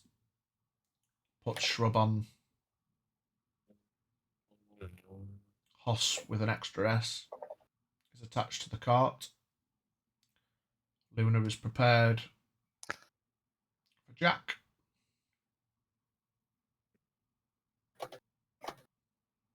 Ready to rock. Oh, we need to pay the stables, I imagine. No, we just ride off. Just go. 2 nights board. Do you need any extra feed? Yeah, we'll probably definitely need some feed for the horses because it's quite a journey we have ahead of us. So you've got 5 days per horse currently. So if you're going to need 6 more to get to your destination. Plus wherever from there on. Yeah, so, I mean, 5. You've got 5. If you were to get, say, 7, you can probably make it to Big Axe, then Fairbank on 7 each. It's just whether you want to buy more. How much is it? It will be 1 gold per day per horse. I'm gonna buy another 10 rations for Luna. Okay, 10 gold.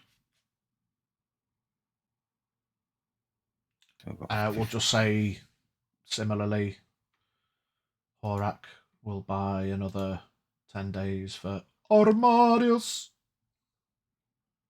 And I shall buy for Hoss. Okay, knock off 10 gold, I'll do it.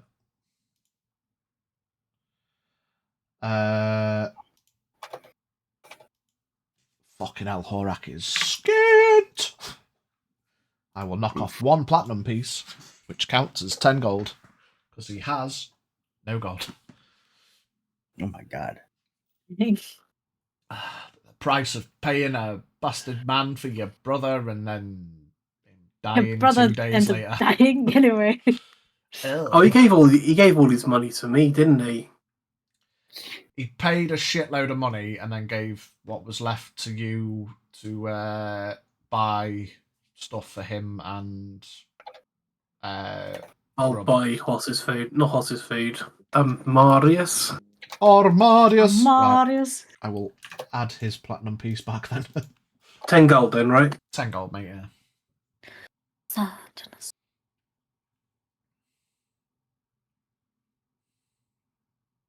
Okay. Okay. If someone could just keep a private note that all the horses have 15 days worth of stuff. I put it as a custom item on Luna. Right, okay. Yeah, save me fucking about with that. Or has he got... Let's add a custom item to our Marios and then just say 15 days of food. Oh shit, where did that go? Why does that keep disappearing, you poo? Days of food. Quantity, 15. Bosh. There we go. Nice.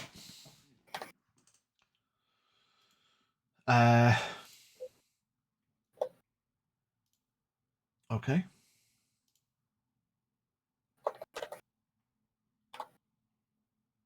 Okay. We all ready? We'll just say if you're adding custom items, I've just put days of food, quantity 15, and just put them as £1 each, so it's £15. I don't know if you've done it for Luna, but T has got like an actual, like Armadius is its own carry section. It's got £540 of carry weight. If you've not got Luna as its own thing in your inventory, you'll have to ask T how to do it, because I must be honest, I don't fucking know how to do it. But yeah. So you venture out. What is progression? What is the plan? Where are you going? Going to the to the meeting point with Pectron that he described in the letter. Okay. East of the forest on the coastline. East of Big Axe Forest, at the coast, midnight in 7 days, as per the letter. Of course, you had a day, so you've got 6 days. Now, heading in a northeasterly fashion from Sinclair Village to this meeting point, I'm going to have to ask how you're proceeding, etc. Because, of course, you have to go diagonally. I might need to send you this thing first. Do you think it might change things? Yeah, possibly. Okay.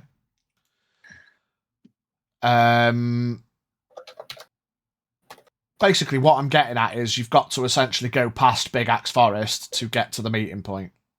So, yeah. The chance will be intercepted. We will leave that to the rolls. I will once again ask everybody to give me a survival check and a percentile for the travelage. We can also probably get some training in and the like as we go. Let's see if Boone can finally become proficient in common language. He's got 6 Come on, attempts. He can do it, my boy. 6 attempts. Come on, Boone. You can't you get a smart 1 boy. on 64. Something is statistically wrong. Come on, Boone. You can do it. Do the training first. Get that excitement out of the way. Boone. Boone. How dare We're doing Boone's. Is prejudice he and finally going pride to talk? as he approaches the final chapters. First roll is a 2. No bits. Second roll, a 1. He's done it. Yes. He's done Good job, Boone. Right, so before I forget, quite comedically, let's just open in a new tab the what was it? Stat block generator. Has it still got Boone? Yeah, Boone is still on there. It's the one good thing about cookies on these websites. They don't half remember your shit. So, if I come down to the languages section now, speaks. Where is common? Common. Do I put it as speaks or understands? Well, I've put in a lot of effort here. Oh, it doesn't matter. I've just got Oh, common he's on the been list. ready for this. Woof. Worth. Okay, update stat block. So now on the languages part of the We need to give him little glasses. Boone's stat block, it now Little says graduation beast hat. and common. Save stat block. Boone.monster. How do I've forgotten how I save it. View image, that's how. There you go. Right. Bard, I will send this to you in a DM so that you have your up-to-date copy of Boone's stat block, which now has common in the languages section. Jesus. That's only he can understand it. He can't speak, or at least he's not telling us he can speak it. Well, yeah, so he's a wolf. You've taught him common. You say that he understands it but can't speak it. He is a wolf. He can't speak. So, irrespective of the language. But I don't know. I've heard some dogs make some convincing sounds. yeah, fair enough. I shall take a moment while we're doing some more training stuff. Evelyn, we can do your stuff. So, for the ease, if you're going to do some training every day, just start by knocking off 6 gold. So then I don't have to go on to that. And then we are looking for... I'll let you do this while I don't quite concentrate. Starting with a D12, we need a 1 or a 2, because you'll get the full training in. First one. 1. Okay. D10.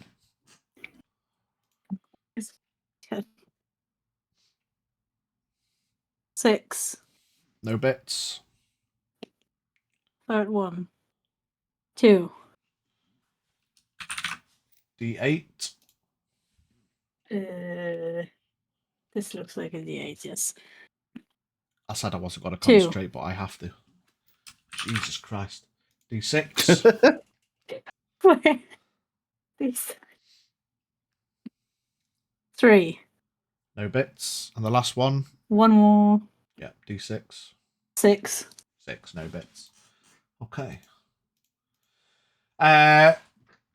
I do apologise. Chat amongst yourselves while we travel.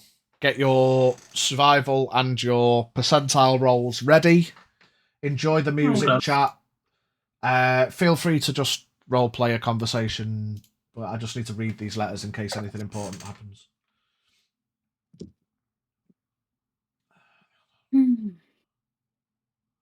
I will take out my dusty book. I'm going to go over to Haldir, slap it down, and say, right, if magic is real, one of these should work, right? You're asking me like I have extensive knowledge on this. You seem to know more than the rest of us. I'll pick up the book, have a read through. It's like, do you want me to try, or Give it a try. I'm not going to make any promises, but all right. Just gonna nudge Jack. You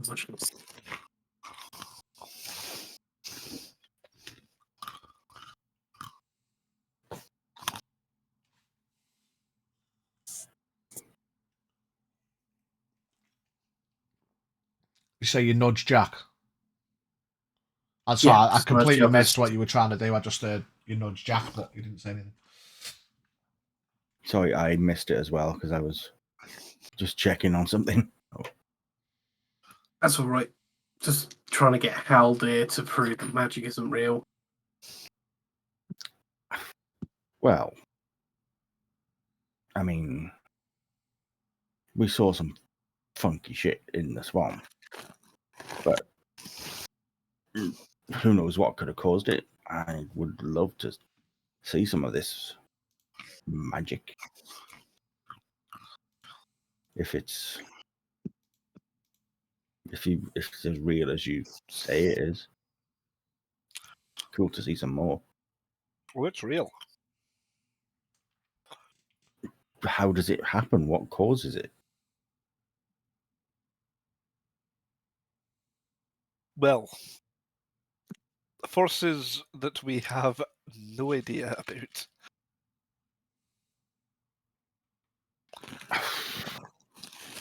That's quite.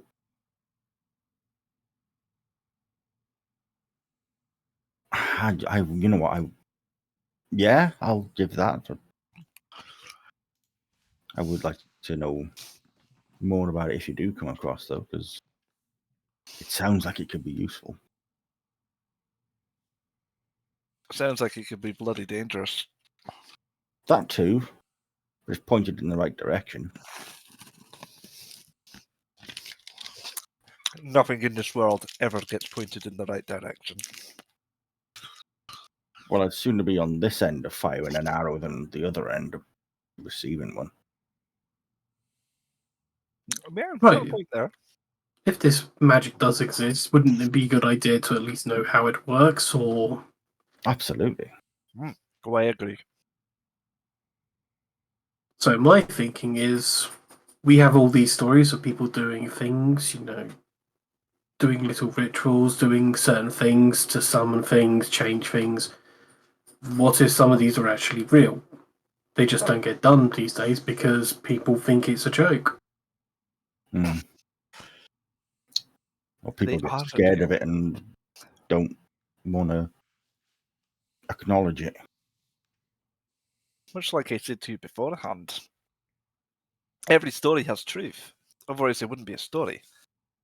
Or certainly wouldn't be a very good story, or a story that was passed on from generation to generation. Mm. Again, yeah. Start flicking through the book and whatnot, and Let us know what you find. I'll go to a very obscure page and sort of just go, well, I don't think I'm going to hang a chicken upside down and sacrifice my daughter, but... You don't have a daughter, do you? Not yet, but if I do, this will be the first I do. What about an adopted daughter? Would that work? I mean, I don't know. I think it's got to be some sort of, like, relation. relation of unconditional love. I mean, it's like, well, you have a dog, right? Like, you do have a dog. But Looks at Boone. when the dog dies, Boone, cover your ears, please, mate. When the dog dies, you're not sorrowful for months and years on end, and you don't pound the table and cry in anger. You are sad. Don't get me wrong. I mean, this is the first real conversation that Boone understands, and you're talking about this to him. You Boone, look welcome down to and Boone reality. has his head down on the bottom of the cart, and he has his his paws pressed over his ears. Look what you just did. He's a good boy. I told him to cover his ears. He's a good That is lad. true. I didn't want him hearing this. But yeah, you get a family relation, and it's all. You can give Boone a tap now.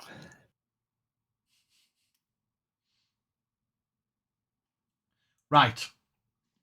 Let's get some travel progressionals. Biggie.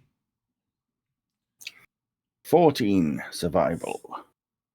42 percentile. Day 1 passes, no issue. Bard. I had a 16 on my d20 and a 63 on the percentile. Day 2 passes, no issue. Lucy. 12 on survival and 65 percentile. Day 3 passes with no issue. As you are about halfway there, you can't help but look out and pay attention, knowing that you are essentially once again finding yourselves between a rock and a cock place, with the Big Axe Forest to the north and the King City to the south. Would you continue nonetheless? Are you going at full pace? Are you trying to obscure yourselves in any way? What's the vibe? I know I keep saying I'm not going to ask these kind of questions. It's all just up to you, but,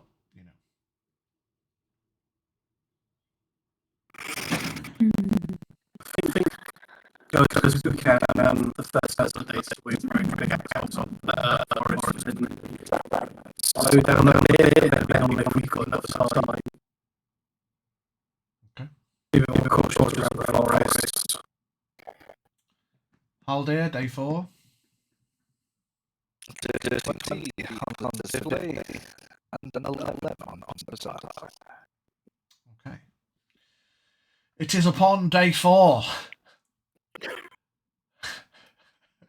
How here again?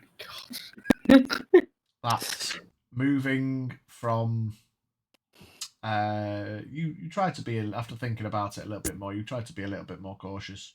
You maybe even try to obscure yourself between rises and falls of the landscape, copse of trees and the like, trying to not be too obvious, maybe even leaving it a bit later in the day as the sun's going down to continue on your journey. For the time spent, of course, is days past, but how and when you do the travelling is up to you during those 6 days. You notice coming from King City, moving in a northeasterly direction. Easier to see now that you are closer to than last time. You see another contingent of what appears to be goblins making their way north. And given events that have transpired and things that you know, you can't help but question things a little bit, because if they are coming from King City, and if the kings are inherently racist, how are these beings and creatures getting through in number? Maybe that then may further solidify other theories that maybe they're letting them through because they might be working for Big Axe as opposed to against. Or maybe they're just spreading groups into the realm that aren't usually meant to be here. Who knows? who knows what motives are. Mighty's in. Hello, my love. Stretch and hydrate. Oy vey. Ah, nice. Oh. Would you continue? Oh, We will have Naughty Bear. Been lurking a while and didn't see any beverages. Yeah, that's fair.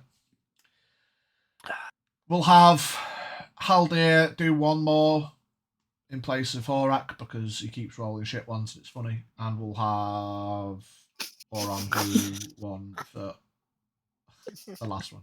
Boone. For Boone, yeah. Spartacus with the 200 biddies for my titties. hey! Hey, Sparty. Baby, I got your money, don't you worry. Thank you, my brother. It's nice to see you nice. Welcome in. Hope you're enjoying the developments thus far.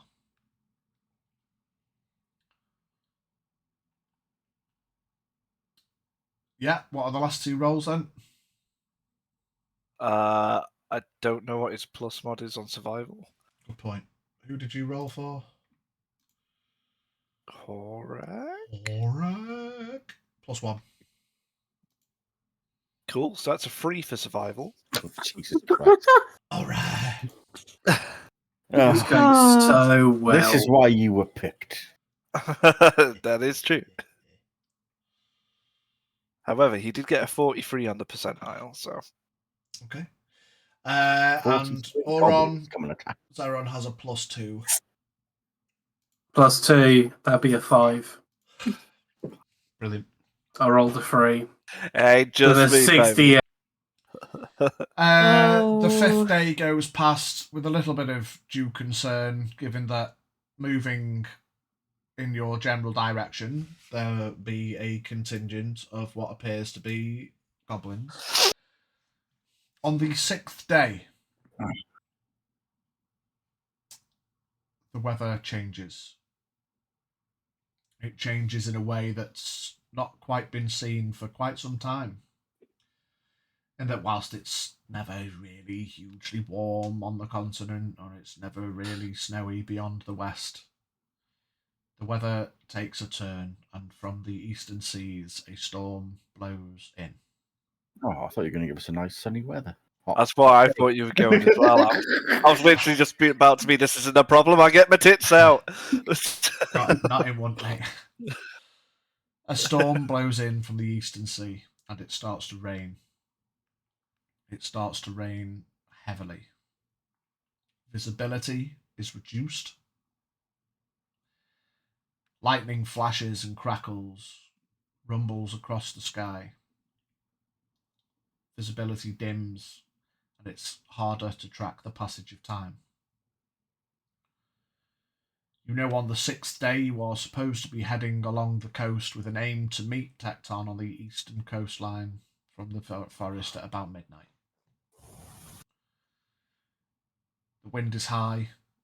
Progress is slowed as the horses have to battle their way. You feel the cart is buffeted. You all wrap up. Zeron and Haldir do slightly better, given that those were the only two that purchased waterproof cloaks. Avelin's used to shit weather, being at the harbour and rain and wind blowing in, but it's never nice getting buffeted nonetheless, especially after it not being a regular occurrence. I'm actually gonna put the wolf head mantle that I have away because wet fur is heavy. Yeah, sensible. But you progress on nonetheless, and it may be seen as a slight blessing that visibility is blurred, because you could have sworn that the goblins might have been making their way towards you. But you soon lose sight of them and assume that without being able to see you, you cannot see them, and vice versa. As you approach the coastline, you notice that it's not just a straight grass to beach to water. It is cliff edges along the eastern side. But it does rise and fall towards the coast, and where exactly you're supposed to meet, you're not sure. But you do make it along the coastline, cliff edges. Wet, cold, disgruntled. Is this a waste of time? Who knows what we may find. But you arrive at where you would assume is the coastline to the east, due east of Big Axe Forest. It's already dark as you make approach, but what time it is you've got no concept of.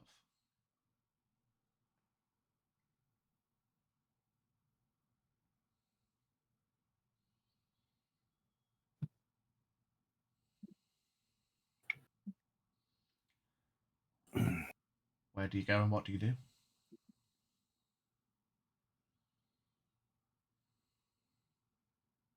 Oron, so where is this? Where are we supposed to be meeting Tecton exactly? Because out here right now, I can't barely see my hand in front of my face. Well, he didn't leave any definitive landmarks or exact locations. He just said the coastline east of the forest.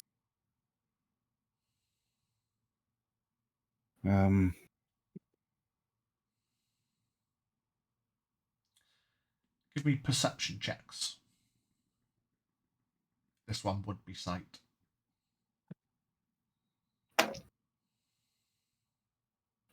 What do I get with a 19? I got 10. Aldea's got no idea. 22. 22. 14. 14. 22. Difficult, Jack. It takes a bit of time. Some time passes. Your progress slows. You head more towards the coastline, where you assume would be east of the forest. It's a long passage of trees. You can see off to the west from where you are.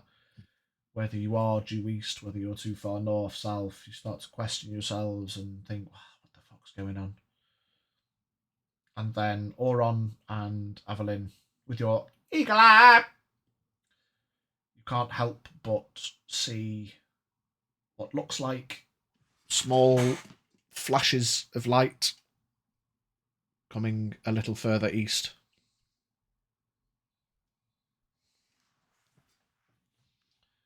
Through the rain, you pay attention. They keep happening. That's more than just thunder or a reflection or lightning or whatever. Perhaps something's signalling something.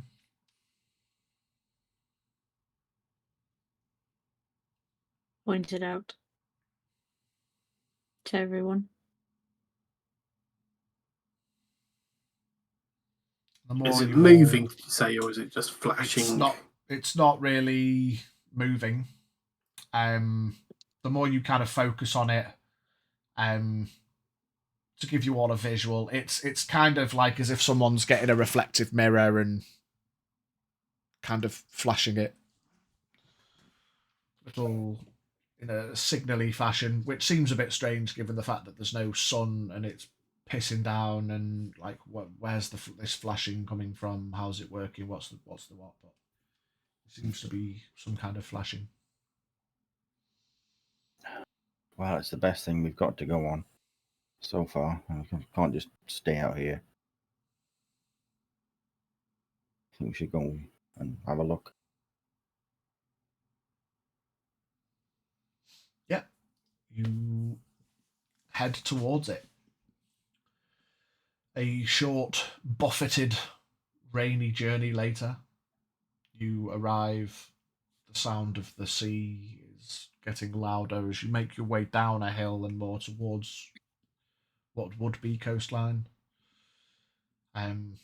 Using your brains and not thinking the better of maybe taking the cart onto sand and the like, just in case it gets stuck in the middle of the night in the wet sand of a beach.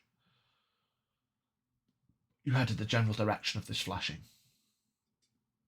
You stop. You wait. And you see coming out of the darkness, full, heavy plate armor alit, very partially by the moonlight. A helmet which could be seen to be familiar given all that has transpired. Full warden from For Honor, stereotypical knight's helm. A figure approaches, a cape billowing from behind them in the wind and the rain. Big ass bastard sword across their back.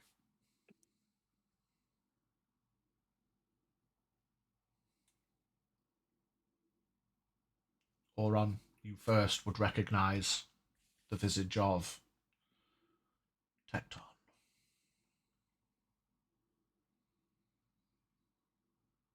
It turns you and just say, whatever you do, don't attack unless he attacks first.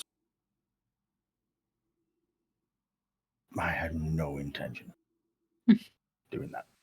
You see Shrub. I look at Horak. Don't do anything. Horak, hand on his hammer. Shrub. Already lifting it up. Already in sniper position. Here's what you say, and lowers back into the sack to get out of the rain. It looks almost offended. Aww.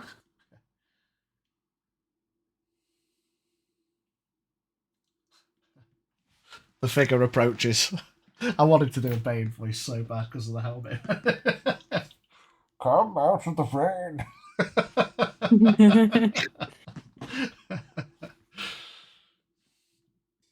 I'm not keeping that up for a whole fucking conversation there. I'll just make myself laugh the whole time. The figure approaches. Mm,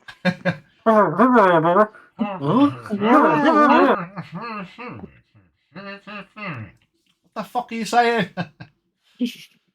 I offer him What? halls. Oh, thank you, Mr. Marston. Come out of the rain.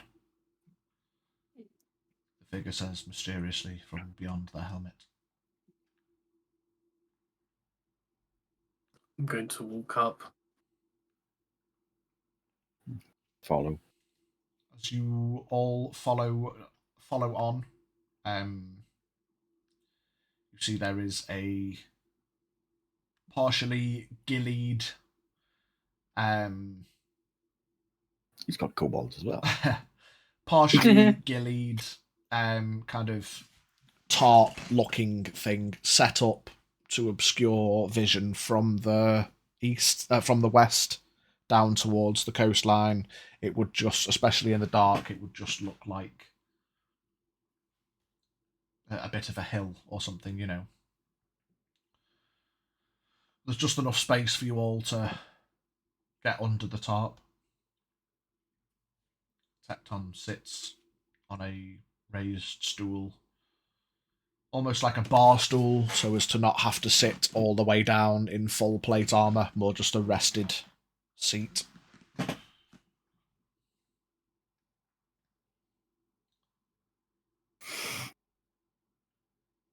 You came.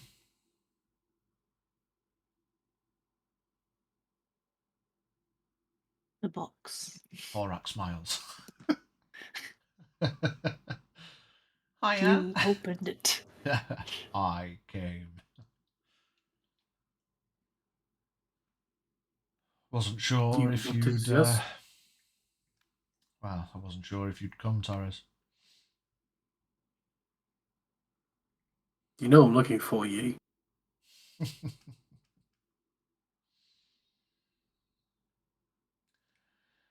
I've been around. Always watching, always waiting.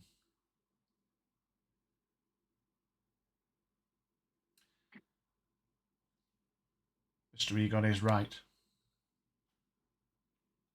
There are spies everywhere.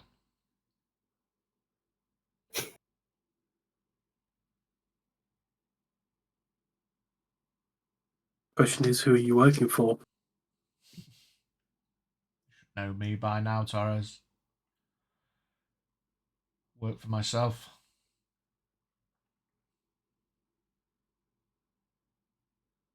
Dispensing just rewards to those who need it.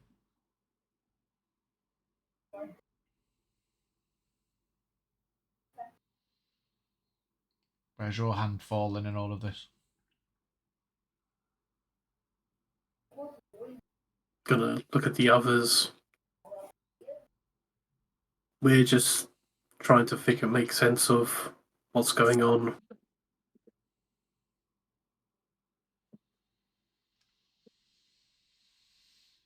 Well, I know when things are beyond my reach, and whilst all of the other targets have been easy dispatches, even with the guilds hounding me for all this time, I can admit when something is beyond my ability. He looks towards Horak, then looks towards you. I should say you can't see his eyes, of course, but the helmet turns towards Horak. You can tell the helmet moved. The helmet turns back towards you. Even the mess the other red one made in the forest thinned the herd a little, but wasn't enough. It was an impressive display. I nearly dived in to join him, but he was cut down quick enough. So, thought I'd reach out to perhaps the other interested group, since no one else in this continent has proved themselves worthy.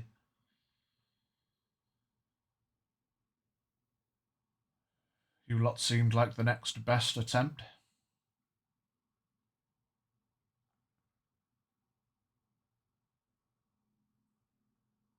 So, what's your plan? Are you just planning on charging in there, or? I have a plan. We all know charging in there would be suicide. I was born in the darkness. I'm actually wondering if you're Really looking at adopted the it. Martin. I was molded by it. The pain voice is too fucking fitting for him, man. You say it would be suicide, Mr. Marston.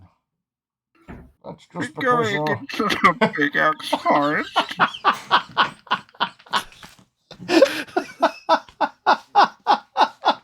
Sparty in the chat, when did Bane show up? Oh, fuck, I can't do it without laughing, man. It's so good. Oh, fucking brilliant. You say it would be suicide, Mr. Marston, but why is that? It would be extremely painful. Charging in the front gate, trying to mow through all of the troops he has before even getting to him. We'd already be severely weakened by the time we got to the man himself. So I guess you don't know the full details on Big Axe.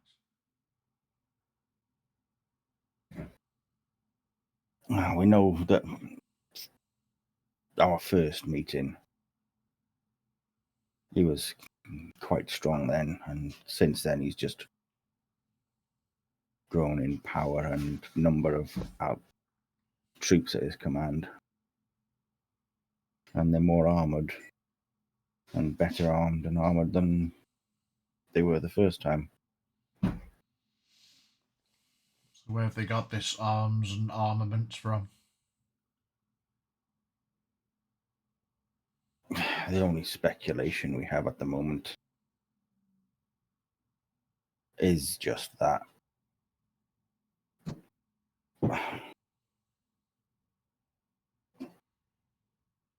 We believe he may be affiliated with the Kings.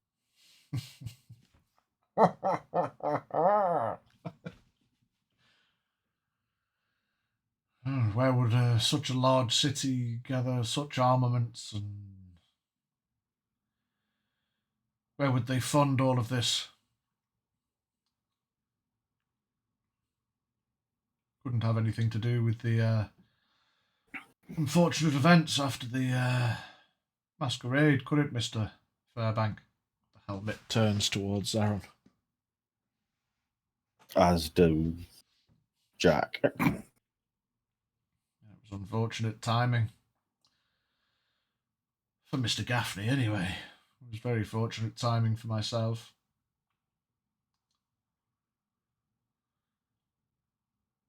Trying to make use of a distraction and opportune moment.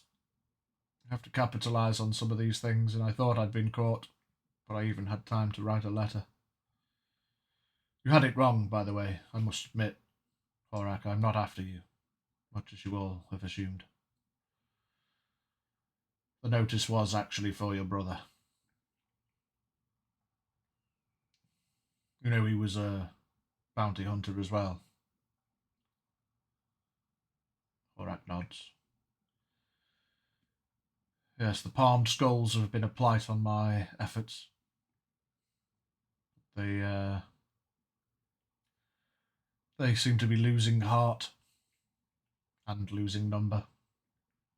They've taken to culling their own for dissent. That doesn't seem to be getting them anywhere but dead. So they're no longer a concern of mine. But I'm here with an offer. I can tell you now, if your aims are to claim a full bounty for taking Big Axe alive, I can tell you that won't happen with my aid. He will die.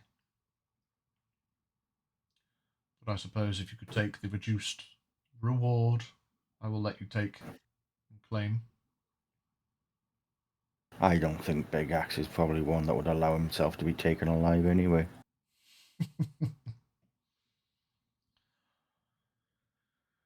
Well, there is a reason why I've called you here at midnight.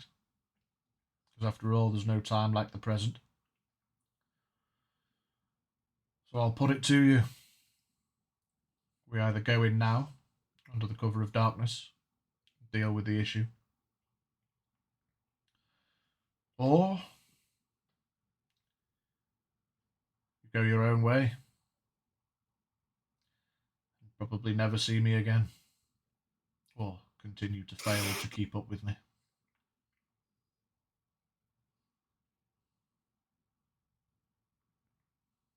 I vote for option 2. I thought you would, Egon. Glad to meet your expectation.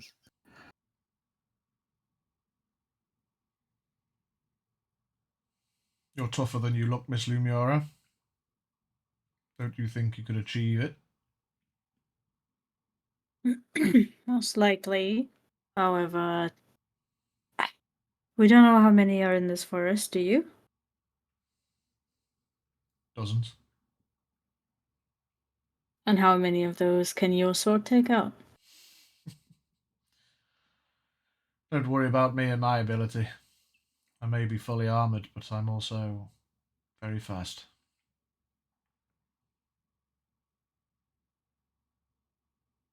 And you think it's going to be enough? 7 of us. 6, apparently. He nods towards Haldir.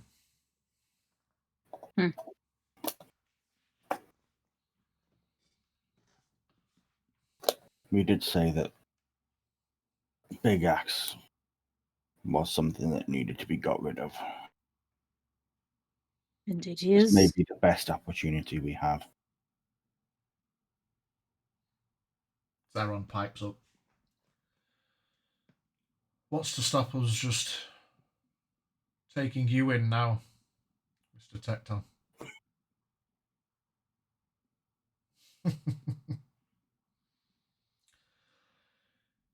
Try if you'd like. You hear him unclip something on his sword sheath on his back.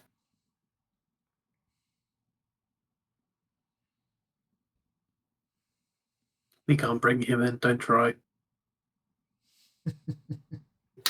Unless. He's not the problem here. No.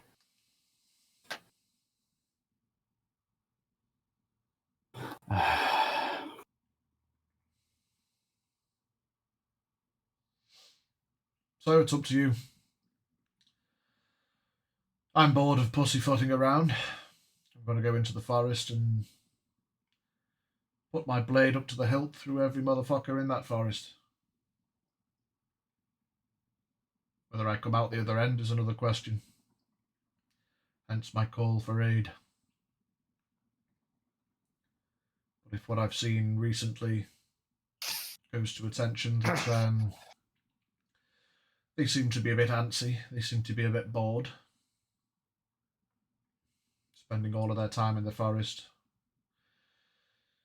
Bandits do as bandits please, and I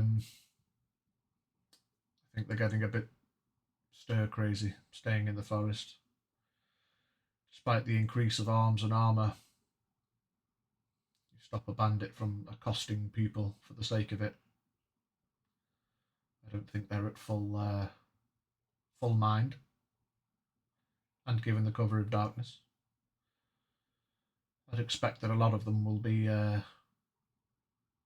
well asleep. Do you know the kind of races that make up their troops? Mostly humans, probably some elves, some goblins now apparently, but how many goblin skulls can you run over? I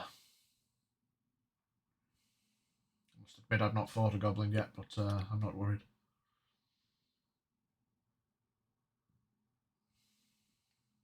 So the majority of their troops aren't going to be able to see as well in the dark either.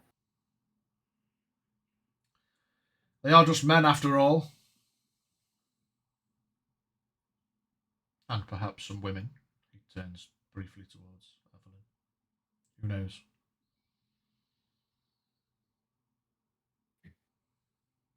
Well, even if we take everyone along, if Haldir even does come along, if he doesn't just stay here.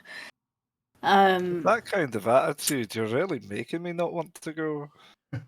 I mean, Big Axe is... I'd like to say he's not my concern, but at this point he is, and he's a concern to you as well. My goal is Big Axe. I couldn't care less for his troops.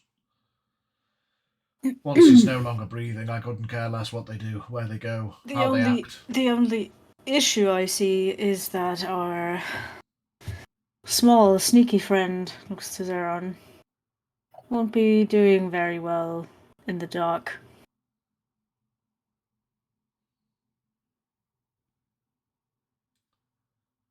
I suppose the guide of moonlight can help to a certain extent, but I won't. Of course, it's not being able to see in the dark is an issue. I won't look down on anyone that doesn't decide to come. I couldn't care less. Any extra hands I have should make for lighter work. Well, I do believe in strength in numbers, but this is a good opportunity. So, As I say, this is probably the best opportunity we've had. let's bash some heads.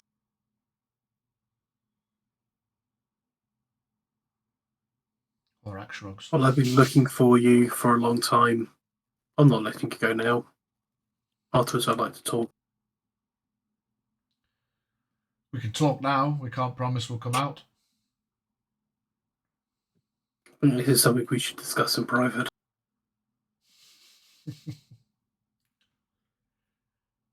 Come on, then. He stands up and walks outside into the rain, his cape flicking up in the wind. And just start yelling at each other. What? Yeah. Sorry. What did you say? Talk closer to the Minnie Mouse! It's windy and rainy and the waves are crashing You just on the imagine beach. what it sounds like in that helmet. I'll turn to the others to say, He has a headache. if you lot can keep a secret, I have no question you lot wouldn't betray my trust. But if you listen in on this, it never leaves this tent. Evelyn shrugs. Fair enough. I've no intention of listening anyway. Your business is your own. I'm with Jack. Your business, your problems. If you don't want us involved, that's your choice.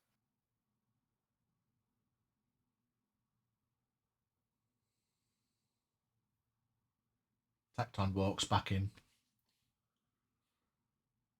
Rests up against Now the I stool got wet again. again. God damn it.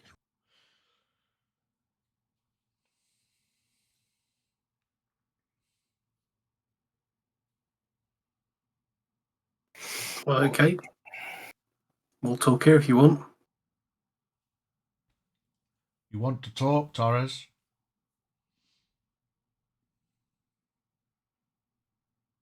Well, you know what I'm going to ask, but why? Why have you started killing?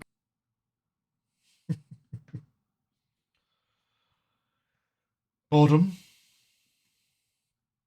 Change of career path. Justice served. Wasn't appealing to me as much as Uncle might have it be.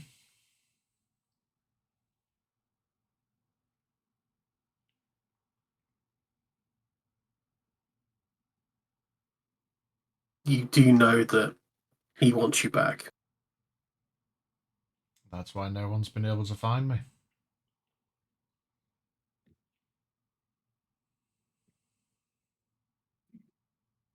I can't believe that the only reason you have for this is just I was bored. What changed? The money is useless to us now. We have enough money to pay for the next few generations. It's not about the money. It's about ridding the world of the bastardry that we have to come up against. The guilds want these bounties taken in to discuss with people the wrongdoings and send them to prisons to spend their time wasting away. Why not just get rid of them and end the problem sooner? But what if they're innocent?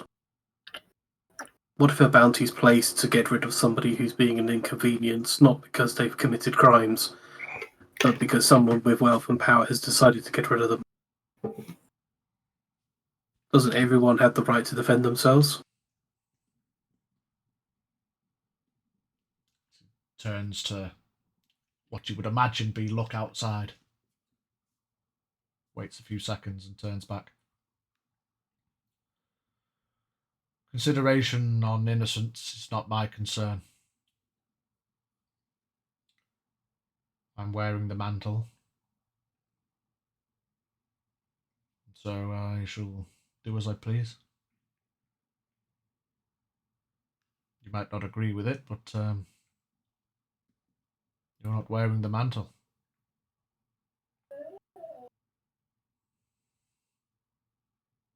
Unless you want it, of course. Would you give it? Would you take it?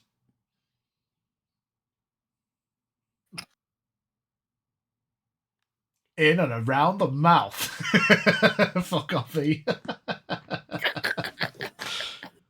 Fucking hell. If I doffed this armor right now, would you put it on? Would you just be a man in a suit?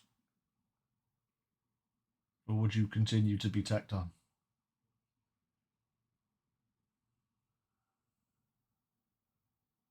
But it's not just a man, is it? It's a legacy. It's an ideal. Maybe I changed the ideal. Maybe I'm not right for the legacy. No one stopped me yet. Quite frankly, I don't think anyone could. Uncle or anyone else.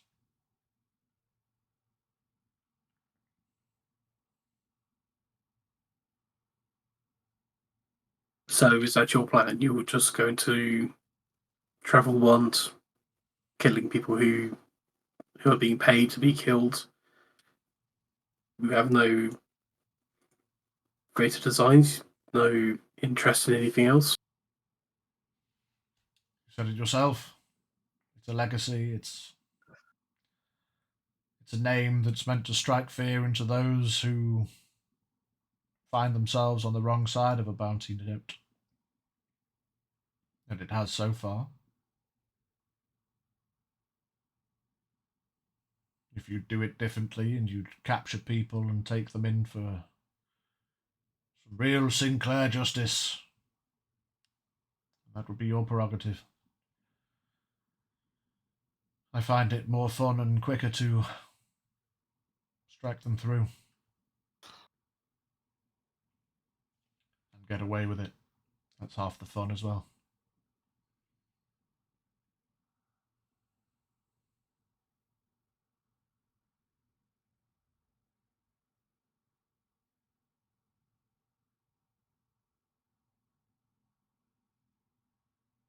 Well, you say Big Axe wants to die. Everyone here seems to be agreed that that's the best thing to do. That it's best he's gone. Then you shall do it your way.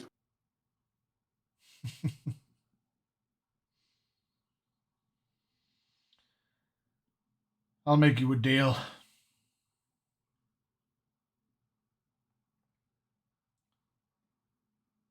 If Big Axe dies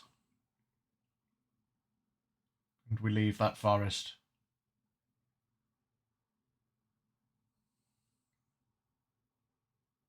you can have the helmet.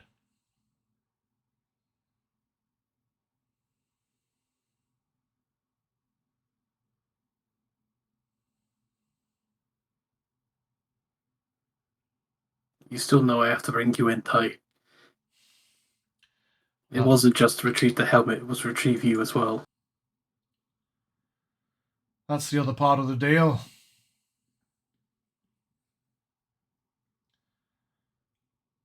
You take the helmet and I disappear. You can take me in if you can find me. Uncle wouldn't have to know that you let me go. Even if you did try to let me go, or if you did try to take me in, you'd know I'd not just allow it.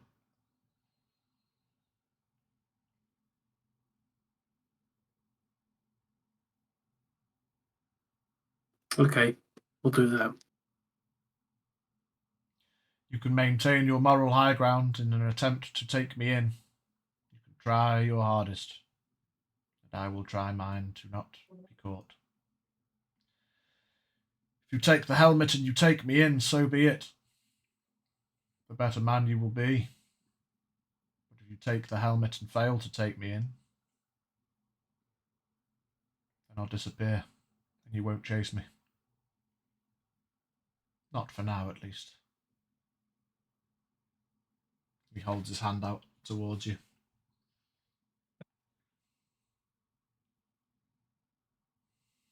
I will shake his hand. So he takes the helmet off slowly. Oh no, he has helmet hair. Oh my god! It's Shrek! Before you, with comparatively slightly darker, more brown than blonde hair. Almost spitting image of Auron.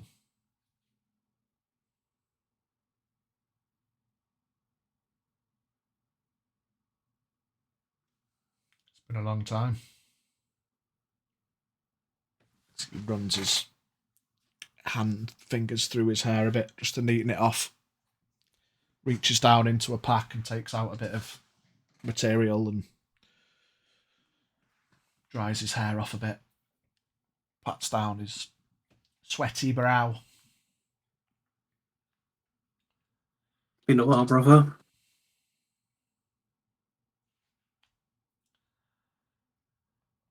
I'm tired.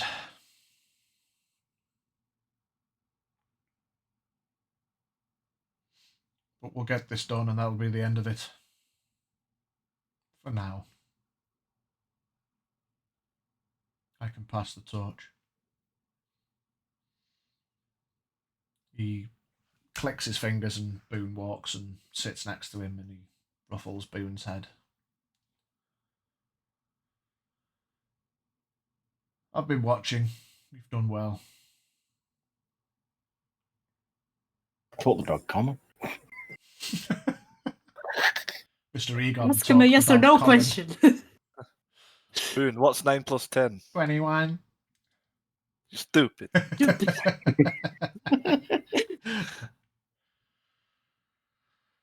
Well, get yourselves ready. It's going to be a rough night. Obviously, you're not going to get a rest tonight. I need you all to fight with your hardest might, your quickest wit and your quietest feet. We need to get in.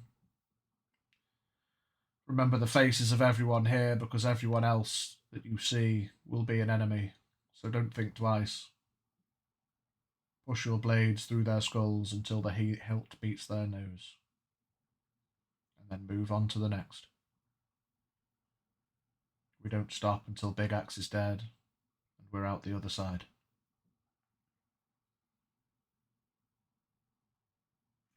He picks up the helmet.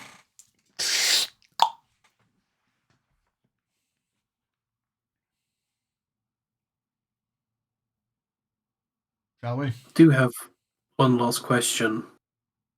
His Have you been working his alone? Head goes back a bit. Because I've only just remembered. Yeah, we stopped talking and just started fighting already. We just want to kill. I didn't realise I have to have a lecture. Of course At I have. night, at the masquerade, I saw a grey-haired elf, and I couldn't. You been working alone, or Boone? Shut up.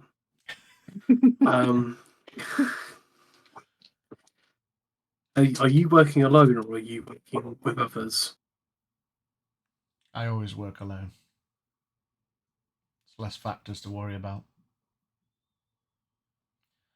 As I said, I capitalised on a circumstance of opportunity. The vault was being pillaged by Gaffney and his crew. So in I went, and I put Gaffney down and left.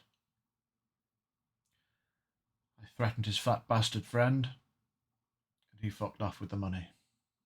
And that was the last of it.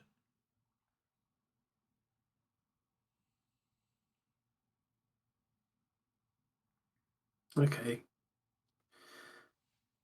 I think talking is done. Let's go get this head. He ventures out into the rain.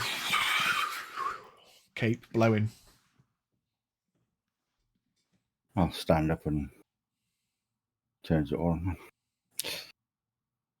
Family here. Family indeed. Is there any of us that doesn't have family issues Hello. that you know of?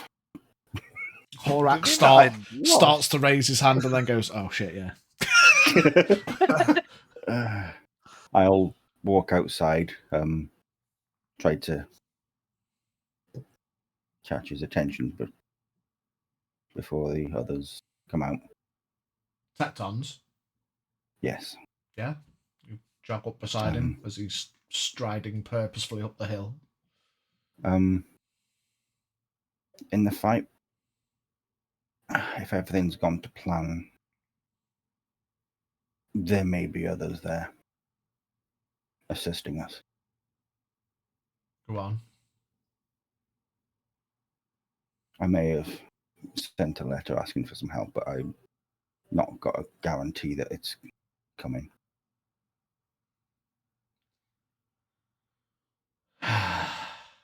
He stops and he turns and he walks back to the tent. God damn it. I don't want the others to know just yet. It'll be obvious who they are with regards to not being Big Axe's troops. Right you are. Turns back again, starts stomping up the hill.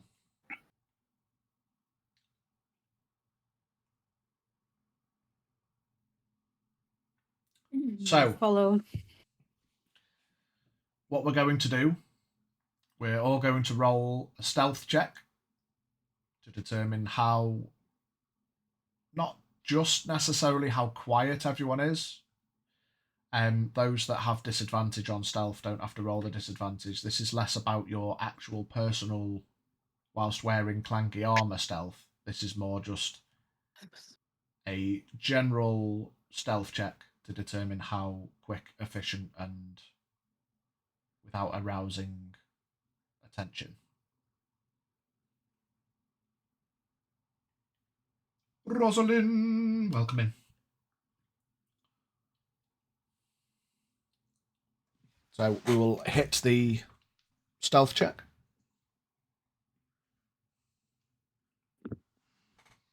Actually, what I'll say is we can roll it at advantage because it's night time. Good. Okay. Oh, you just had to make me roll lower. Fancy. Day 20. Nat 20 Nice. with advantage. 27. 27. Zeron. What's Zeron's?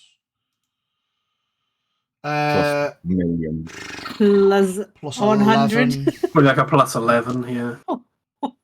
Okay, and then Horak.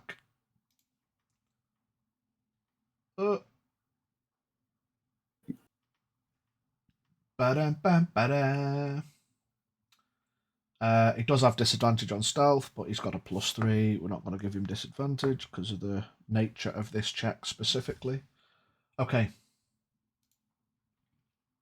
Next, I need a percentile check from everybody. I will tell, based on the rolls, the stealth is successful. The percentile check is now going to determine how successful you are in getting through Big Axe's forest. What's the 00 on the percentile?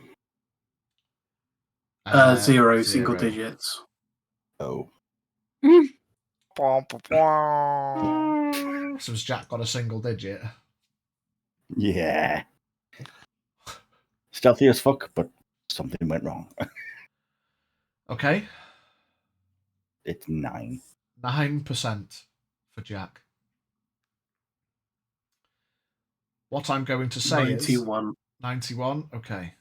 We've got a 100% offset. Evens at out. the minute. Evelyn, 56. Aldair, 20. This is going great. So what I will say Great, is, guys. Great. Yeah, don't embarrass my brother, thanks. Cool, guys. Well done. Embarrassing me in I'm front just of my going through brother. the forest going like clunk, clunk, clunk, clunk, clunk. Be sneaky fellas. Clunk, clunk. yeah, I mean, yeah, he's wearing like. You didn't even want to come along. Yeah, I was genuinely considering whether I was going to stay at the car or not, but this was too juicy of a family drama. what I'm going to say is that in amongst the fact of walking into the forest and trying to dispatch people quickly, there's obviously going to be people on watch. It's night time, so you've got that advantage. We did roll high on the stealth. So while it's not as bad as it could be, there is still some downfalls. So what I will say is, Jack and Haldir, you both take 33 points of damage based on scuffles and, just progressional, you rolled shit on your percentile. That's just to offset. It's not just as smooth as walking in, kill, because it's not that easy. You've had to fight your way a bit. You've had a couple of punches, a couple of slashes. That's just, offsetting a bit of the damage. Those with the higher percentage, In a similar situation, whilst effective, it's still a scuffle. Everyone else will take 9 points of damage. So Avalyn, Horak, Zeron, and Oron.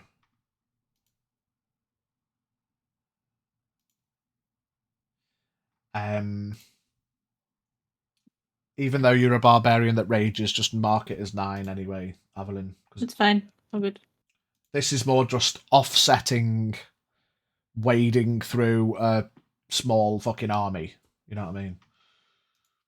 Well, they're like, most of them are asleep, so just A Yes. little bit of Same fatigue. anyway. It's the like, muscles yeah, being sore. it's the ones that are on watch, the ones that you don't dispatch of quick enough. You know, some of them wake up, they're like, oh, fuck, and lash out. You know, it's not a perfect, absolute, exact science. You're not like a nighttime assassin hit squad. You also notice, as you progress through the forest, there are, in fact, less than you'd expect.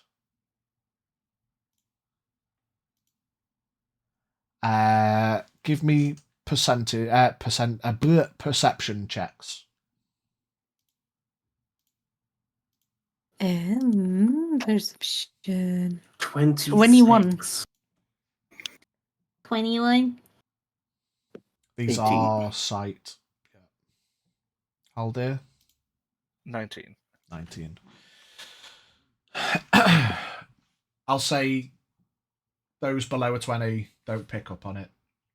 But Avalyn and Oron, you swear you could see quickly moving silhouetted figures between the trees in the distance.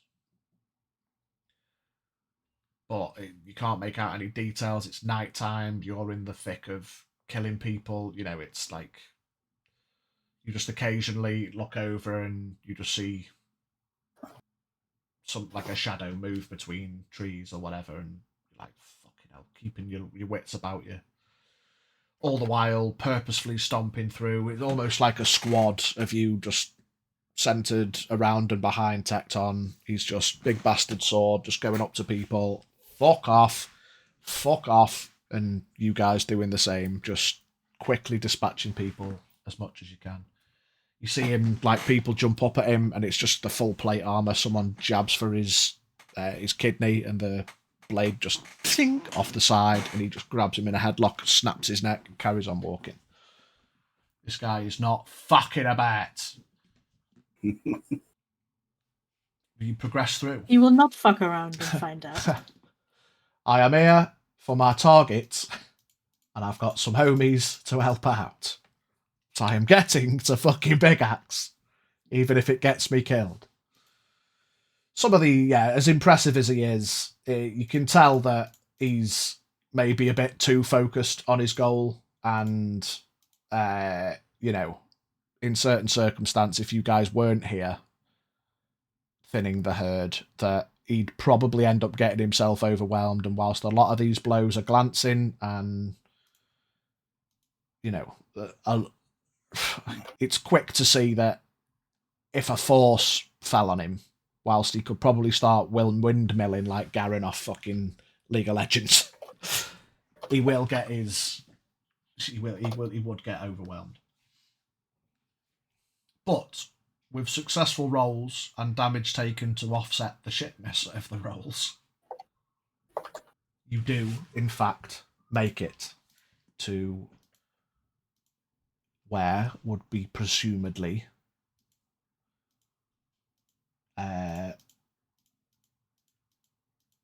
Big Axe is residing. So, oh shit, what have I done? No, I want to go to Owlbear.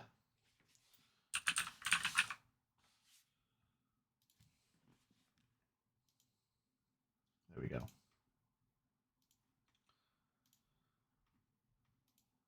So what we are going to do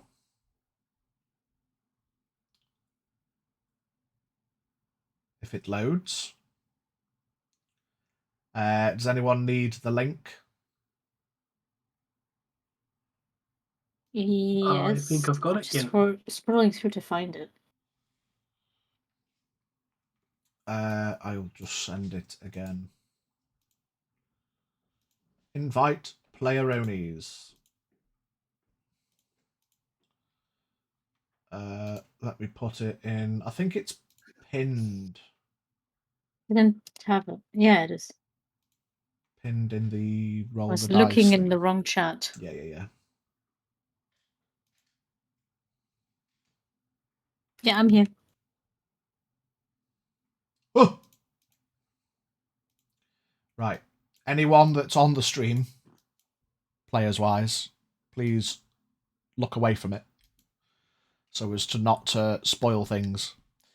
Minimize your tabs. You don't need to be on the stream for now. Here we go. Obviously I'm gonna have to put it on stream so that the stream can see it. So, I mean, you're gonna see things shortly anyway. But for the sake of not spoiling it for yourselves, get off the stream. So, make sure. It's Interesting website. There's Roll4, which I am now on. Ah, brilliant.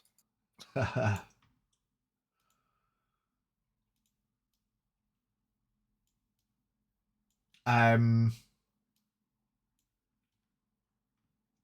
Right. How did I do this now? Oh, I did do it in sections. Nice. Well done. Thanks, past page. So, if everybody... Make sure I got the right piece. Yes. That thin sliver that has just opened up. Can you see it? Yep. Yeah. If Yeah. you could... Oh, yeah. Yeah, if you could position yourselves wherever you should so wish in that thin sliver.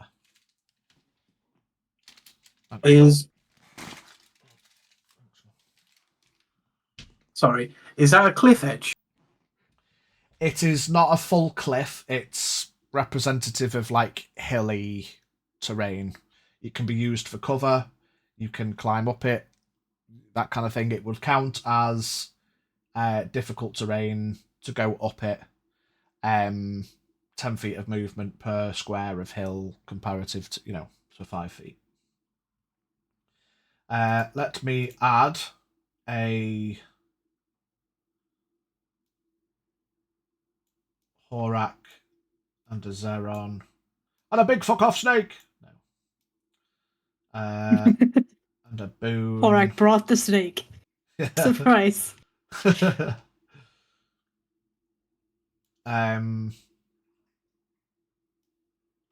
Big fucking fist of fuck you can be tacked on. Oh, actually, no, there's a helmet. Bash, there's tacked on.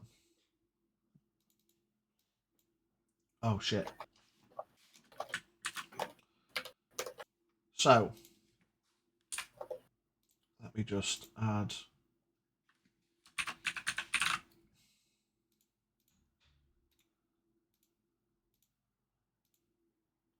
Oh, it's gone to the bottom for some... Have they updated that? Okay.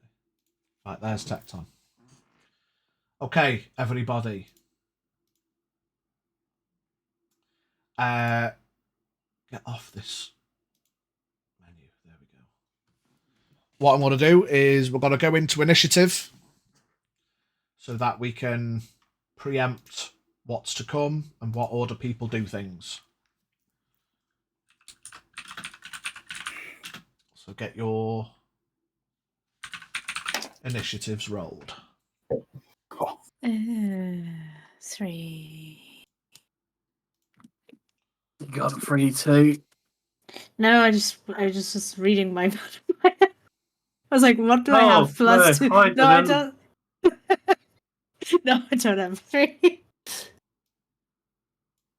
It's not great though. Okay. I need to pull up the initiative note. 25 to 20. Natural 20. 25. Okay. Jack. 20 to 15. 17.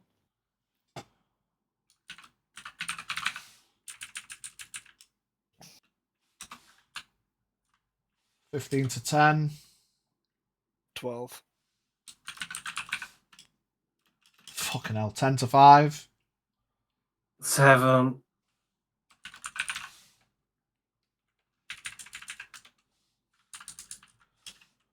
4 and Boone. What about the other two? Yeah, I'm going to roll them now.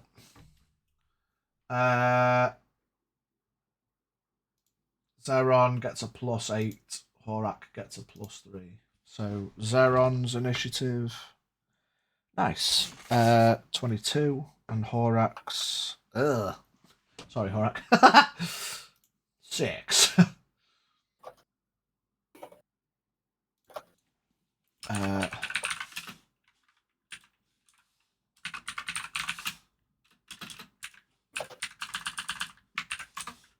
Right.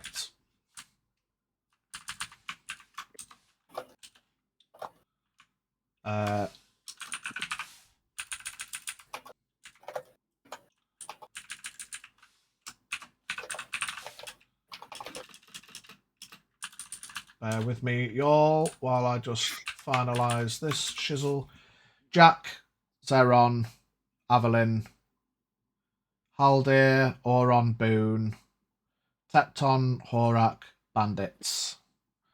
I'll say that Shrub is just going to go on Horak's turn because it's easier. Save that. So that should pop up there. If I just put that as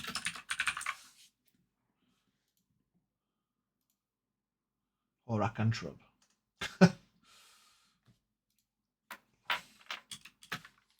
Okay. So, as you approach, top of the round, Jack.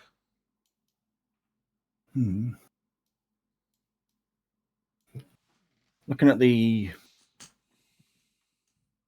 area in front of me.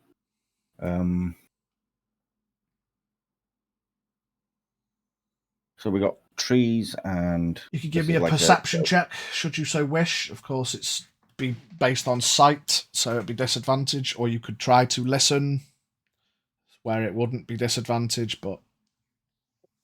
Go on, I'll give it a listen, actually. Okay. What I'll say is, because you've all come on approach, you could all do something for free first, and then, we'll go into full turn-based things, because what you all do might differ on the plans. I don't just want to say, Jack, you'll go, I run up the hill and start swinging me staff. We can all do a final round of plan and then kick off. Yeah,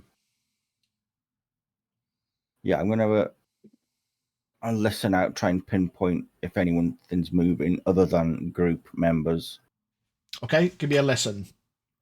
Perception check, just flat roll.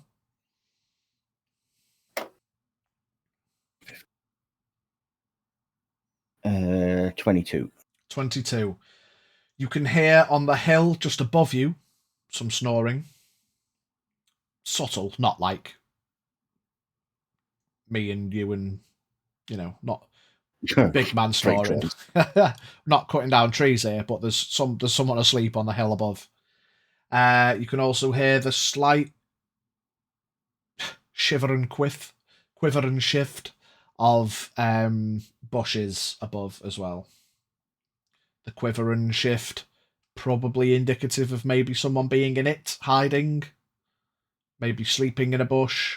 But you can hear bushes shifting a bit as well. Okay. Not actually saying anything. I notice I've got Evelyn and Warren next to me. I'll just point out to them that basically two on top and just say one sounds asleep. Just all in like charade actions, try to get across that I've heard potentially 2 enemies at the top of the cliff. Is there a tree nearby that I can get up to try and get a look over the edge? You can see Tecton is walking towards. That's a bit more of a tree than a bush, which would give you height to see perhaps the next level, maybe 2 levels. You can tell that this goes up a couple of levels. I'll try and I'll go up the tree and try to get a better view. Yeah, so you can get 30 feet up. So what's your movement? Forever. 70 feet. 70, yeah. So you've got to move to the tree, which would be, say, 30 to the tree, and then 30 up, so you can get up there, yeah. Yeah, I will do that. Do down, do down, da do da da do down, do down. This tree, is it? Yeah. Yeah. So Jack, you run up the tree. What you can see is a sleeping bandit. And is that one there? Yeah, you can see my pointer.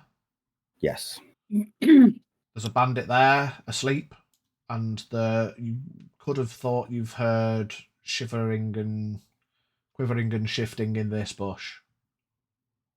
Right, okay.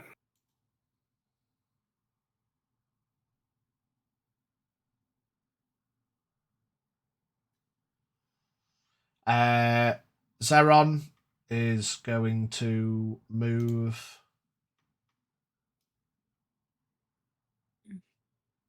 Is 25 feet.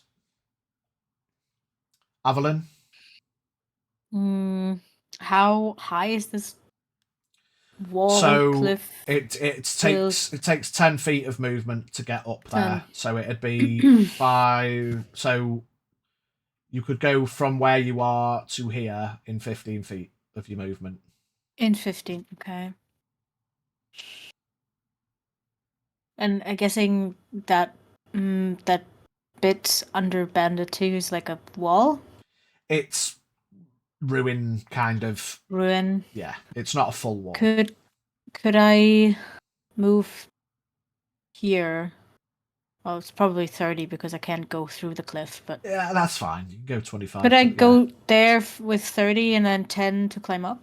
Yeah, for your 40. Yeah. To that space there, yeah? For your movement. To that space, yeah. Behind the wall. Yeah. Plonk yourself there then, no problem. That's your movement. And as you climb up there, you can tell that it's relatively solid ground. It's more hilly than a bit of rocky outcroppingy. It's not hard. It's not, despite it being wet, you think, oh, you might lose your footfalls a little bit occasionally, but it's not like raining waterfall fully treacherous. You get up and you're like, okay, you look and you can see down there is a sleeping bandit. And now you are up here, you can hear quivering and shifting in the bushes, which you assume would Can I have a look if I can see anything in there? Yeah. Give me an investigation check if you want. Investigation, let's say 19 plus 2, 21. 21? 21? Yeah, you carefully have a little look-ski into the bush and you can tell that there is another bandit in there. And as Jack said, he heard noise coming from another bush. You imagine there is another bandit in the other bush.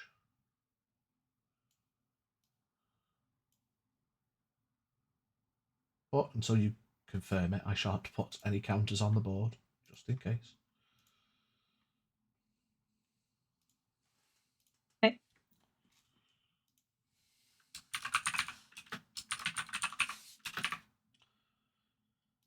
I'm gonna remain there by the ruined bits, trying to stay hidden as best as possible, I suppose.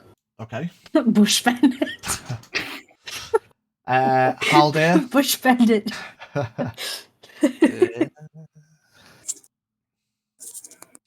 Haldir's first round of your free round of see what you can do. move on there. Okay.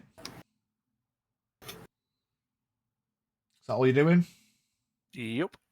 Oren and Boone? Alright, I am going to hide as an action and move to the top. Okay.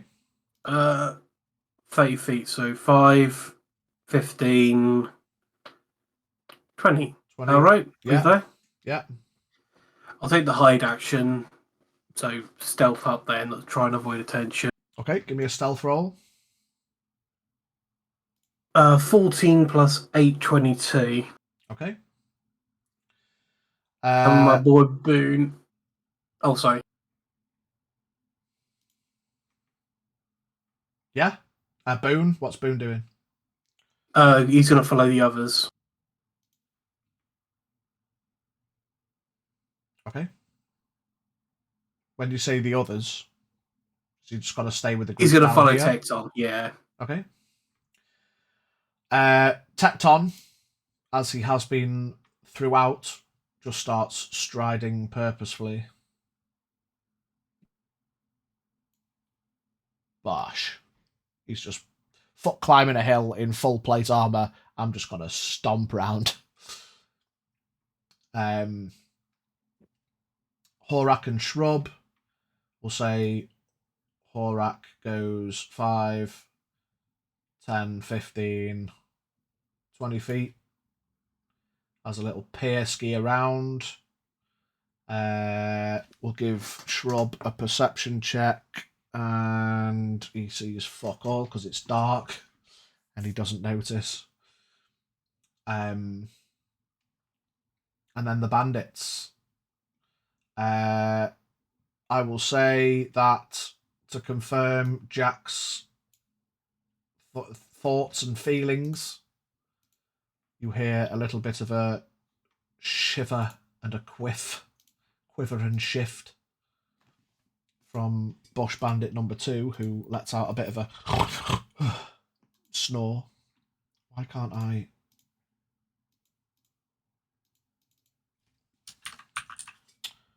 I can't add text to this guy. Right, and then now, after your round of preparation, we are into proper order. So, Jack. Am I about the same height as... You are able to... Or am I above it, even? Technically, you can see up to there. Oh. But no one else can. But we're not metagaming. Just, of course, none of you can see beyond where my counter is. None of you can see my pointer. You can't see beyond there. You can see that it goes up. You could probably see that little bit of hill as you're looking up, but...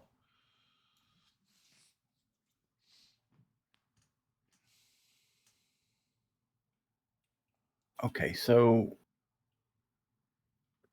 This area below where the bandits are, that's technically below me then?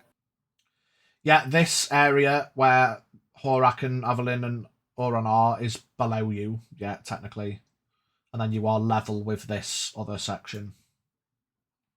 You're level with that section.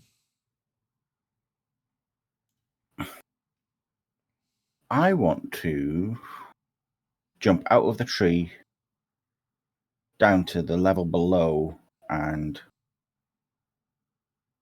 go for Bandit 2. Okay, so I always forget how jumping works. Me too. I think a jump without a run-up is just your strength mod. Your actual strength score in feet. I believe. Yeah. I might just say your dex score for you because you're a monk and it doesn't make sense. Haven't you got something to do with jumping? I'm not sure how monks fucking work, but I have something to do with falling and reducing fall damage. That will alleviate the next point of call, yeah, because what I will say is because you have slow fall, you don't have to make the dex save to not fuck yourself in the dark whilst jumping out of a tree. But you can jump down and slow fall yourself next to the bush so as to not cause any fucking, alert.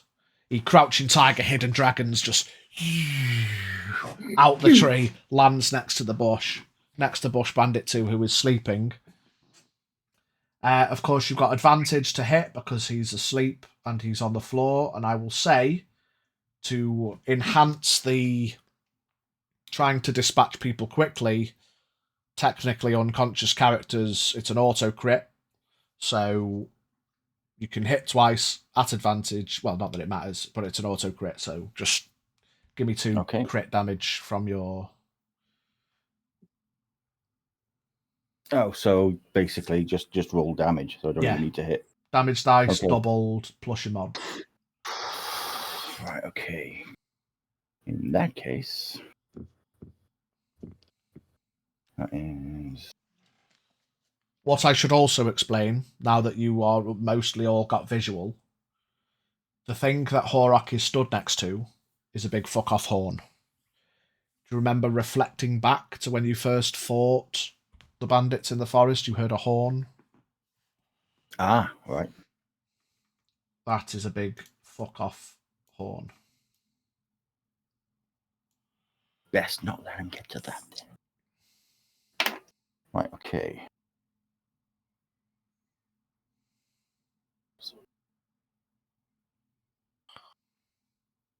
19 points on the first one.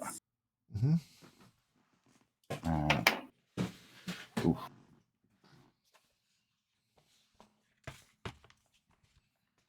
22 points on the second one.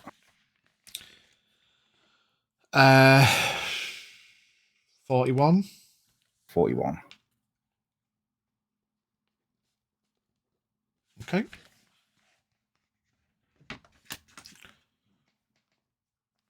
Bang, bang, trying to dispatch him as quick as you can. He quite obviously wakes up. That's when I'm hopefully going to hit him with a stunning strike. Okay. And that is... It's not that, is it? It's a... What kind of save is there? It's a strength. Let me find it. Is it strength or is it con? Sorry, con. Yeah. Yeah, con save. 15. Con 15. Fails. 5 on the dice plus stuff.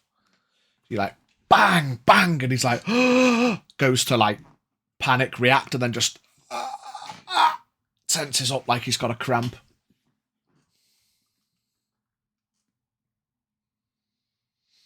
Okay.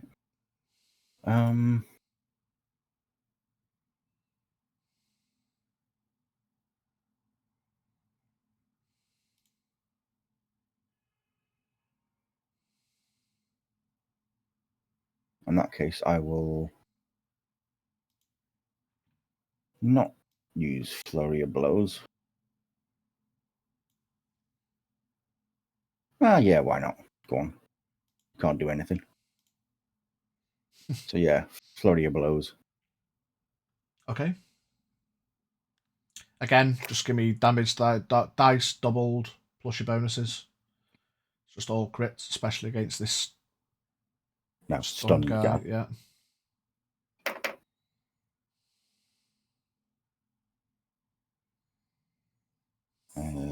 12 and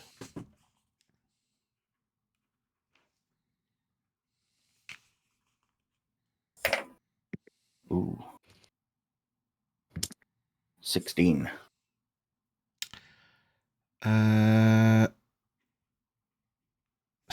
69. Nice. The glint hasn't dulled in his eye. You imagine that he's not been dispatched quite yet, despite being stunned and unable to react.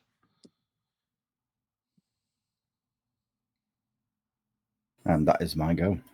Okay. Zeron is going to run his little hiney up to big guy.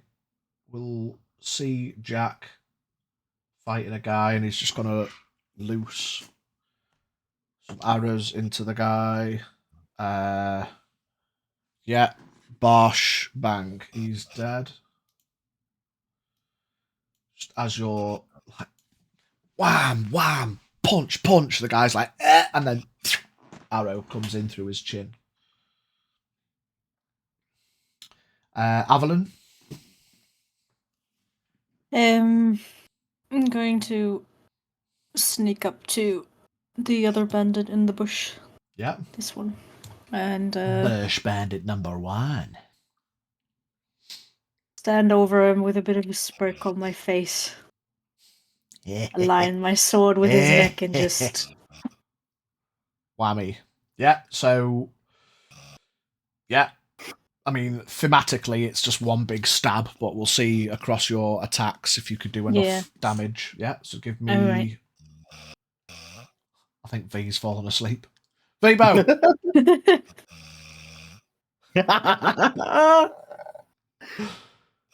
V is snoring. Anyway, carry on. I mean, it's thematic. These cunts are asleep. We've got our own sound effects. First one is 27. Yeah. That's funny. This poor sleeping guy. It's 27 damage. 27. Second one. 29. 29. Yeah. I only get 2 attacks. What's 29 plus 27? 56. 56. 50, yeah. 56. Okay.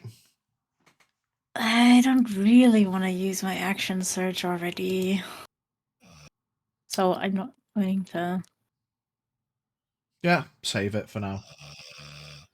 V! V-Bow. V-Bow. V-Bow. V? Oh. Has he stopped snoring? Stopped.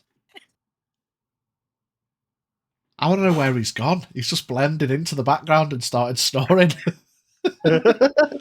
Stopped moving so perfectly, the camera's not Just picking him up can't anymore. pick him up anymore. He's used the hide action. Oh, Alden felt tired and decided to join the bandits. Oh, Rosalind in the chat. Zzz. Someone shake him. I know you have V-Bow! Oh, no. Drive to his house. Right, okay, fuck it. Let's just...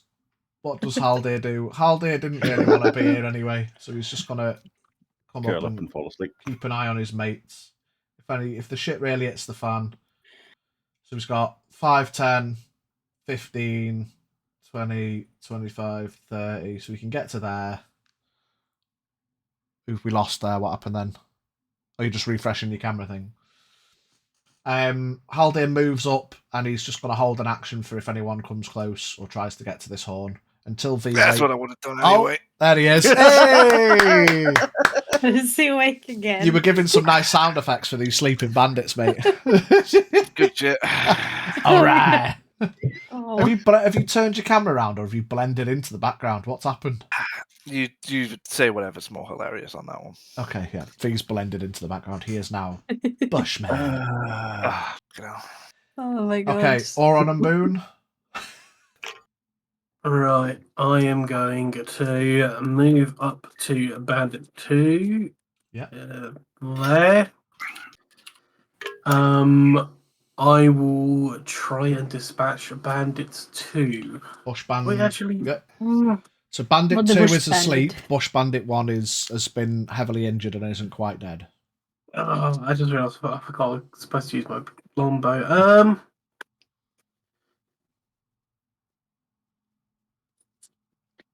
Yeah, In this situation, because these guys were trying to quick dispatch, and despite the whole rules as written disadvantage at 5 feet, if you're just like above a guy just trying to put an arrow in his fucking head. Just line it up. Just give me damage. Slim chance you're gonna miss. Yeah, these few. I can't say it's gonna be everyone asleep, but these few on the final approach, it's just get in and try and dispatch them as quick as possible. But you've still ultimately got to do your damage. So. Okay, I'll put 2 arrows into Bandit 2. Well, give me the damage on one arrow first, because if that kills him, you could then perhaps put the second one into the other guy. That is an 8 plus 7, I think.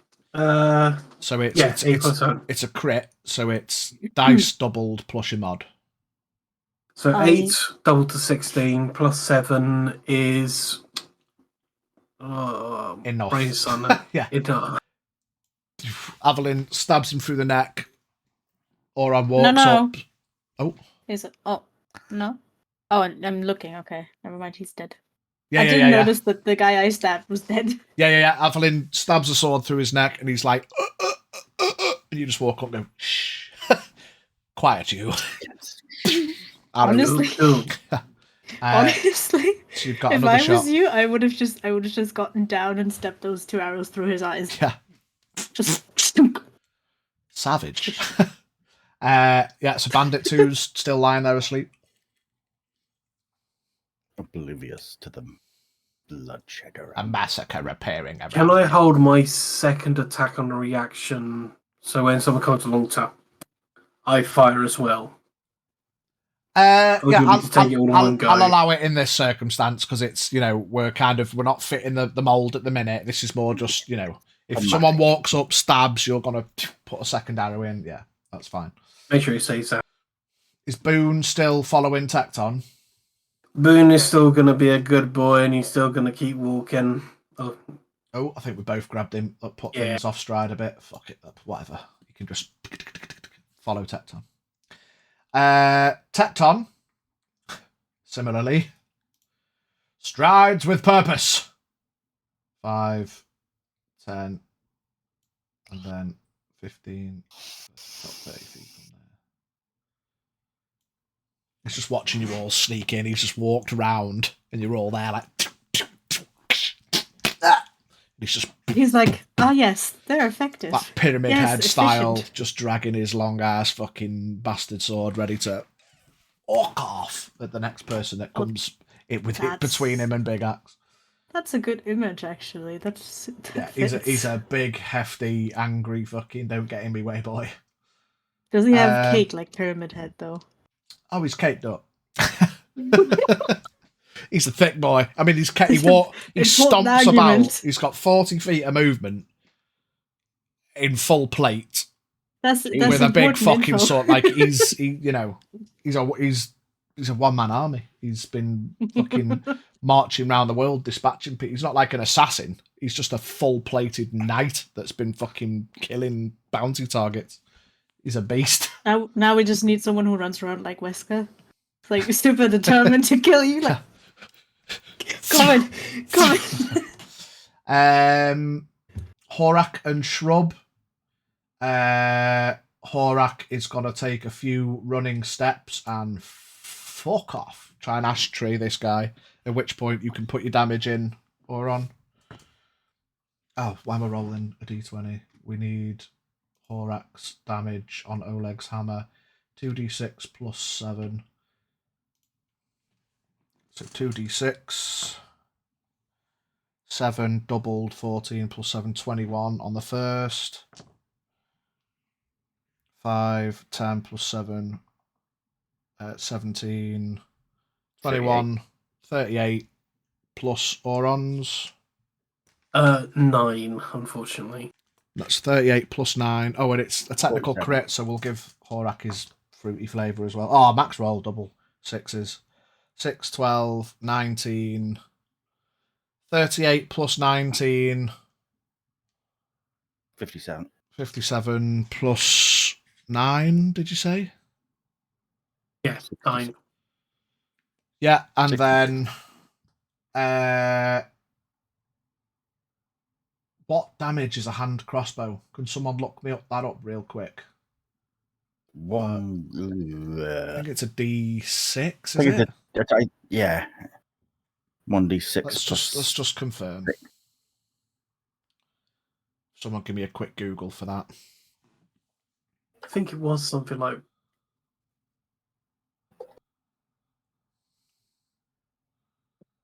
Did we get him a light or a heavy? Hand It was a hand one. hand crossbow, yeah.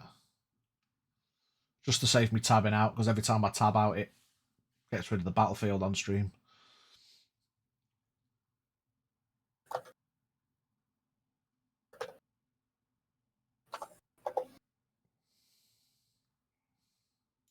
It is a 1d6 piercing. 1d6, Yeah. so it'll be d6 Plus- max plus roll whatever. times 2 is 12 plus 4. Yeah, it's enough. The cumulative slam arrow, hand crossbow arrow, this guy is dead as well.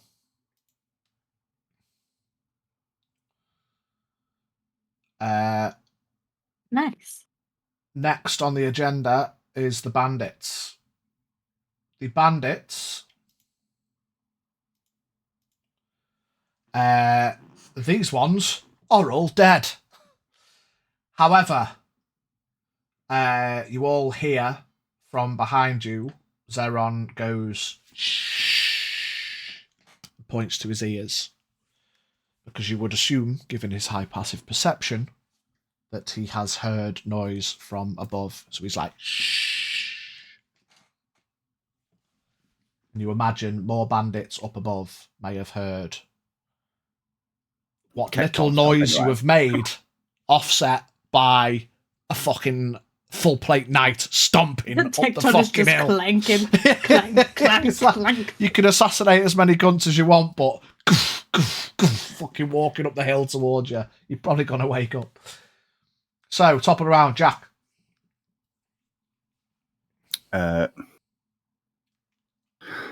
I'm going to run up from where I am up to the next level. Okay.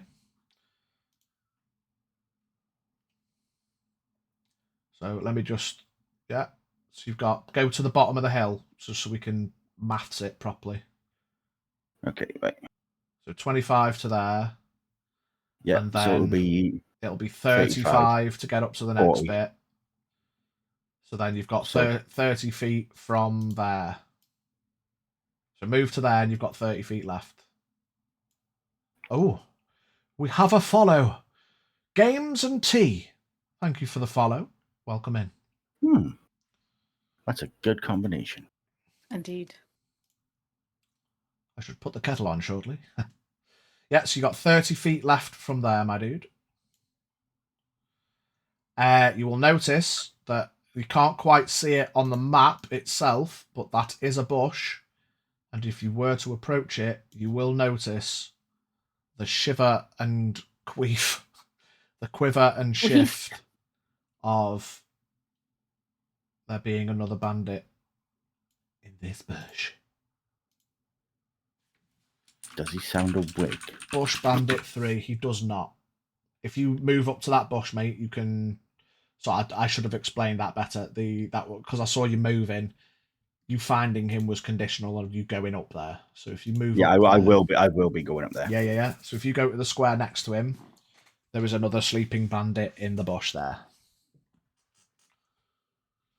Who is going to get some beating? Okay. Can stream see that just about. Yeah.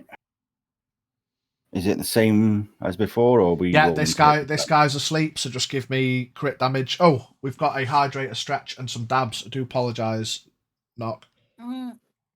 Oh dear. Just I'm take not- my word for it. I'm not fully looking at chat because I'm trying to concentrate on Owlbear Rodeo so I can see what's happening. It's also 11. Fucking dabs. 10, I guess. Yes, it's 10 now. What I'll say is we'll move everyone up a bit and we'll come back next week, hopefully when everyone's there, to see what is in that final section of fog. Okay. So, Oh no, yes. not the fog. The fog. I feel The like Sable fog. looking for Michaela. Michaela? Michaela? Yeah, so First. give me some damage into that fucker. 20 points on the first one. Okay.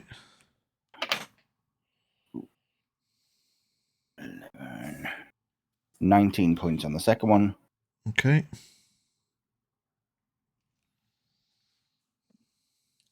And flurry of blows. Flurry of blows. Knock off another key point.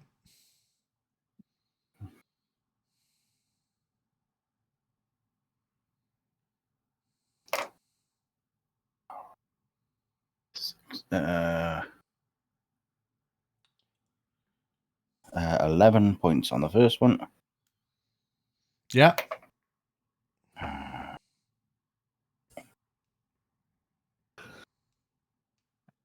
13 points on the second one. Okay. Stunning strike again, or not? Yeah.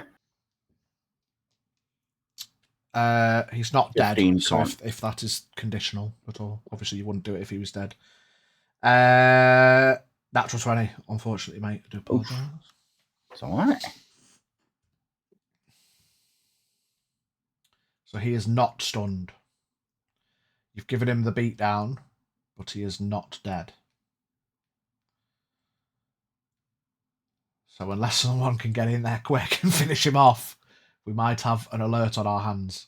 Bum, bum, bum. Anyway, Zeron is going to, seeing Jack stomp up there, he's going to move 25 feet. He's then going to bonus action dash because of his cunning action. 15, 20, 25 to get up to Jack and Jill. Wee man scramble, and then seeing Jack fighting a guy, and as Jack's like bang, bang, punch, punch, the guy like starts to scramble up, and he's like, oh fuck, he's not dead. He's going to loose an arrow. But this guy, it's not going to be a crit because he's now awake. So. But it will be a crit because I'm stood next to him. It won't be a crit, but he'll get a sneak attack. Sneak attack, sorry, yeah. So Zeron's plus to hit with his bow is a +10, so he definitely hits. And then it's 1d8 +6. And then what's sneak attack? I think it might be either 3 or 4d6 for now for Zeron. Right, let's just fucking do some damage. It may end up killing him anyway. Fuck, what did I say the fucking damage was? My brain's gone immediately. Longbow, 1d8 +6. So 1d8. Wow, 3, 9. Plus sneak attack, min rolls. He's dead. Fortunately. Just scrambles up the hill. Oh, fuck. Puts the guy out. Evelyn, with Haldir on deck. How far are things? Could I make it up there? You could with make my it normal there movement? with that'd be 40 because of the hill. Okay, and if I then use the action dash to get another 40 feet, could I wait from here is to where I can see over this edge? Yeah, you can see go down one, you could see over it from there. So Okay. where's my little So like so if you get there here. You can see over it, yeah. This dash. And then yeah. Okay. Let's have a look. Da, da, da, da. Oh look, we found something. Yes, that is what you see. You can see that all these bandits are asleep. Big Axe and Bandit 1 are sat around the campfire, not asleep. Currently, they seem unaware, but they are not asleep. And you don't know if there's any more bush bandits. I'll tell you for free, there fucking are. But how many, you don't know. Considering every bush has had a bandit in it thus far, it's a reasonable assumption there's a few bush bandits. But how many exactly, you don't know. I'm just going to delete this bit of fog at the bottom as well. There is a couple more bushes down there, just for clarity.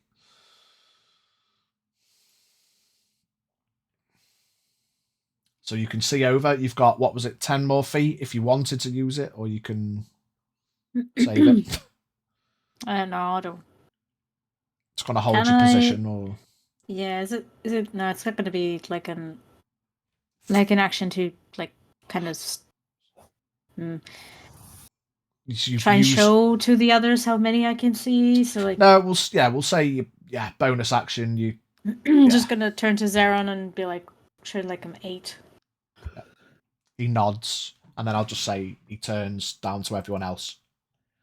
Hey. Hector's like, what? Tecton's just fucking in the zone. He'd have to like turn and fully like turn half his body to see. So he's just like, I thought that too much. So he does like the Wesker lean when he looks somewhere, like just his whole torso just. Yeah. Okay. For clarity as well, despite this map being a daytime map, this was originally built when you were in the day. I'm not putting the nighttime version on because that's too much fucking effort to find it in the maps. So just remember, it is dark. That campfire is lit and it's giving off light. So after Avalinda's Haldir.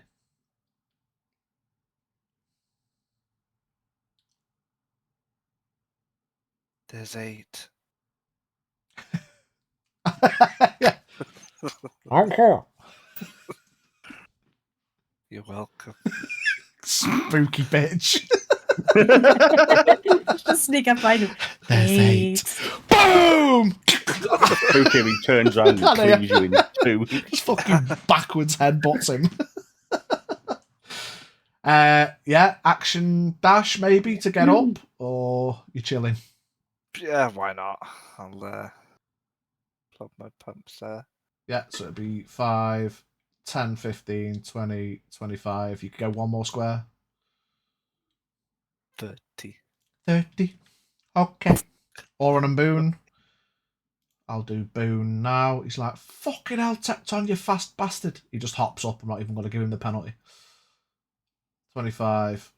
Knowing that, in fact, fuck it. He's just gone up. He can get to there with his 40.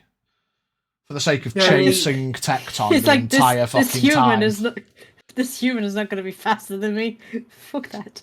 Or if you'd prefer him to go his 40 and follow it round, it's up to you. Yeah, I just kind of want to get up there as fast as possible. I was thinking like I'll move to the base of it and then Boone would dash around to catch up. But if Boone can get up that cliff, I didn't know dogs could climb that well. He can. He's got hops. He can hop. The old hop and scramble. So 5. I mean, he's a big ass wolf, so a 10-foot leaping ain't going to be too much. He can get up to there with his 30 there. He can get there. Where exactly do you want him? Yeah, just put him like next to Jack or something. Oh, near Jack. Okay, he's got hops. Fuck it. You can get to Jack. And then I will use my action to dash up this cliff. Yeah. So 10, 15, 20, 25. There, fairly, I think. Yeah. 30, okay. Horak and Shrub. And Tecton. So Horak and Shrub. 25. Action dash. So 30. Action dash. 10. Or 15, 20, 25, 30. Tecton seeing everyone stomp. He's like, fuck it. 5. I'm going to say 10, 15, 20, because he's a fucking armoured boy. He scrambles rather than climbs. And then gets to there. Instead of going all the way fucking round, the fight will be over. He's like, fuck this. These cunts aren't having all the fun. And you're all like, oh, you know. That grunt probably alerted some people, but fuck it, what are you going to do about it? Tecton's with you. So, at that point, with the fight scene at hand, that is where we will end for today, everybody. The fight that has been looming since the fucking start of the campaign has developed. Been a long time coming. Yeah, into... Yeah. Shit's developed. Finally, you're almost face to face with Big Axe themselves. So, a plethora of bush bandits, Rosalind, exactly. Right, so, well done, everybody. Let me move the map, because we are not there. We are going to be fighting Big Axe. And let me move it. But oh, sugar, that's not the right thing.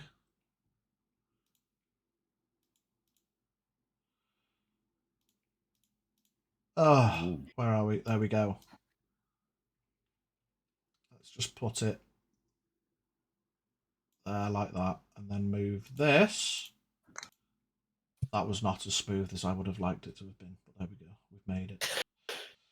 There we go. Well done, everybody. Thanks, everyone, for watching. It's been a pleasure, as always. Hopefully, fingers crossed, next week we'll have everyone there. It's been a couple of weeks with people away. Hopefully, this big fight that's been brewing for a while, there will be everyone there.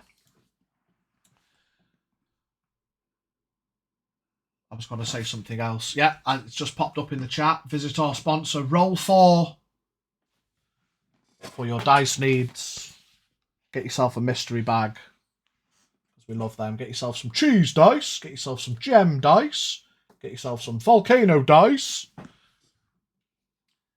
And, yeah, thanks to the new followers, the new viewers. The bits for my tits from Sparty. But until next time, we'll do the clown dance. Oh, go ahead. Get in there, V. We've got the rat in my kitchen. We've got the El Gato Sanchez. And we've got the kobold nummies. Nom, nom, nom, nom, nom, nom, nom. Much love, everyone. The VOD will be on YouTube next week. Feel free to join the Discord and come out for D&D hangs and chats and whatever you should so wish in the Ahoy Fam Discord. Indeed, Rosalind, you too. Have a good rest of the weekend, everyone. And until next time, goodbye. I'm going bad.